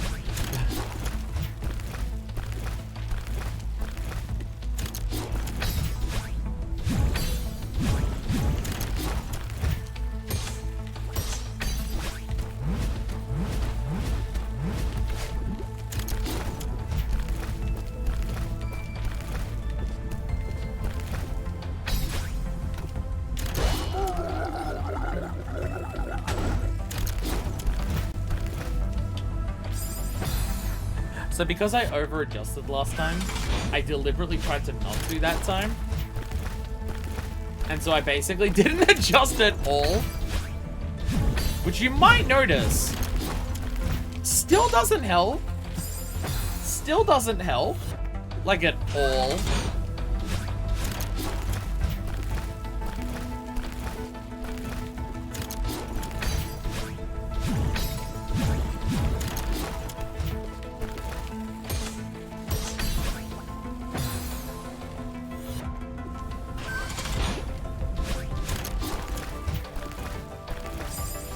How much there's just this one specific part that I just keep dying on more than everything else.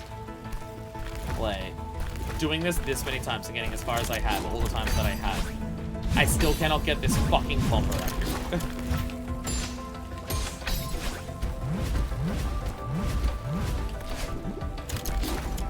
Really thought I was gonna be way too slow, man.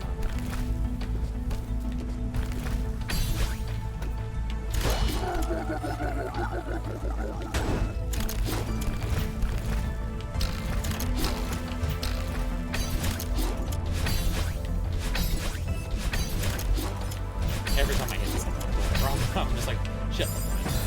Every time I go in there, I feel like I fucked up a section, and I'm just like, I used the dash too soon, and I don't.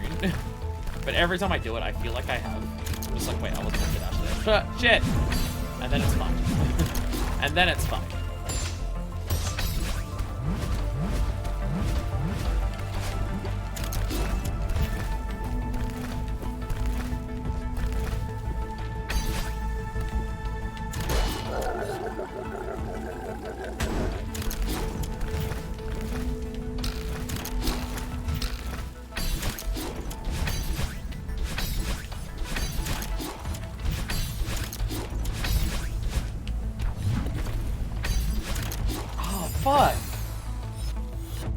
There's just like a very specific angle to get off that block. So that you can launch far enough to grab the thing, hit the, grab the crystal, hit the switch, and then use one dash to grab onto the side of the thing next to it. But there's just such a tight angle for it. And I just have no idea where to actually like hold onto it to ensure that. I mean, you might be able to get away with using 2 dashes there and finding a way to, not need a dash at the end there, but I don't know how to do that. So I'm skipping some platforms at the end there by using another dash. So maybe the idea is meant to use 2 dashes to go into that thing. But I don't want to do that, because then I have to work out what to do for the rest of it. And I don't want to do that.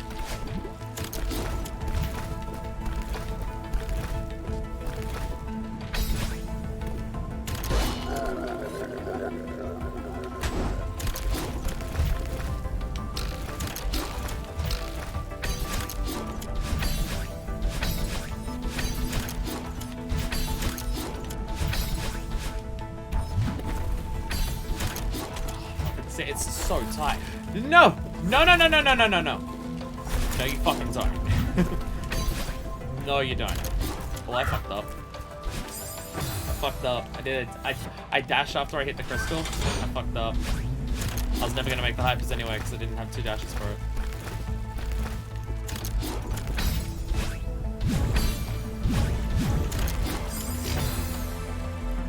So yeah, you can't even use that dash to like just ensure you get onto the platform. The crystal. Which is annoying.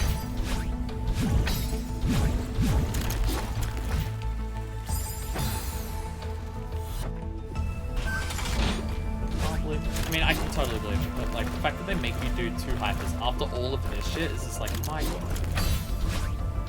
And it's not even about getting the hypers, like just doing a hyper at all. Like, there's such a specifically tight window to do them in. Like, it feels like it is stricter to get the hypers accurate to make your way through that than it is to do any wall bounce in the game. Like, all of the wall bounces feel way more generous than these hypers. And this is the level you're taught the hypers in. Ah! How tight the hypers are in this level. They're so ridiculously tight. Like, it's a brand new trick, and you have to do it with such precision.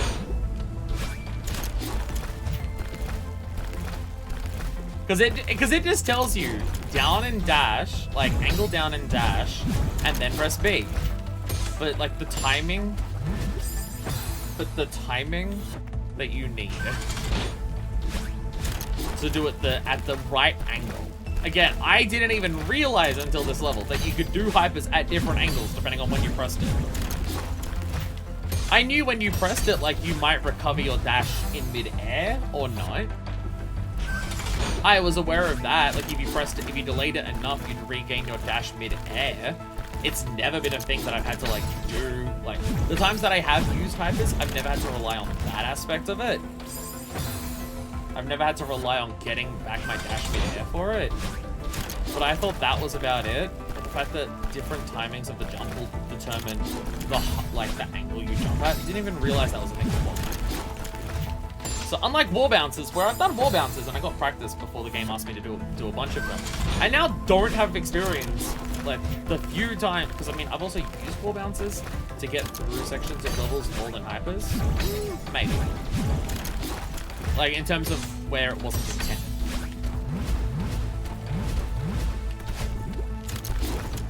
But any hyper experience that I do have doesn't really assist with me here. Because I've basically been training to do it wrong. Because how I naturally have been doing them the whole time since I learned how to do them, I've been doing it at the angle where it's way too fucking high. And honestly, even when I have been using them, I feel like I've probably been using wave dash more. Actually, no, not really. I usually use the hypers for a massive boost from a standstill to help me get through something that's moving fast. Or over a large gap. So I'm usually using hypers for actually, as opposed to wave bounces. Wave dashes. I feel like wave dashes I've actually not used that frequently. I feel like they've come in handy like maybe once or twice.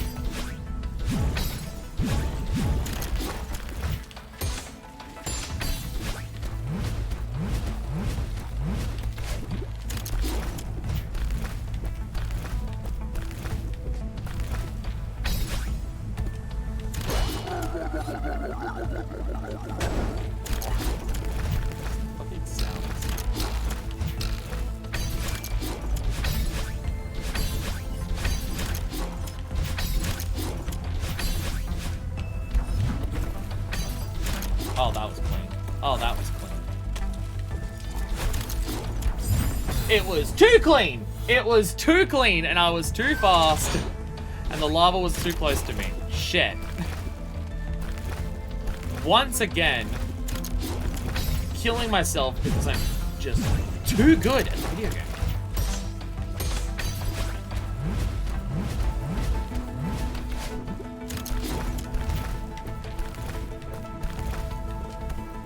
Don't you hate that when you're being punished for being too much of a gamer? And I don't mean by society because of how much we're oppressed, how oppressed we are as gamers, obviously. But when the game is just like, oh, your skills are too good. We need to knock you back down. Because otherwise you'll become too powerful. Curse of the gamer. I know, right?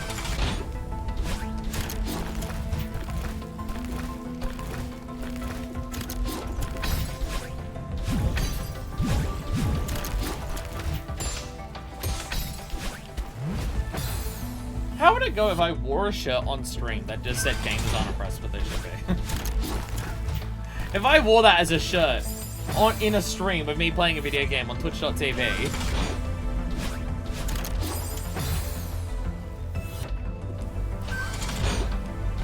Also, here was me saying, oh, I'm willing to give this an attempt if it doesn't take like another 2 hours. Meanwhile, stream's been going for almost a bit over 4 hours. Let's say 4.5. It's not really 4.5. Stream's been going for a bit over 4 hours. Here I am. Once again. Feeling lost every now and then. What song is that? What song is that? What am I quoting? I'm quoting a song. What song am I quoting? I don't even know. I can't even think of what the next part is. I can just think of the lyrics at the beginning. What song is that? I can think of it.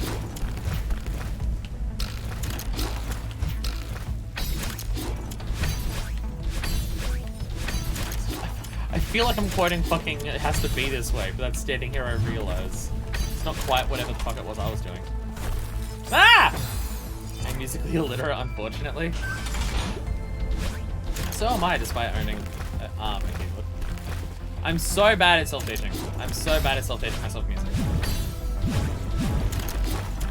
I've tried to teach myself how to be like good at keyboards so much, and it just doesn't work.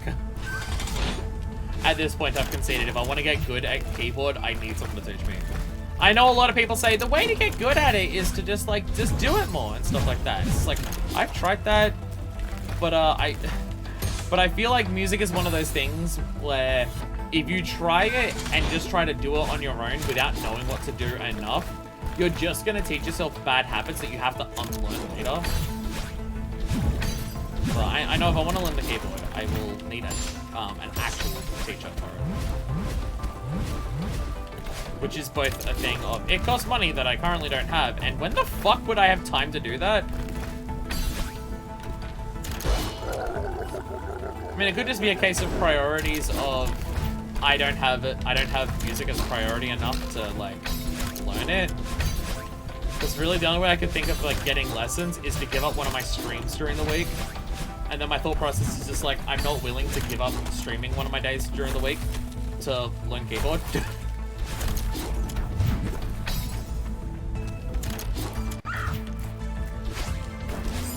Fuck! Okay, I got the first one.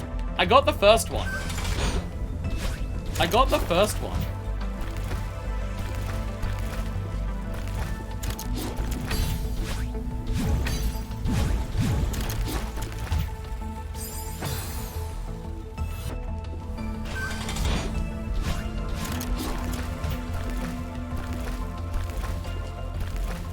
The second one was always the harder one. I was able to get the first one more consistently than the second one in that first room, so, you know.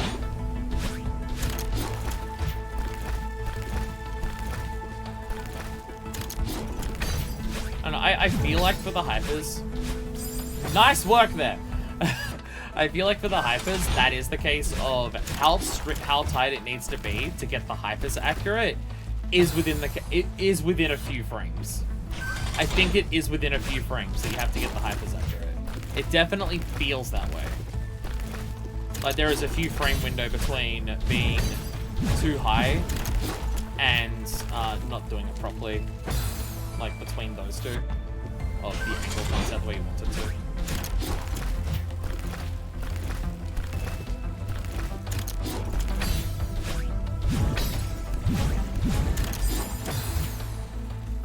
Pause. Wait! What if we do that? What if I practice my hypers by going hyper off of this? Yeah! Fucking zoom, Madeline! Yeah!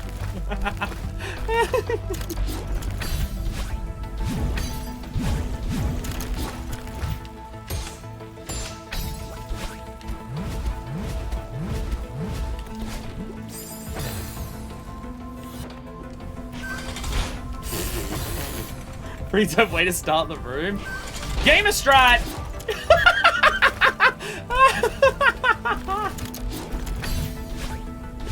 Oh my god, what the fuck?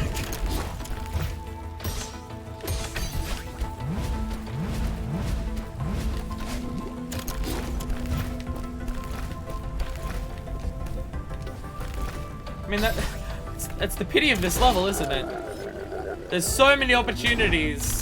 Like, you just learned the hypers, so you want all these opportunities to do the hypers. And you don't have dashes for almost the entire fucking level.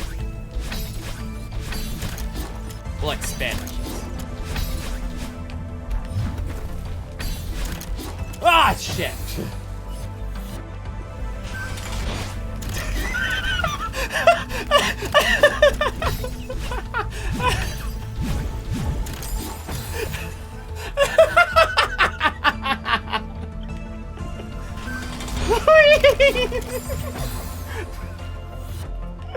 Oh my god. Woo!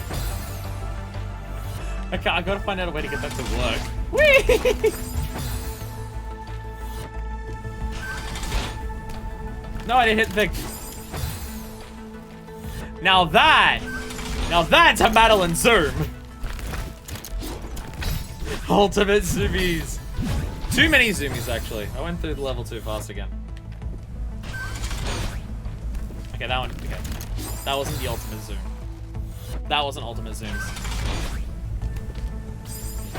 Again, there's a tiny difference between getting ultimate zooms and just relatively huge zooms. Damn it! No! Okay, I'll stop doing zooms. It's clearly not, it's clearly making me less progress. It does make me more of a gamer. But do I want to be more of a gamer or more of a person who doesn't have to stream anymore tonight because I've beaten the level? God damn it. I would like to beat this before, like, I was about to say 7 PM, but it's 20 to 7. So I don't think that's happening at this stage. I'd like to beat this level before 8 o'clock. I would like to be able to eat dinner and shower and get this video rendered without having to go to sleep at like 2 in the morning. Okay, well, I'll be sleeping at 2 in the morning anyway because the cluster. But I mean, like, I would like to sleep before the cluster hits.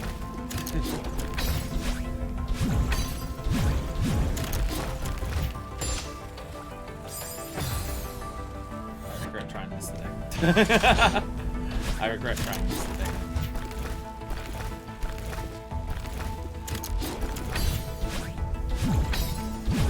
But now I'm committed. Like, we've been at this for so long that I don't want to give up now. I don't want to give up now. I don't want to come back and do this one room with another stream later. I mean, if it gets late enough, I will. And then I'll just delay uploading it to YouTube and I'll put it all together as one video. Fuck. The bump is still the death of me.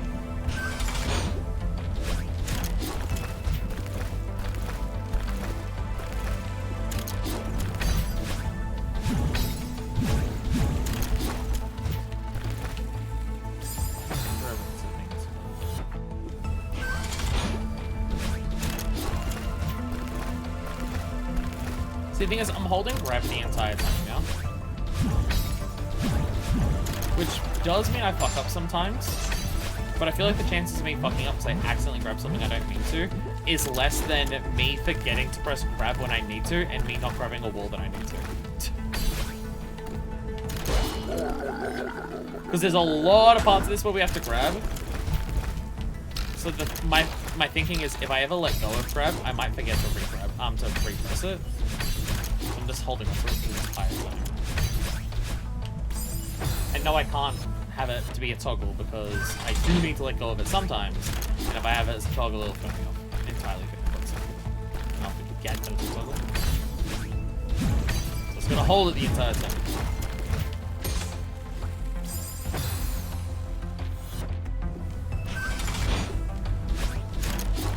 We'll get there.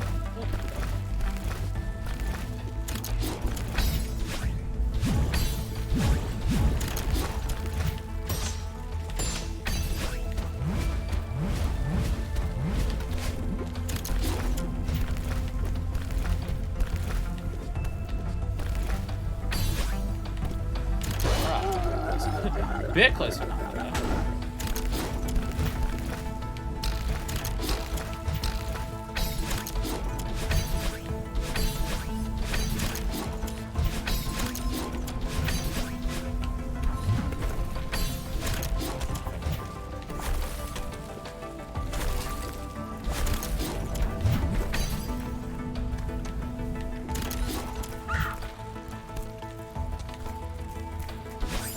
Fuck.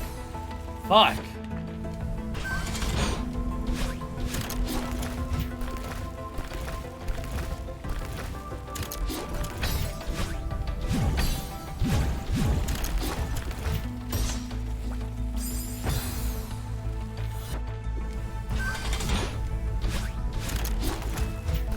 think I now regret mocking the beam bounce. Because I know this isn't the beam bounce. But what was my whole thing I was saying about the beam bounce? I don't like that the awkward thing is at the start of the level.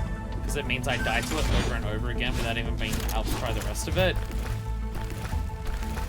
So they put quite possibly the single most awkward thing for me to do at the very end of a room this long.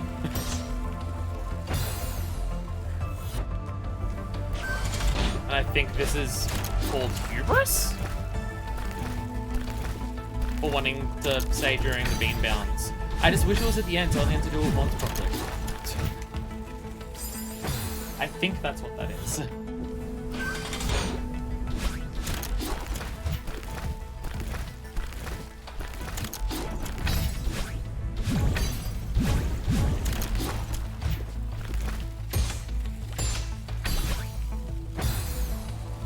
I mean, to be fair, we do also have something incredibly awkward at the beginning. It's this fucking bumper that I cannot get consistent in any capacity. That is also the part that is the awkward thing.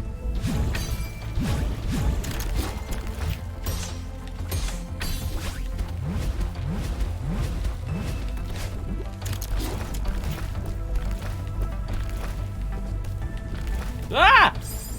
I didn't realize I landed on top of it. Fuck.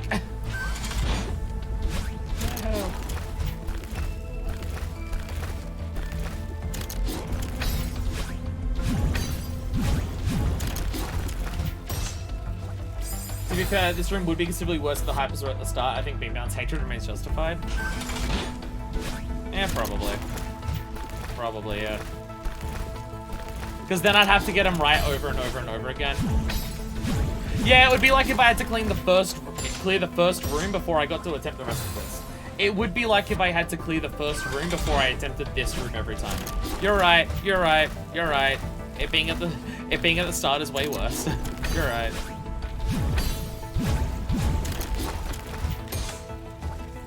Hyper thing at the start gives you a chance to practice. Yeah, but as we learned from the first room, I don't know if that actually helps me. I think how specific the hypers are, I think if I get it, it's a fluke. The specificness of the hypers, I think I was lucky that I got through that first room without it being an hour to get through it. I think it was luck.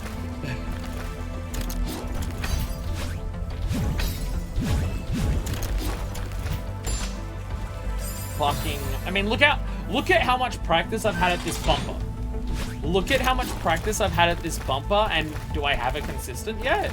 Am I even clearing it with a 50% clearance rate? No. And look at how much I've practiced it.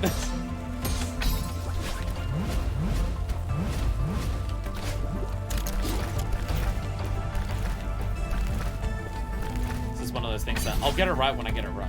I don't think practice helps. Too awkward for me to get better at it by practice. The whole concept of you repeat something more, you'll get better at it, bullshit, actually. Actually false. Not real. Not how the human brain works, sorry. Fucking, okay. I think I need to work out a way to do that while using the dash.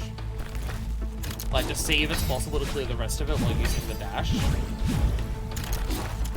Because trying to grab that without using the second dash is so fucking precise. And with the dash, I am skipping parts of it. I am skipping some of those blocks because I had that dash. So I think I do have to work out a way to do it while using both dashes. Or at least see if it's possible to clear past that while using both. Because if it's at least possible, then at least I don't have to get that hyper-specific every time. I try to grab it if I can, but if I can't, use the dash to grab it. Because it's so precise to get it, that I feel like there's got, and I'm skipping blocks because I have the dash. That makes me think there's got to be another way to jump about it.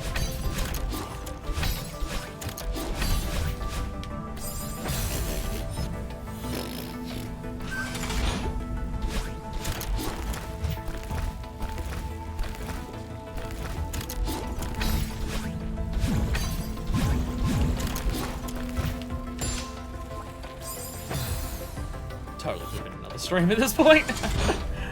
Oh well. Oh well. Oh well. I wanted to see what was here. Lo and behold. This was here.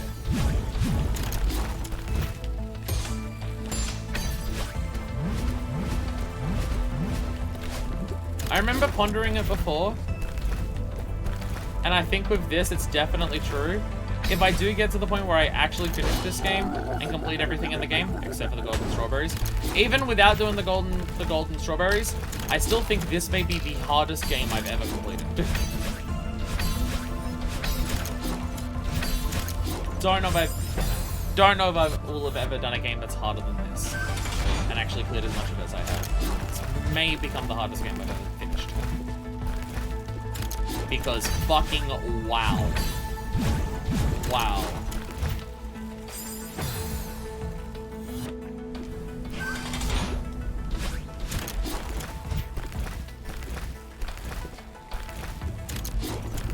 Probably the game I've died the most in. Probably the game I've died the most in. Given that, like, before today's stream, we were at like 5,500.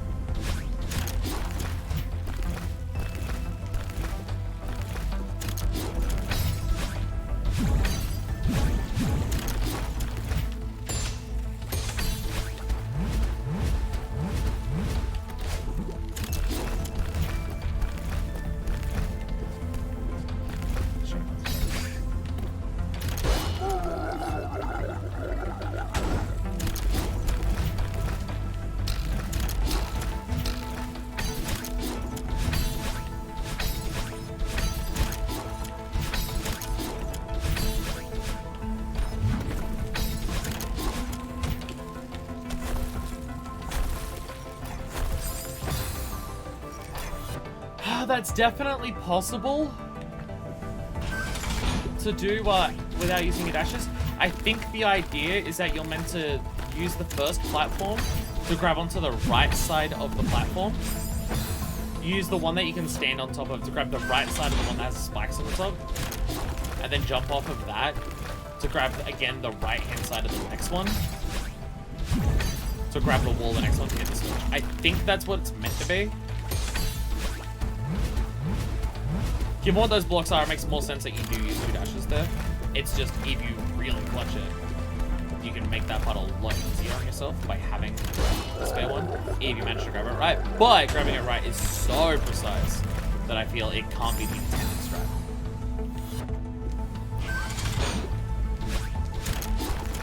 So at least if we get there, I can at least attempt to try and do it if I need to burn the second dash. So it's not just an automatic. Like I'm just reading it.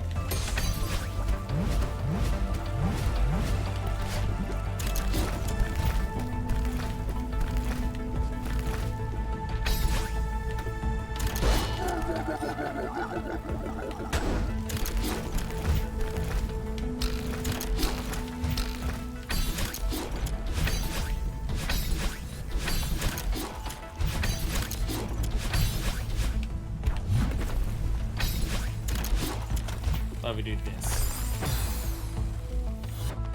But like you do it. Seeing how high up they are, that's definitely like possible to go from top to right edge to right edge. At least it feels it.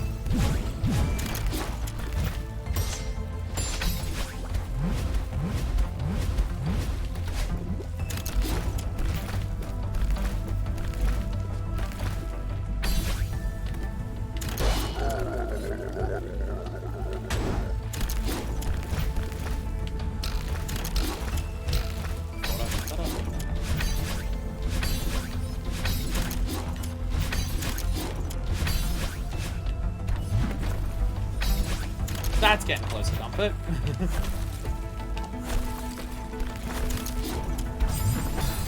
Wait there for longer. Wait on that for longer. Because the lava was too high.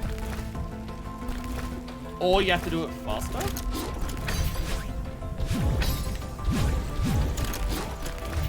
Not sure which one. Not sure which one.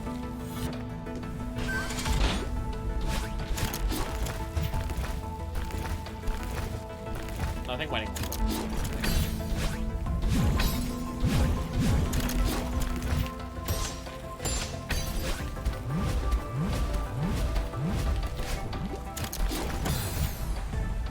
Shit.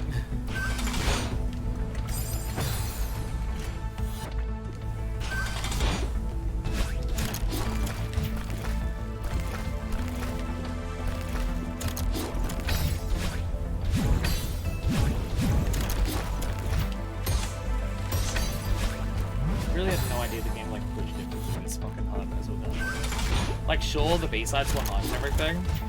The B-sides were hard, right? But fuck.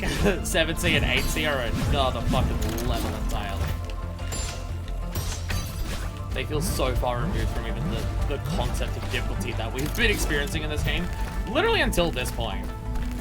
Well, C-sides in general. Some seaside final rooms before 7-8 did take quite a while. None like this, but still.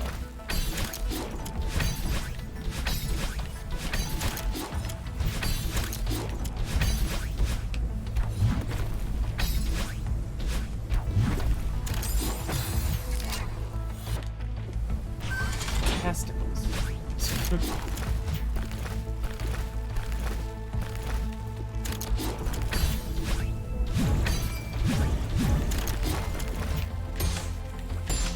No! So close.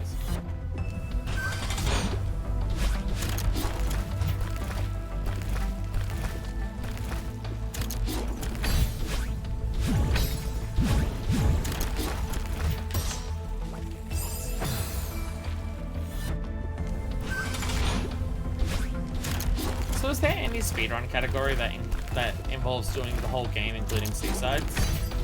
Or is that too fucked for humans to do? I imagine there might be a speedrun category of just all C-sides, like one after the other. But starting a fresh game and going through all of it, including like getting all the hearts, getting all the B-sides, finishing them all, and then doing all the C-sides. I feel like even that's too fucked for humans to do, like as a whole single speedrun. It probably is. That's what am I talking about? Celeste is an incredibly popular speedrun. From my understanding, it is one of the most speedrun games of all time now on speedrun.com. Like, it's amongst the top 10 with like the most amount of runs. Which you totally get why when you see what the games are. I haven't even watched the speedruns, but like just this one. Of course, right?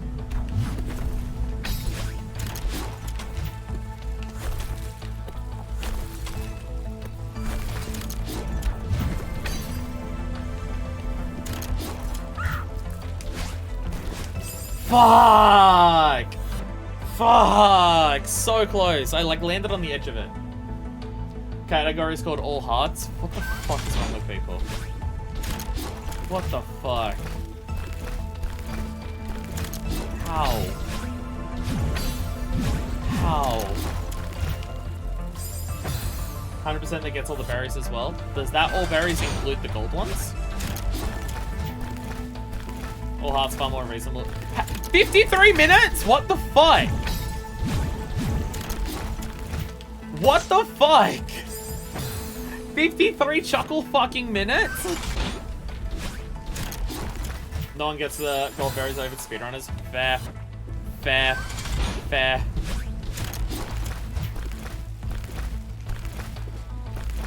Like, I get who the golden strawberries are in the game for, but like, that's too much. That's too much. I think basically everyone will agree. Gold strawberries is too much.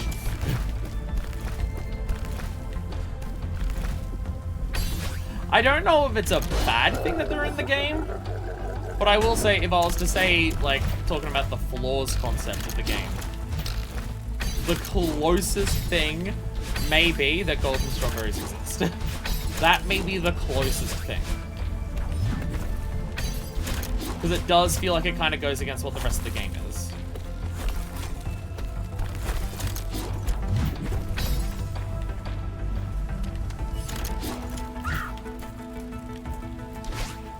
Fuck! Okay, I have to be way closer to the edge of that. I'm trying to go back really far thinking I'll overshoot it, but I'm absolutely undershooting it more. I have to do that closer to the edge.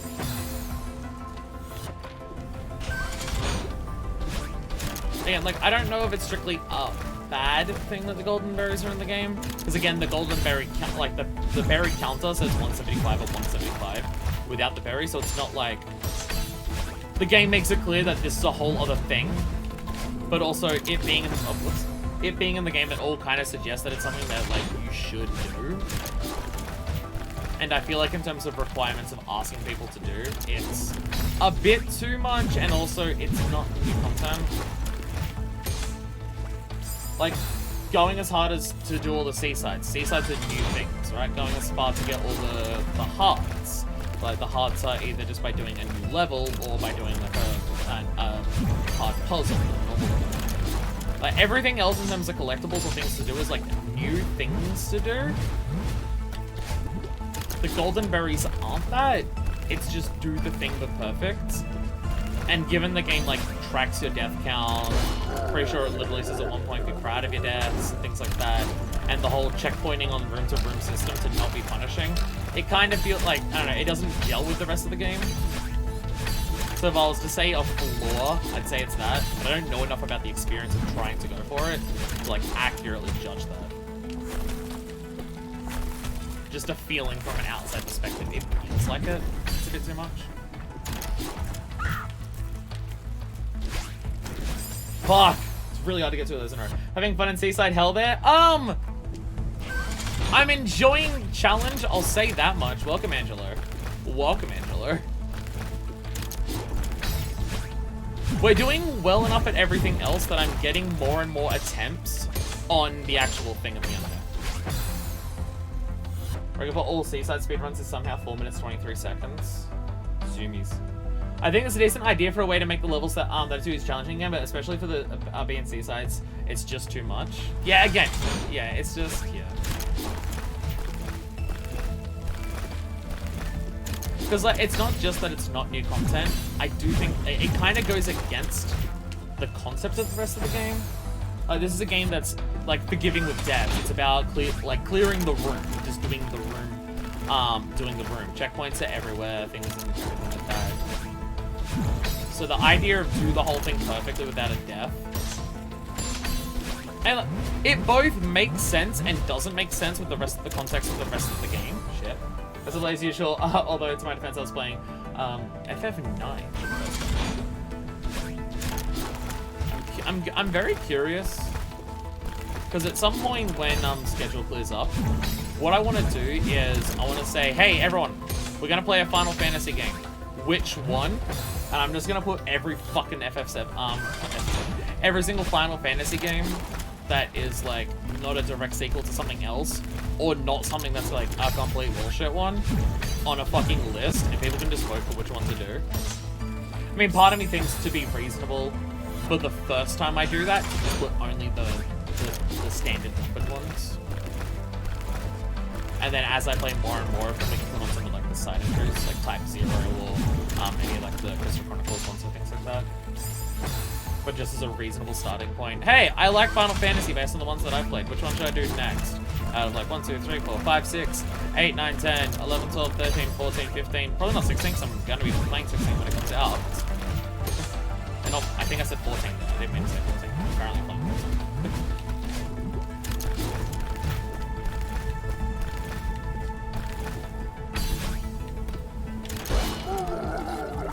Does it the winner is Final Fantasy 2 USA? What does that even mean? I know there's like things about different Final Fantasies having like different names and things.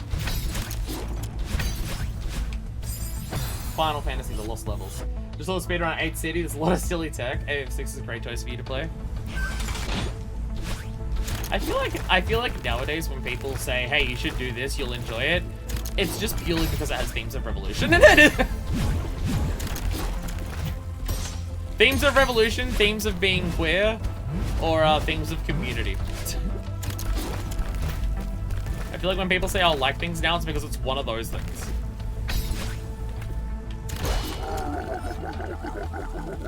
In the case of some games that we've done most of those things.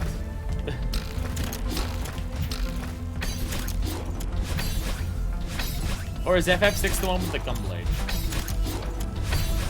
No, I'm pretty sure that's 8, because I'm pretty sure it's 8, because it's score, and I'm pretty sure 8 is on the score.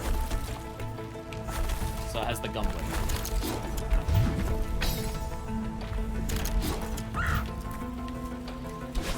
Fuck! Joke about lost levels, but 2 FF4 was scored 2 in the US for some reason. Oh, so my bit about Final Fantasy the lost levels is actually accurate. LOL! So what you're saying is that you made a joke. What you're saying is that you made a joke. And I didn't get what your joke was. But it made me think of a joke that I could make. And the joke that I made was just stealing yours. Fuck yeah. Fuck yeah. Though to be fair, what kind of streamer would I be if I didn't read chat, read the funny things that they said, and then tried to play it off as if it was a joke that I came up with? What kind of streamer would I be if I didn't do that? Right?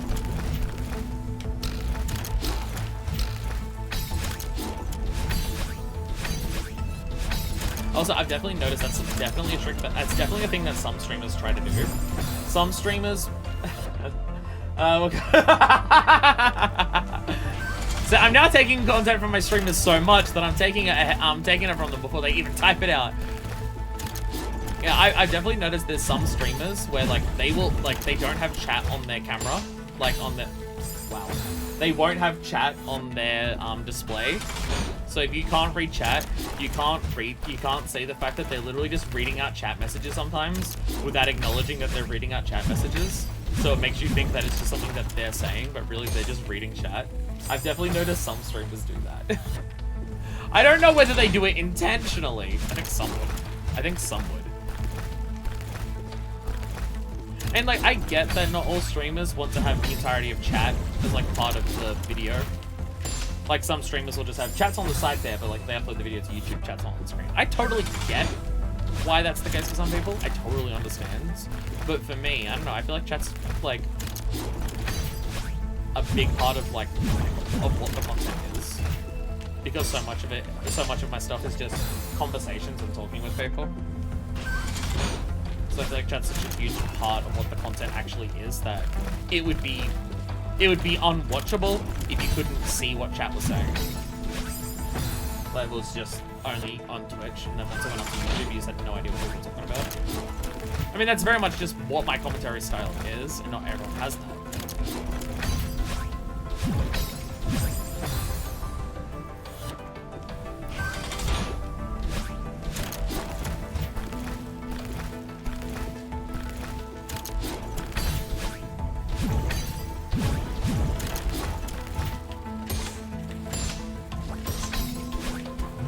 Absolutely dead.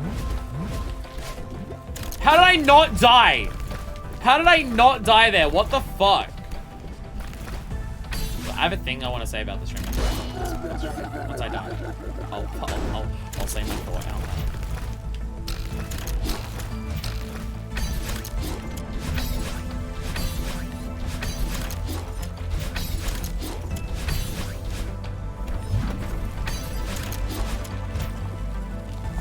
Actually easier to do it this way. Let's keep doing it this way.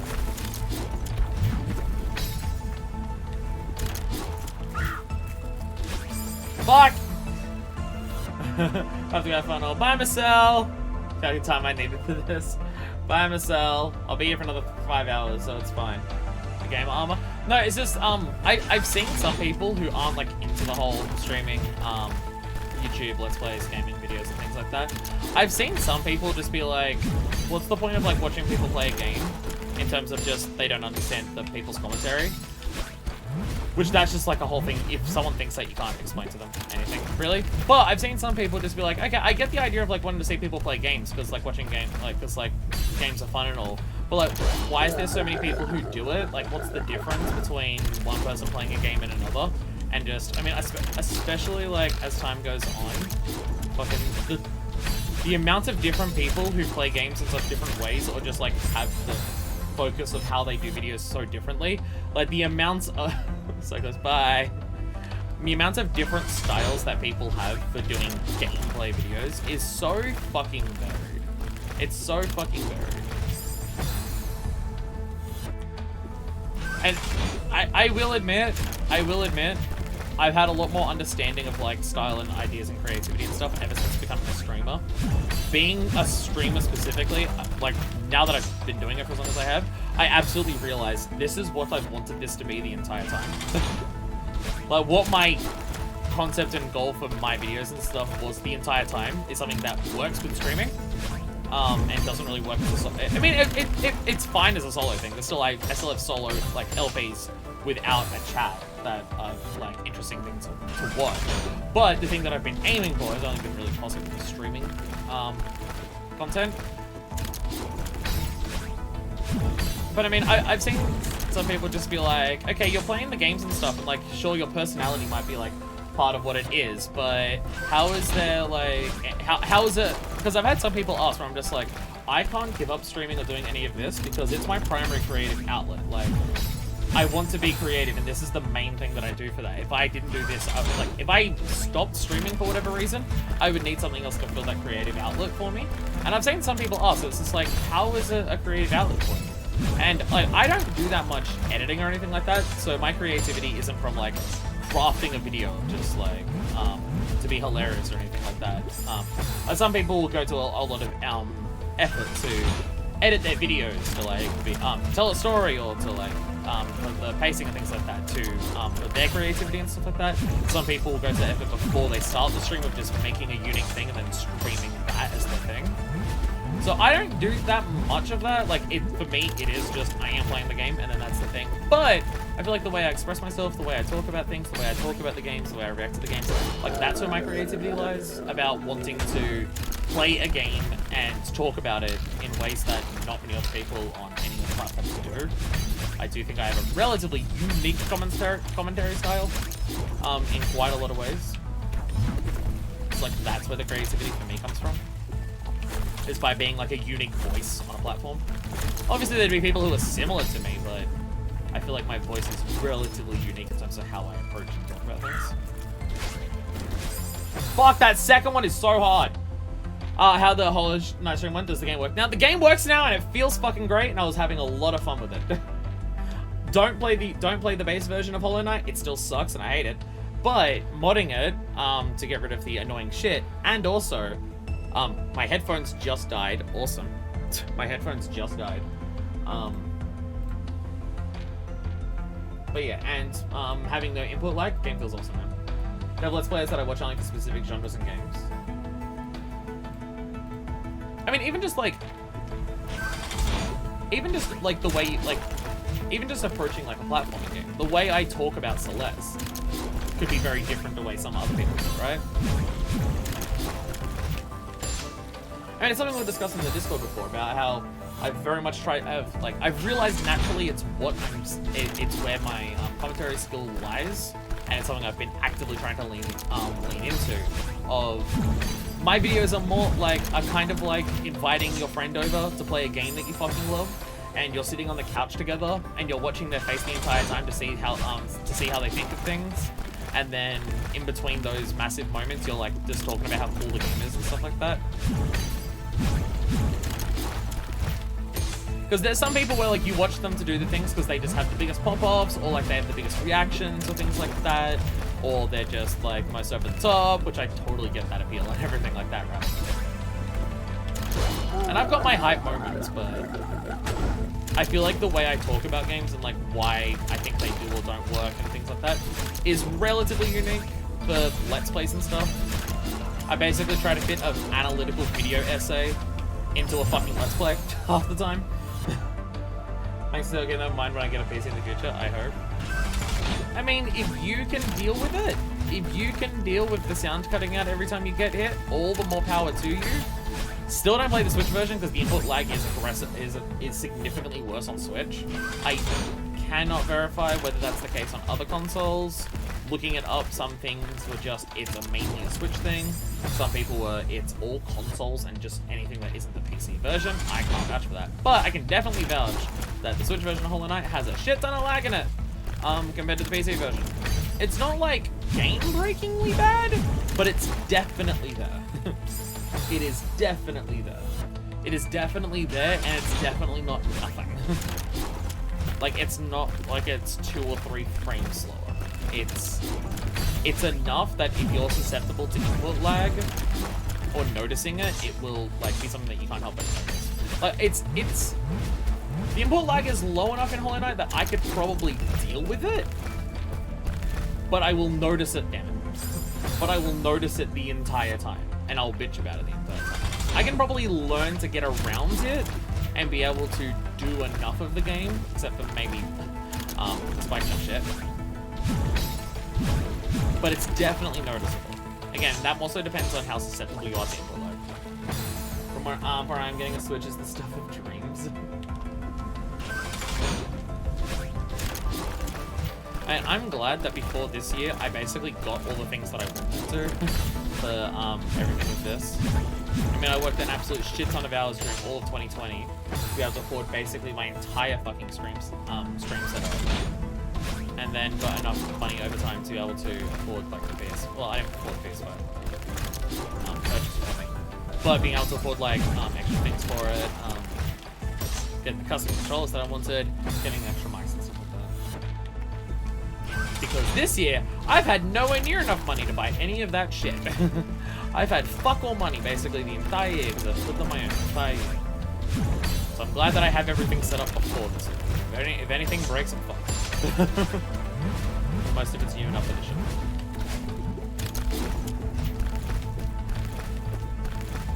Can I use the excuse that I don't have my headphones in anymore, so I'm feeling worse at the level because it's throwing me off? I don't think that works. I don't know if I was using the sound to actually get through it or anything, but we know how much sound can fuck with me, so just having it go through the speakers as opposed to headphones, it's throwing off the vibe for me? I think it as an excuse. Do people believe that? Does anyone buy that? You shouldn't. I don't know if it's accurate in any capacity. But I just want to use it as an excuse. Fucking, I delayed that one what I felt like was forever. I thought I delayed that one by so long, and it was still too early. Pisses me off that no Metal Gear game has gotten a re-release on Switch that more people can have an easy time experience in the series. I mean, isn't most of Metal Gear still locked to the PS3? Most of Metal Gear you can't even do on PS4 at this point, from my understanding. PS3 is kind of where most of it's locked still. Dashed up. Can you kill me? Well, I went too far there, so that got me. So that got me. I mean, that was something I had to buy. My PS3 was shithouse and I couldn't do anything on it. So, at least now I can play PS3 games.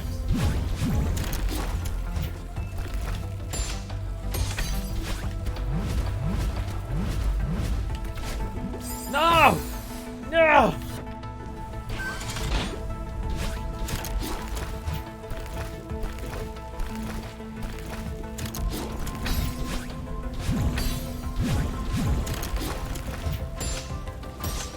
God damn it. I'm still putting up the books all the time. PS4 can play PS3 games technically. It's not good at it, but it can do it. Wait, it can? I didn't think PS4 had backwards compatibility with PS3. It does? Is it a limited library? Is it through modding? Because I thought it didn't have backwards compatibility at all. I thought that was something that people were bitching about for years. Because like PS3's architecture is just so fucking weird that it's really hard to emulate it. I know there's a PC emulator exists for the PS3, but from my understanding, it requires really beefy specs to actually get functioning. Because it has to run something that's bullshit. The PS3 sucks. So many different ways. But of course it sucks. It's a Sony console. Heyo! I'll forever bitch about Sony consoles and how they've got a lot of weird things that I don't like about them, and they break on me more than anything else.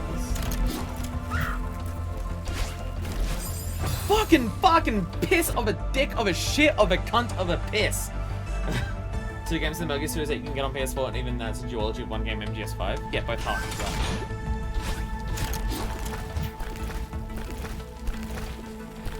Limited library on the PSN. I played Twisted Metal 2012 on one. Huh. Well, I had no idea any of them would work. Well, there you go.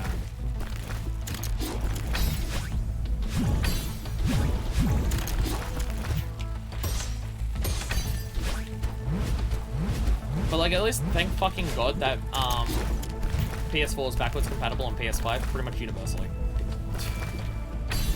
PT being the one exception, I think. There might be others. But at least there's that. Because I don't have a reason to plug in my PS4 anymore, thank God. Because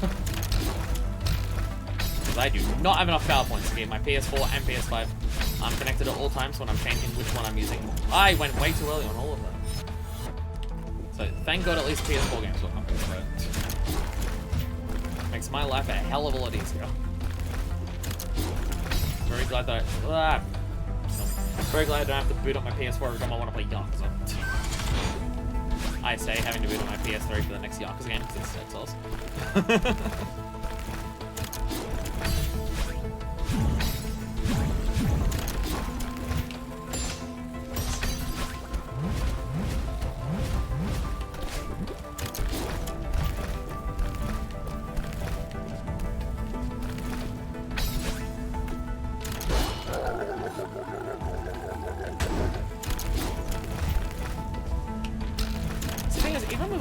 I still don't know if this is actually harder than 7 Seas.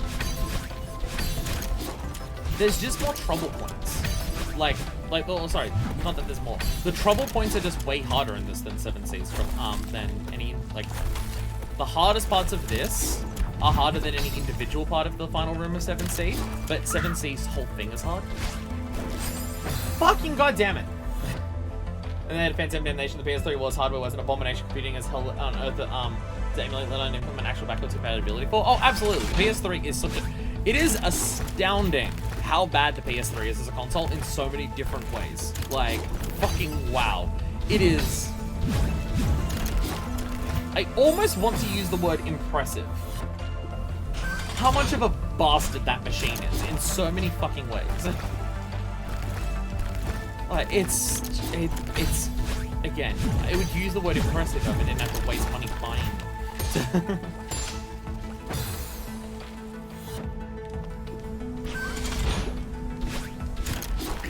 From my understanding, the software architecture of PS4 and PS5, they deliberately made very similar to each other. Because the PS4 works, so they just kept it going mainly for pretty much the same for the PS5. From my understanding. I don't know if architecture is the correct word that I'm using there, but from my understanding, like, how it functions is similar.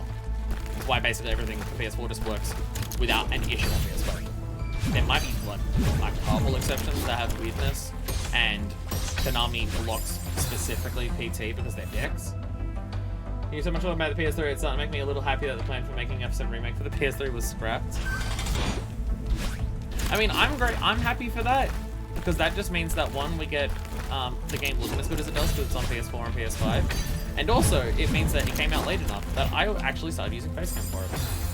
I mean, like, part one of FF7 Remake was too early for me to stream, but it was the first LP I did with Facecam. So there is at least that. So at least my whole FF7 Remake saga is going to have Facecam. You can thank me having Facecam pretty much entirely. Me getting Facecam was like the start of me thinking I should do the streaming, and you can thank me having a Facecam entirely on Devil May Cry 5. The entire reason I wanted to start doing Facecam is because I regretted not having Facecam when I did Devil May Cry 5. Like, after I finished that LP, I'm just like, okay, that I actually wish I had Facecam for, because it was just something I wrote off as being basically impossible with my setup until then. And then after Devil May Cry 5, I'm just like, okay, I really wish I had it for this. Let me see if it's possible to work it out. And lo and behold, I can work it out. It's the most bullshit setup you've ever seen anyone have for Facecam. But boy howdy, does it fucking actually function. Seriously, if anyone saw my room and what my layout was for all of this shit to work.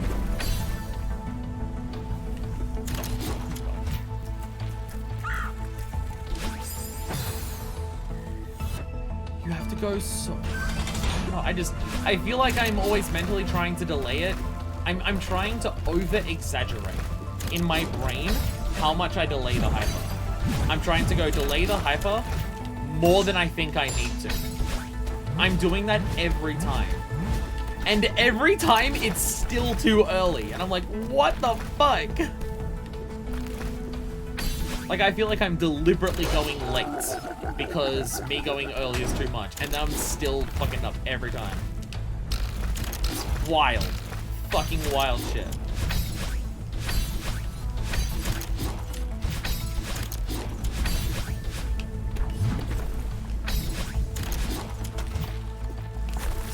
Damn it.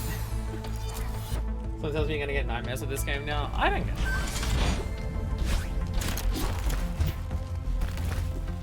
I mean, I don't remember my dreams in the first place. I'll be honest, I don't know what they are. So, I'll be fine.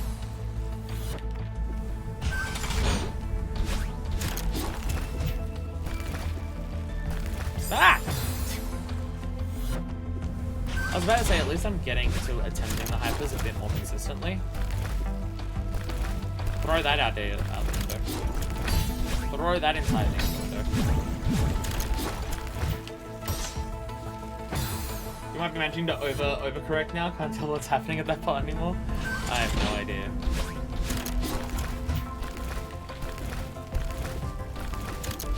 Maybe I am overcorrecting. Maybe I'm overcorrecting.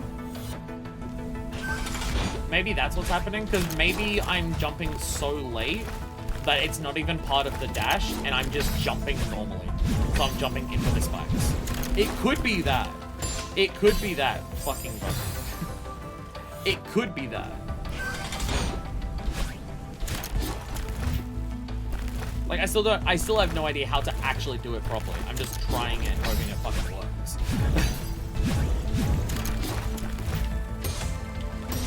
Because even all of my experience of hypers up to this point is useless here. Really believe this guy. Please, thank God.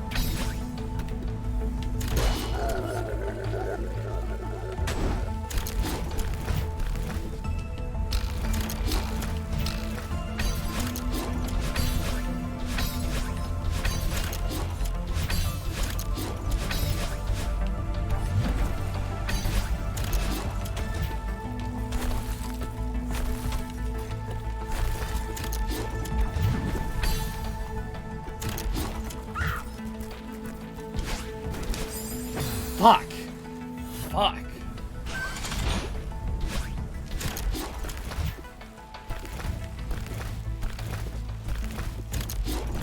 At least it's only 2.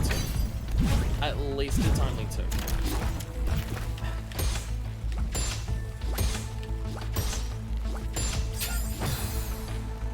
At least it's only 2. But fucking wow. Wow.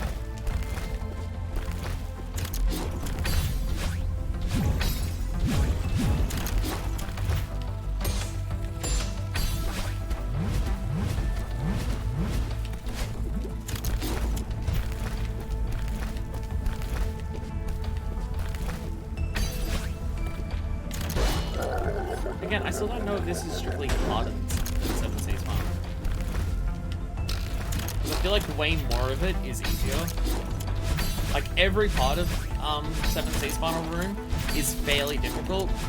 This one does have quite a few sections that aren't that bad. It's just the bad sections are particularly nasty. While having the single hardest section of any of them. This shit. Oh god! Oh god, so close. So you can tell the angle there is getting better. I'm making it further and further in there, so the angle is getting, like, the timing is getting better.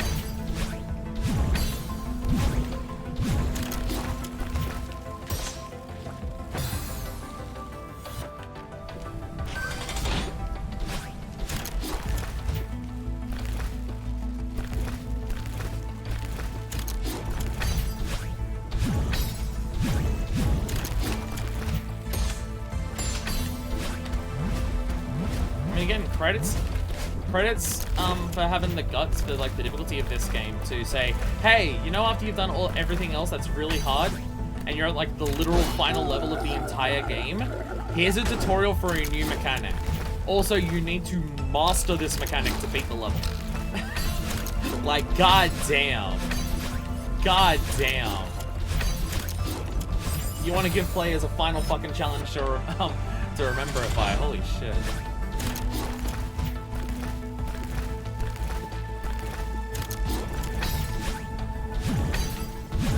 I mean, I think we'll be able to determine which level of these I find harder, by which one takes longer, and by that I mean this one already has. I'm pretty sure this one has already taken longer than the other one. But again, my deaths are less spread out over the place in this one. My deaths were spread over the entirety of the final 7C. It was everywhere. Where this is just like, there's certain spots that have way more congregated than the rest.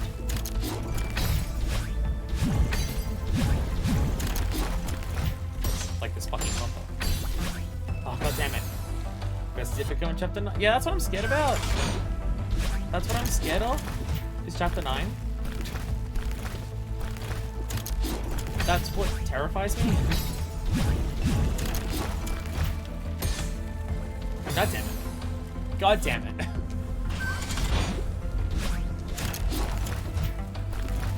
Okay, how long ago do you reckon I would have beaten this if I could get this one bumper consistent? Fucking, oh my god.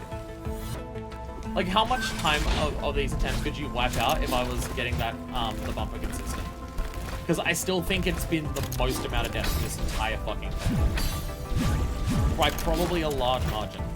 Because even as I'm getting to the end, I'm still fucking that up relatively frequently. Like, I'm getting it more and more frequently now, but I still bet it's like fucking, it's only a 50% clear rate now, maybe. Because it's just a right bastard approach.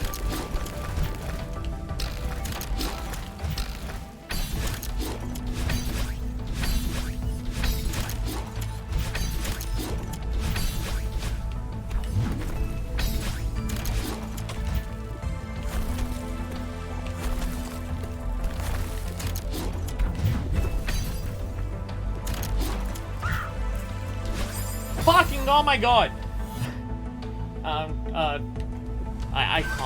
I can't. Don't. Please don't.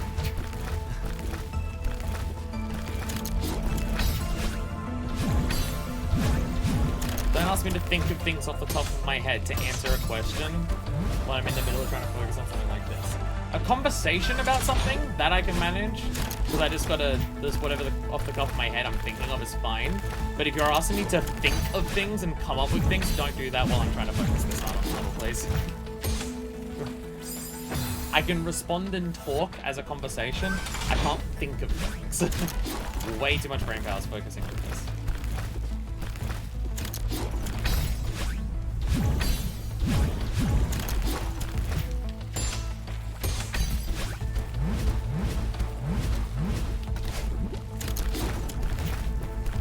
Like if you want to mention something or bring up something, and then I can just respond to that in like a conversational sense, that I can do.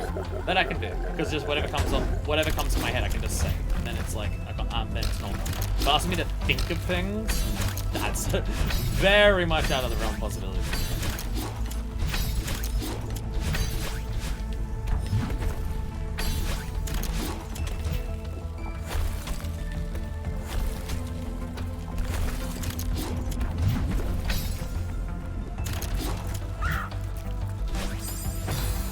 God, what am I doing wrong?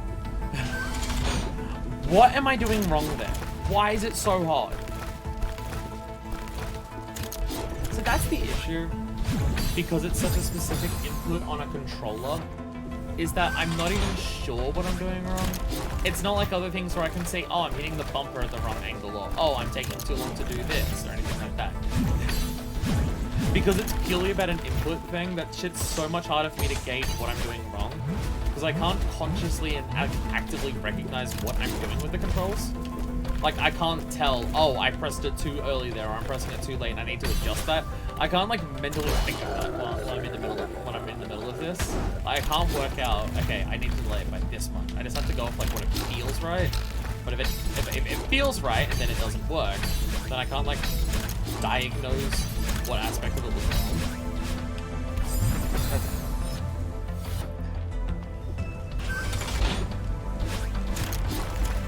Like, if I'm just looking at what the level is, I can work it out, but But when it's just an input, no, I cannot work that shit out. I don't know what most people are like when it comes to video games. I know a lot of people are muscle memory people, and that's absolutely what I am. I can't, like, actively and consciously tell you, like, that I'm not deliberately, specifically thinking of every input that I'm making. I'm also just going, I know what I need to do, and just, like, my hands are doing the thing that I know I need to do. I'm not consciously thinking, okay, move it like this, time it like this, everything like that. I'm just going purely based on feel, right? So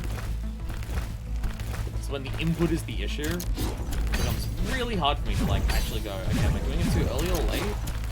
Because if I attempt it next time, I won't know how different. Yeah. If I'm, like, when I do it next time, I won't know whether I did, like, did I do it later or earlier than I did last time? I won't know. I won't know. And even if I did, would I be able to then translate that into that?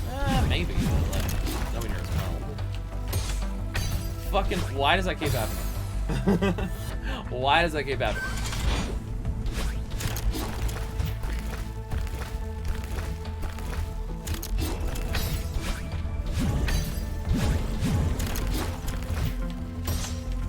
Stop! Stop! This fucking bumper! I just cannot get it right.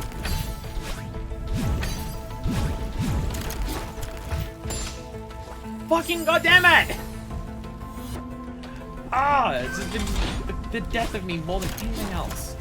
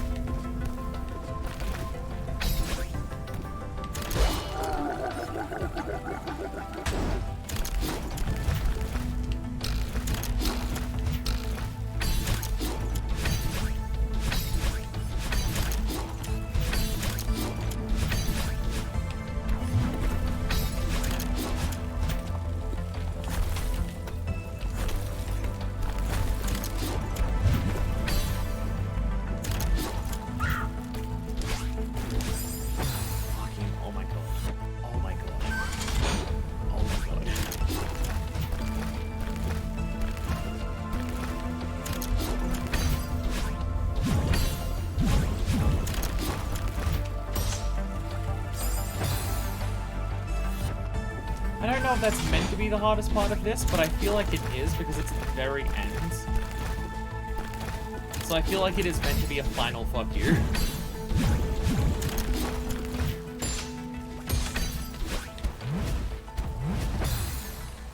So sometimes that happens where, like, I'm on the first one for too long, so it completely, whoops. So it completely throws off how I jump on, like, land on the second one. And again, don't know why. I think I'm just bouncing off the others.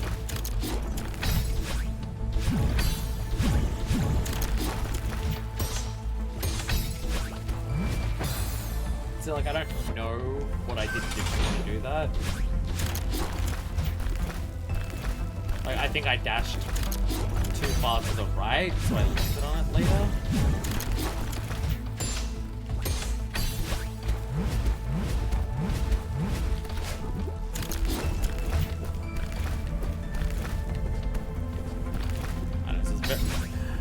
I'm realizing how difficult it is for me to, like, consciously notice what I'm doing wrong. And it's all just based on what feels to be accurate.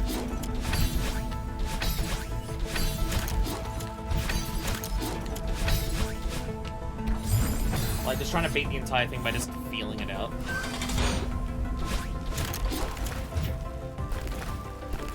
Probably why I'm so bad at fighting games. Because it's really hard for me to, like... The whole thing about just, like, hey, when you get your ass beat in a fighting game, lab it out and stuff like that, or, like, see... Okay. Or, like, see what got you killed, and then work out how to, like, work around that. I just can't fucking do that.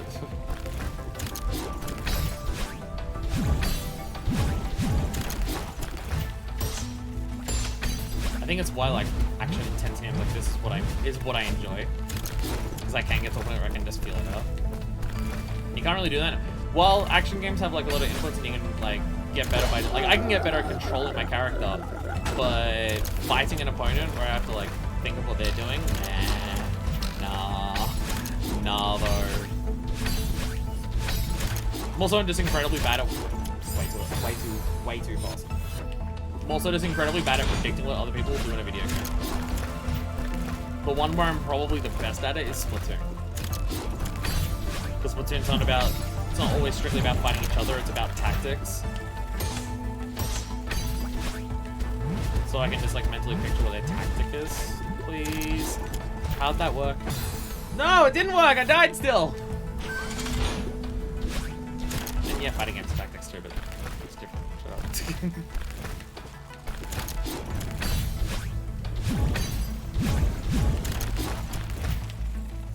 See, this I can do. I can do off the cuff, just brain. That's what I can do. Or I'm just rambling about shit. Don't have to actually think about what I'm saying. I just fucking say words.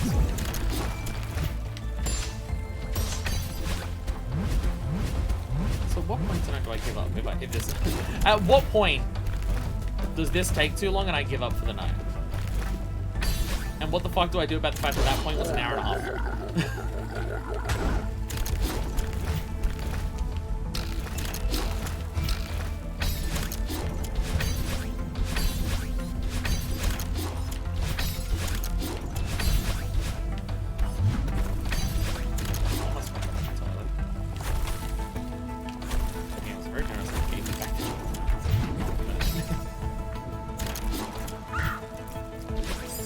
Fucking, oh my god. I cannot get that right. I just can't do it. And eventually I will, hopefully. But it's really just a case of I don't know what I'm doing wrong, so I'm trying to guess every time.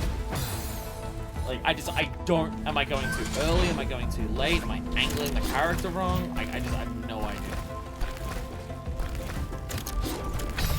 Like, I'm excited to learn. I'll be so fucking excited to learn that when other people attempt this, that just doing a hyper alone is meant to be the hard thing, and I'm doing something completely wrong that's making me go way too high, and like that's not even meant to be the challenge. I cannot wait to learn that fact.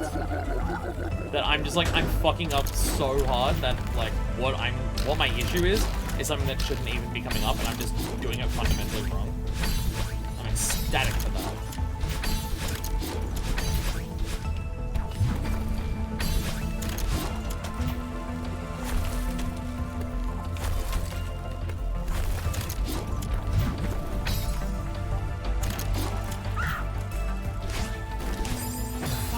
God. In Infinite Manolins form, Infinite Hypers, and Infinite Spites always, eventually one of them will write a play about it. Again, if I try it enough, I'll eventually get it, but it's just, I don't know. I wish I could work out what I'm doing wrong with it, but I can't. Like,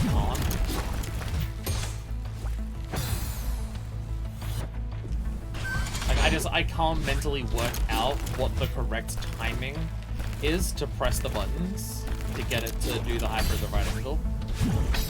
I just can't, like, I can't mentally visualize it enough to, like, get it into my muscle memory. It just ain't working. This is why speedrunning for me is so difficult. Because how many speedrun tricks are about doing, like, frame-perfect tricks? Or just, like, incredibly hyper-specific movements? That I can't do. Because, like, if you get to a speedrun trick and it's just like, okay, if you do this one frame early, it will fuck up. If you do it one frame late, it will fuck up. I can't, like, actively learn what the frame timing is. I just have to feel it out. And when you're talking about 1/60th of a goddamn fucking second, might be a bit hard for me to do. Fuckings.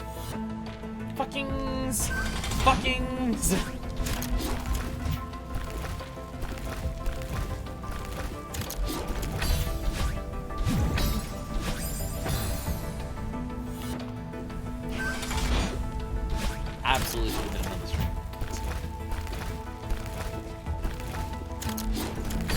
I think what I'm learning is that when it comes to should I continue the stream or should I end it there, I need to rely on gut instinct more. When I hit that first time my breast, I was just like, it's so fucking close. I feel like every time I ask chat, hey, should I stop here or hey, should I continue on for the night? I feel like the answer I end up getting from chat is always like the bad one. And then you can try this tonight. You'll have a go at it 3 hours later. I guess not.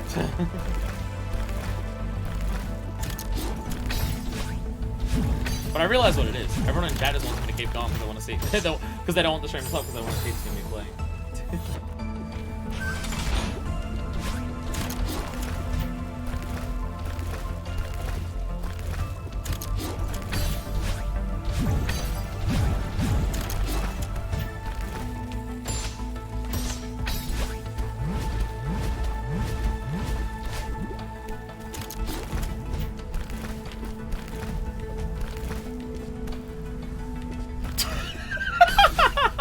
No fucking way should I have made that. No fucking way.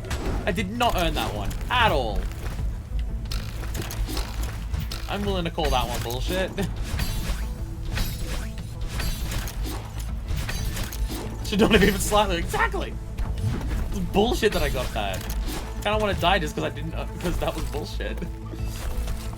Oh, darn. But, you know, I feel like I should.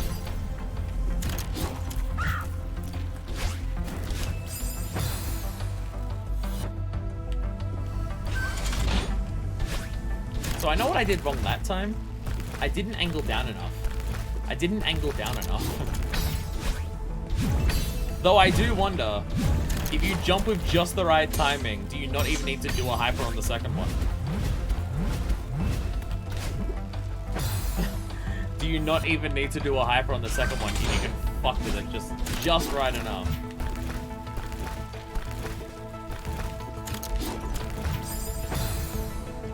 What if I just like do the tiniest little, bitchiest little jump to get as far as I can and then just dash and just hope and pray?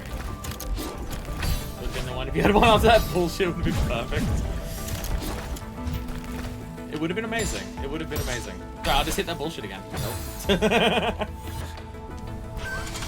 I mean, I was hoping it was that one too. Because it's goddamn nearly 8 o'clock at night and I want food. I want dinner. There's a bowl of chili con carne waiting for me and I want it, damn it.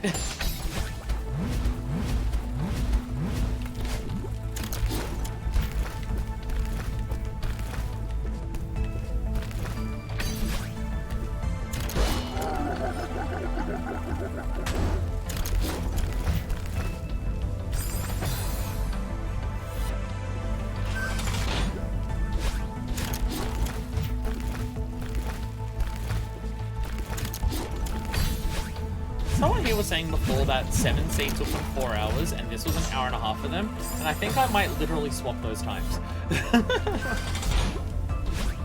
that's the thing, again, overall, like, if you like to count every individual trick, this isn't as hard as 7C.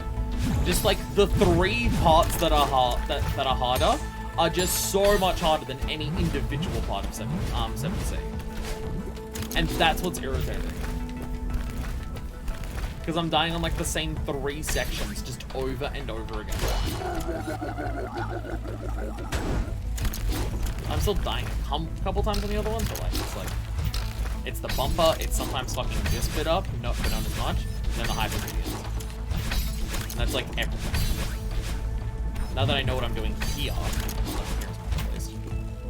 bullshit this. By bullshit I mean do it, I think the intended strat. Oh god.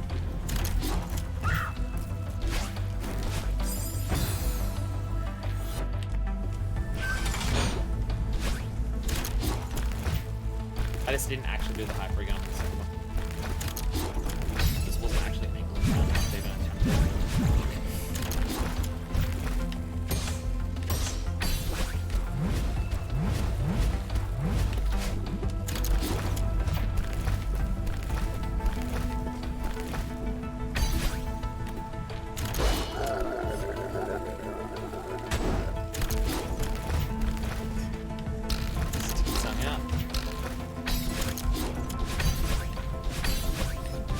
Lick the crystal, it'll be fine.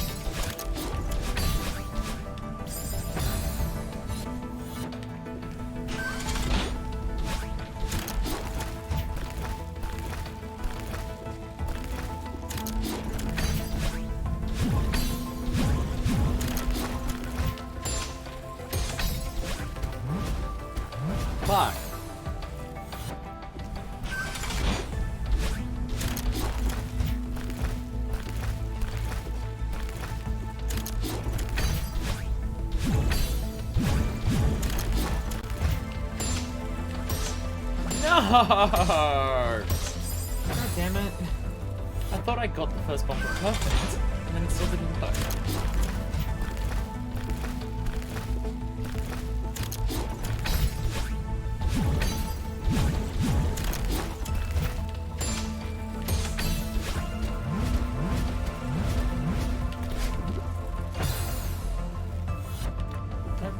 What went wrong there? I think I jumped too early.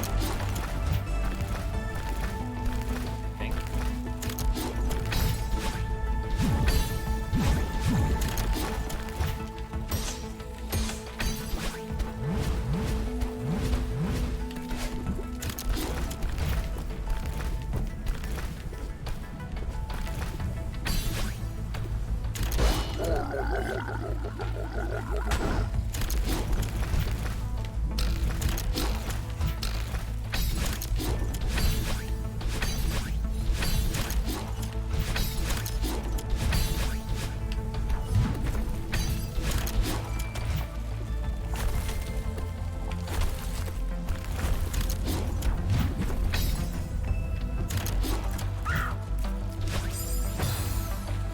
What am I doing wrong?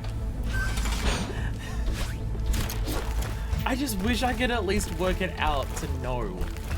But I don't even know what I'm doing wrong. I'm just hoping for the best. And I cannot work out what the issue is. Because if the issue is I'm pressing it too early, I feel like I'm actively delaying it all the time. And then I'm still too... God. It's excessively difficult, that part, it really is. Like how precise it has to be. It may be the single most precise action in the entire game in terms of number of frames. Like how many frames spent you have to do something. It feels like it may be the strictest in the entire game.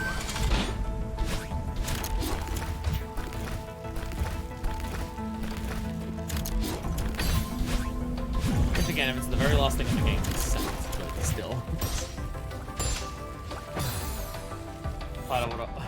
I was liking the fact that the game usually wasn't asking for, like, frame perfect precision before. So I'm not used to having to use it.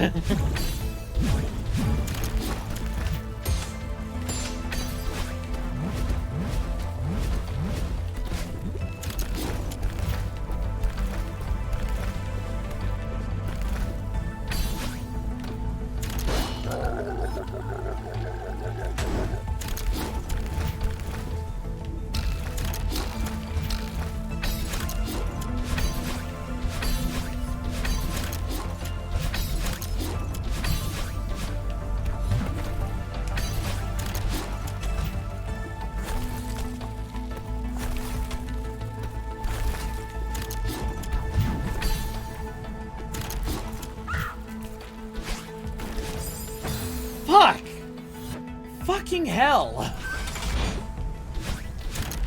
don't know what I'm doing wrong. Represents the most precious thing. Someone who hasn't beaten the 8 season one try. I'm just not a gamer. If I can't beat this, I have to revoke my gamer license. That's definitely something.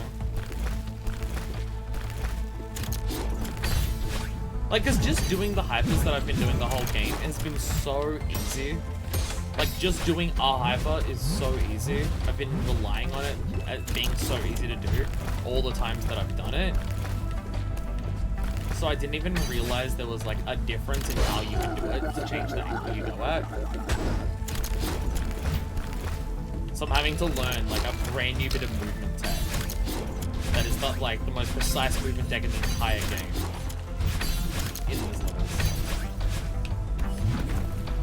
I may have known about the tech before I started this level, but in terms of how to actually do it, turns out, nope, this is an introduction to it for me as well.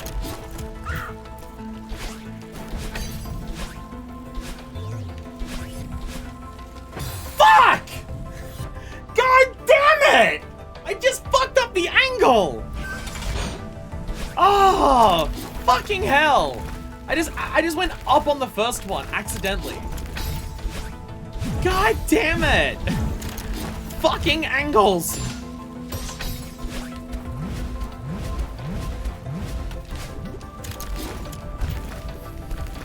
Oh, God. Like, it was literally just, I didn't diagonal the first one. I did call it. I thought I would fuck it up because of something that wasn't just, I did input the angle incorrectly. I didn't think it would be that. Like, that was literally just missed angles, like how I often do. I didn't think that would be the cause of it, though. Like, fucking goddamn. Oh, that's so goddamn irritating that it was a stupid mistake. It wasn't even like I just, like, wasn't sure what to do, so I just did something wrong. Because I wasn't sure what to do. No, I literally just pressed the wrong direction. Something that happens, like, a lot to me, it seems, but out there, out of all places, god damn it!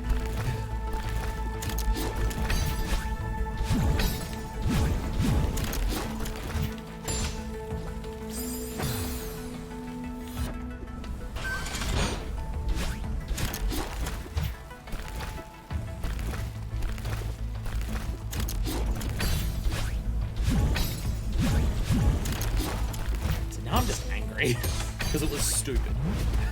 Now I'm just angry because I did something stupid. Like, I can't even just be like, ah, damn, I just didn't know how to do it right, I'll get it next time. No, I just fucked it up. No, I just actually fucked it up. The worst goddamn feeling for the type of challenge. That I did something dumb. Like, how many angles do I get right across the rest of this fucking room? That's the one that I got the angle wrong on. Jesus.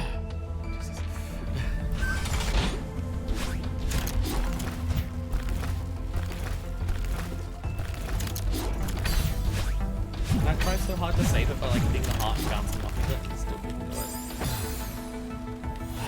God. Fuck having the dash into the hearts to get them. Like, god damn it. God damn it. Oh god, now I'm just so goddamn angry at myself. I can't even do these parts right. Get another attempt at it.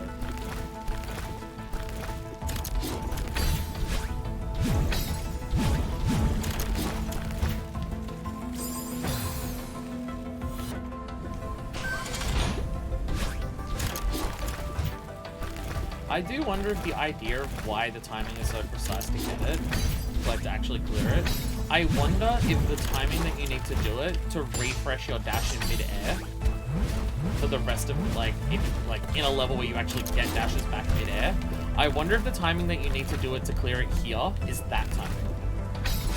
Like, clearing it here and doing this would, in any other level, be the timing that you use to get your dash back mid-air. The idea is just like, you've got to do the trick, how you would use it in like the rest of the level to be like, to get the best benefits from it. You just don't get the dash back in mid-air thing because it's cold.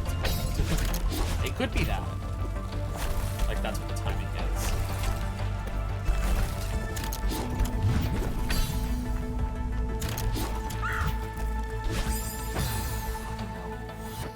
Again, I still don't know what it would make sense. It would make sense. It's teaching you how to do it properly to get the best use out of it if you want to, like, speedrun after doing this.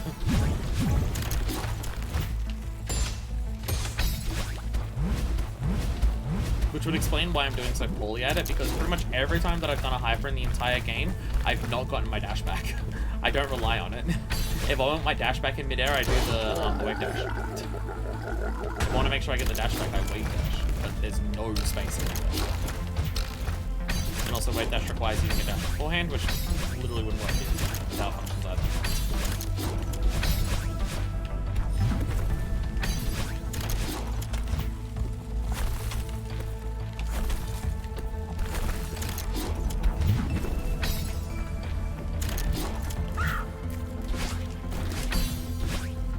There we fucking go!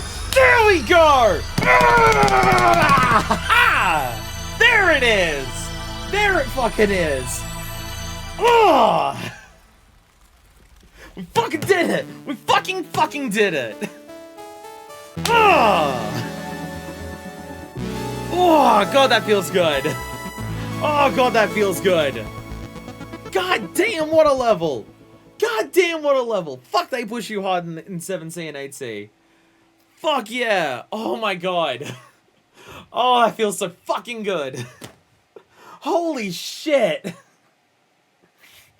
I just want to caress the heart. I just want to hold it. I just want to fucking hold it. Oh my god. Oh, that feels fucking good. Oh god. Wow. Okay, so like, the normal story, right? It's a bit difficult, and then it goes up to here. And then, like, your B-sides, they don't, like, 1B isn't harder than 7A. But, like, so you've got, like, starting here at the bottom of the screen. This is, like, like 1A, and it goes da-da-da-da-da-da.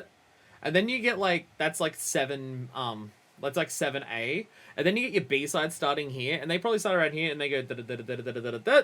And that gets you to, like, 7B. And then you get the core 8, which is, like, boop. And then you get core B, which is, like, boop, a bit higher. And then you get the C-sides, which I'd say probably go da-da-da-da-da-da-da for most of them. And then you get to 7C and 8C. 7C and 8C, like, specifically their last rooms, are such a spike in difficulty to everything else in the game by such a huge margin. Even the other C-sides. Like, the final room of 5B is fucking hard, right? The final room of 5B is fucking hard. Getting into all the bubbles and doing that many wall bounces in a row, that is hard. But comparing 5B or 6B's final room, which is like getting the Kevin blocks and then doing the bumpers, comparing those final rooms in 5 and like even 3B, like 3C with its Oshiro stuff, the difficulty of those final rooms compared to the difficulty of 7B and 7C's and 8C's final rooms is so fucking immense. Like, god damn. Like, that is such a huge spike in, like, the best way possible. In such a fantastic way. That's not a criticism. It is not a criticism in any capacity. I mean, think about it. Outside of Golden Strawberries, we've completed the entire base game at this point. So it makes a lot of sense that it's just like, okay, this is what the whole game is. They may not have... I don't know if they knew if they were doing DLC for this game when they made it. Doing DLC may have just been a thing after the game was successful, and they wanted to just, like, give a final send-off kind of thing. I don't know. But if they went into the game not knowing that they would make DLC, 7C and 8C abso-fucking-lutely feel like, okay, this is the very last thing in the game for you to do. There is nothing beyond this, so we are going to push it to the absolute limit that we fucking can. And they did. And they abso-fucking-lutely did. Wow, 7C and 8C are fucking incredibly hard. Wow. Oh, God, finally. Fucking finally. Oh, boy. Wow. Wow, wow, wow, wow, wow. I'm trying to think if 8C is the hardest thing I've ever done in a video game. I feel like there's been things that have taken me longer in attempts. Like, I feel like there's probably been things that are harder in a game, like, well, not harder. I feel like there's probably been things in a game that have taken me longer to complete than 8C. But in terms of how many attempts, well, let's fucking find out, shall we? It's gonna be over 1,000 for that one level, I bet. Wow, you did it! There's more shit. What? Variants are now accessible from the file select menu? What the fuck is that? I didn't even get introduced to subspecies. What the fuck's variants? Over 1,000. It absolutely is going to be over 1,000. Really? Less than the last one? Really? That doesn't seem right. Huh?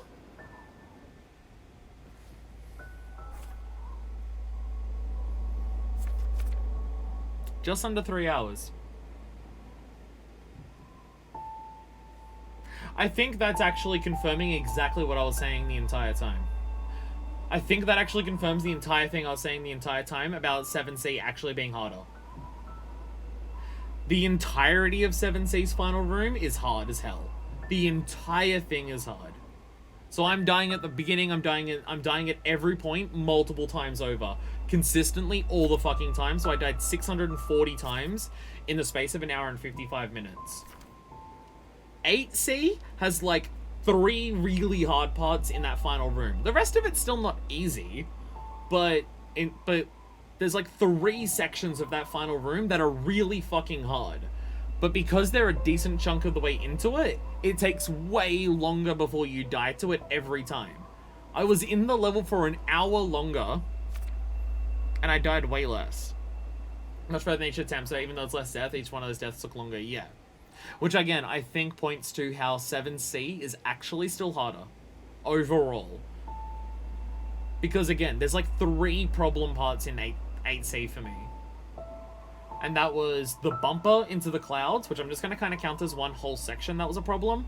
Because if I fucked up the first... Fucking up the first bumper is what fucked up the second bumper or the clouds. So, like, the first bumper was the big issue. Working out how to get around the Kevin block was an issue for a while, but then we cleared that out. Clearing through all of the spikes, like the walls there, was an issue. Like, consistently until the end. We still died at that a number of times at the end. So it's like the first bumper, clearing all the spikes through the gems, and then the hypers at the end. They're like the 3 most problematic elements of that entire level. There's other parts that were difficult, but I worked out strategies to be consistent with it. Finding the way to launch off the Kevin block. Just use less stamina.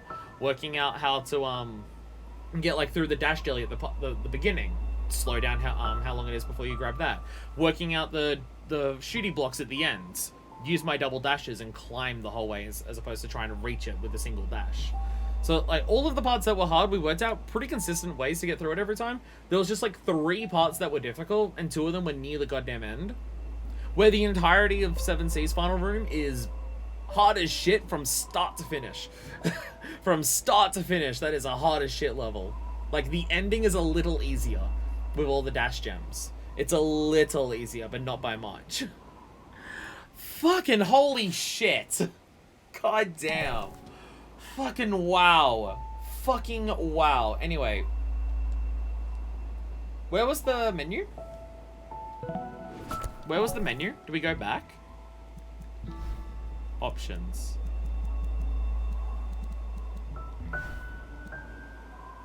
File select. File select.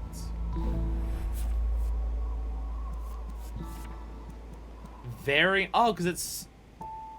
So assist mode is there, and what the fuck is variant mode?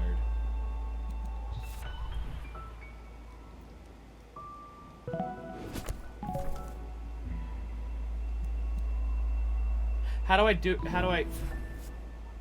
Oh, in a level, okay. In a level, okay. In a level, alright. Well, we'll go back to the start. Let's do this. No. Not doing that. Variants. Oh. It's inverse assist mode? Inverse assist mode.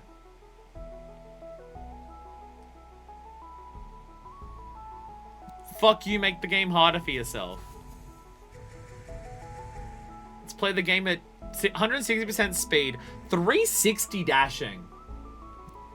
Invisible motion? What the fuck is that? Is invisible motion what I think it is?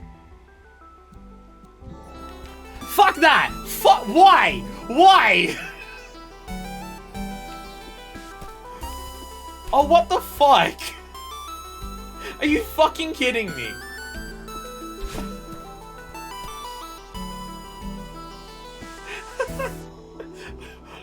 For the people who thought 8C was too easy. For the people who thought 8C was too easy. No grabbing? Surely parts of it are impossible if you can't grab. Surely certain sections of certain levels are impossible if you can't grab. Super dashing. Is that just like better, like bigger dashing? Wow. Wow. Let's turn on a really big dash. Well, that kind of makes things easier. Well, I guess it's kind of both. So it's like mandatory to play levels in invisible motion. You wouldn't see me beating them. You would not see me beating them. What the fuck is hiccups?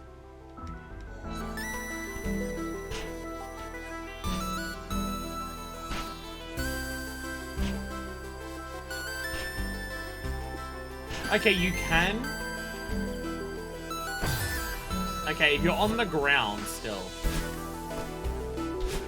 just have little interrupts to your motion the whole time. Fucking, it bounces you off a wall too. What the fuck? I mean, this is awesome that it's here. If you just really want to fuck with the game. But what the hell? Honestly, playing the game with 360 dashing would be an interesting experience. That would be interesting. Like, just to see, like, how much you can bullshit stuff with that. Is there variant mode speedruns? I imagine some of the things in variant mode would make certain speedrun tech work differently. Is other self just battling chasing you the entire time? Yo! No, we get to play as battling? Oh, that is awesome. I love that. Oh, that is so awesome. You get to play as battling. Ah, that's awesome. That is so cool. You get to play as her. I was wondering if she was gonna chase you and just like turns on the chase thing, but for the entire level. You just get to play as her. That is awesome. That's a cool thing. I love that. Being able to just play as battling. Fuck yeah. Yeah, being able to play as battling, that makes it worth it. That makes it worth it. Alright. Who wants to see battling do a zoomie? Speedrun! It's a fun prize. Oh, absolutely. Oh, absolutely. Being able to just fuck with the game like this is awesome. Oh my god. Zoom. Zooms. The biggest zooms. Oh my god.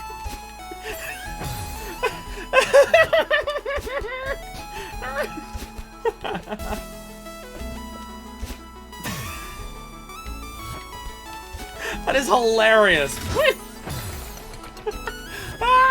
Oh my god, the ultimate zoom. Oh my god, it makes it so much harder. What the fuck just happened? Okay, was that because of the speed, or could I always do that? I forgot battling on the bottom of the mountain now just to catch up. Fucking, oh my god. Fucking, oh my god. Oh my god, that is hilarious. That is fucking hilarious. I love that. That is amazing. Holy shit. That is so fucking good. Alright. Variant mode rules. For the people who want to fuck with the game even more, hell yes. Hell yes, give us variant mode. Because why the fuck not, right? Because why the fuck not? Hey, the golden hearts! The golden hearts are on our menu select now. Yay! Yay, we have golden hearts on there too now. Fuck yeah. Fuck yeah. Anyway, next time on Celeste, we begin the final chapter. It enables assist mode options too. Let's do it all at once, why not? Next time we begin the final chapter, it's in space, which all good games should end in space. So I'm excited. Climbing up to the top of a mountain wasn't enough. I need to climb to the fucking moon. So next time, we begin the final chapter of the game. Farewell. What an appropriate name for the final thing we're gonna do. That chapter's quite the doozy. Well, that's what I'm saying. That's what I'm thinking. I don't know. Based on what people have said, I don't know if that's going to be the final episode. People have said that Chapter 9 is longer than any other chapter in the game. And if it's, well, taking difficulty inspiration from the seasides, we might be there for a while, but next time we will start it and we will see how it fucking goes. I'm excited. Oh my god. Oh my god. Actually, I should, I'm gonna ask this now. Does this level have B-sides and C-sides? I don't want to get too hyped that we're on the final level and there's actually still 3 levels left.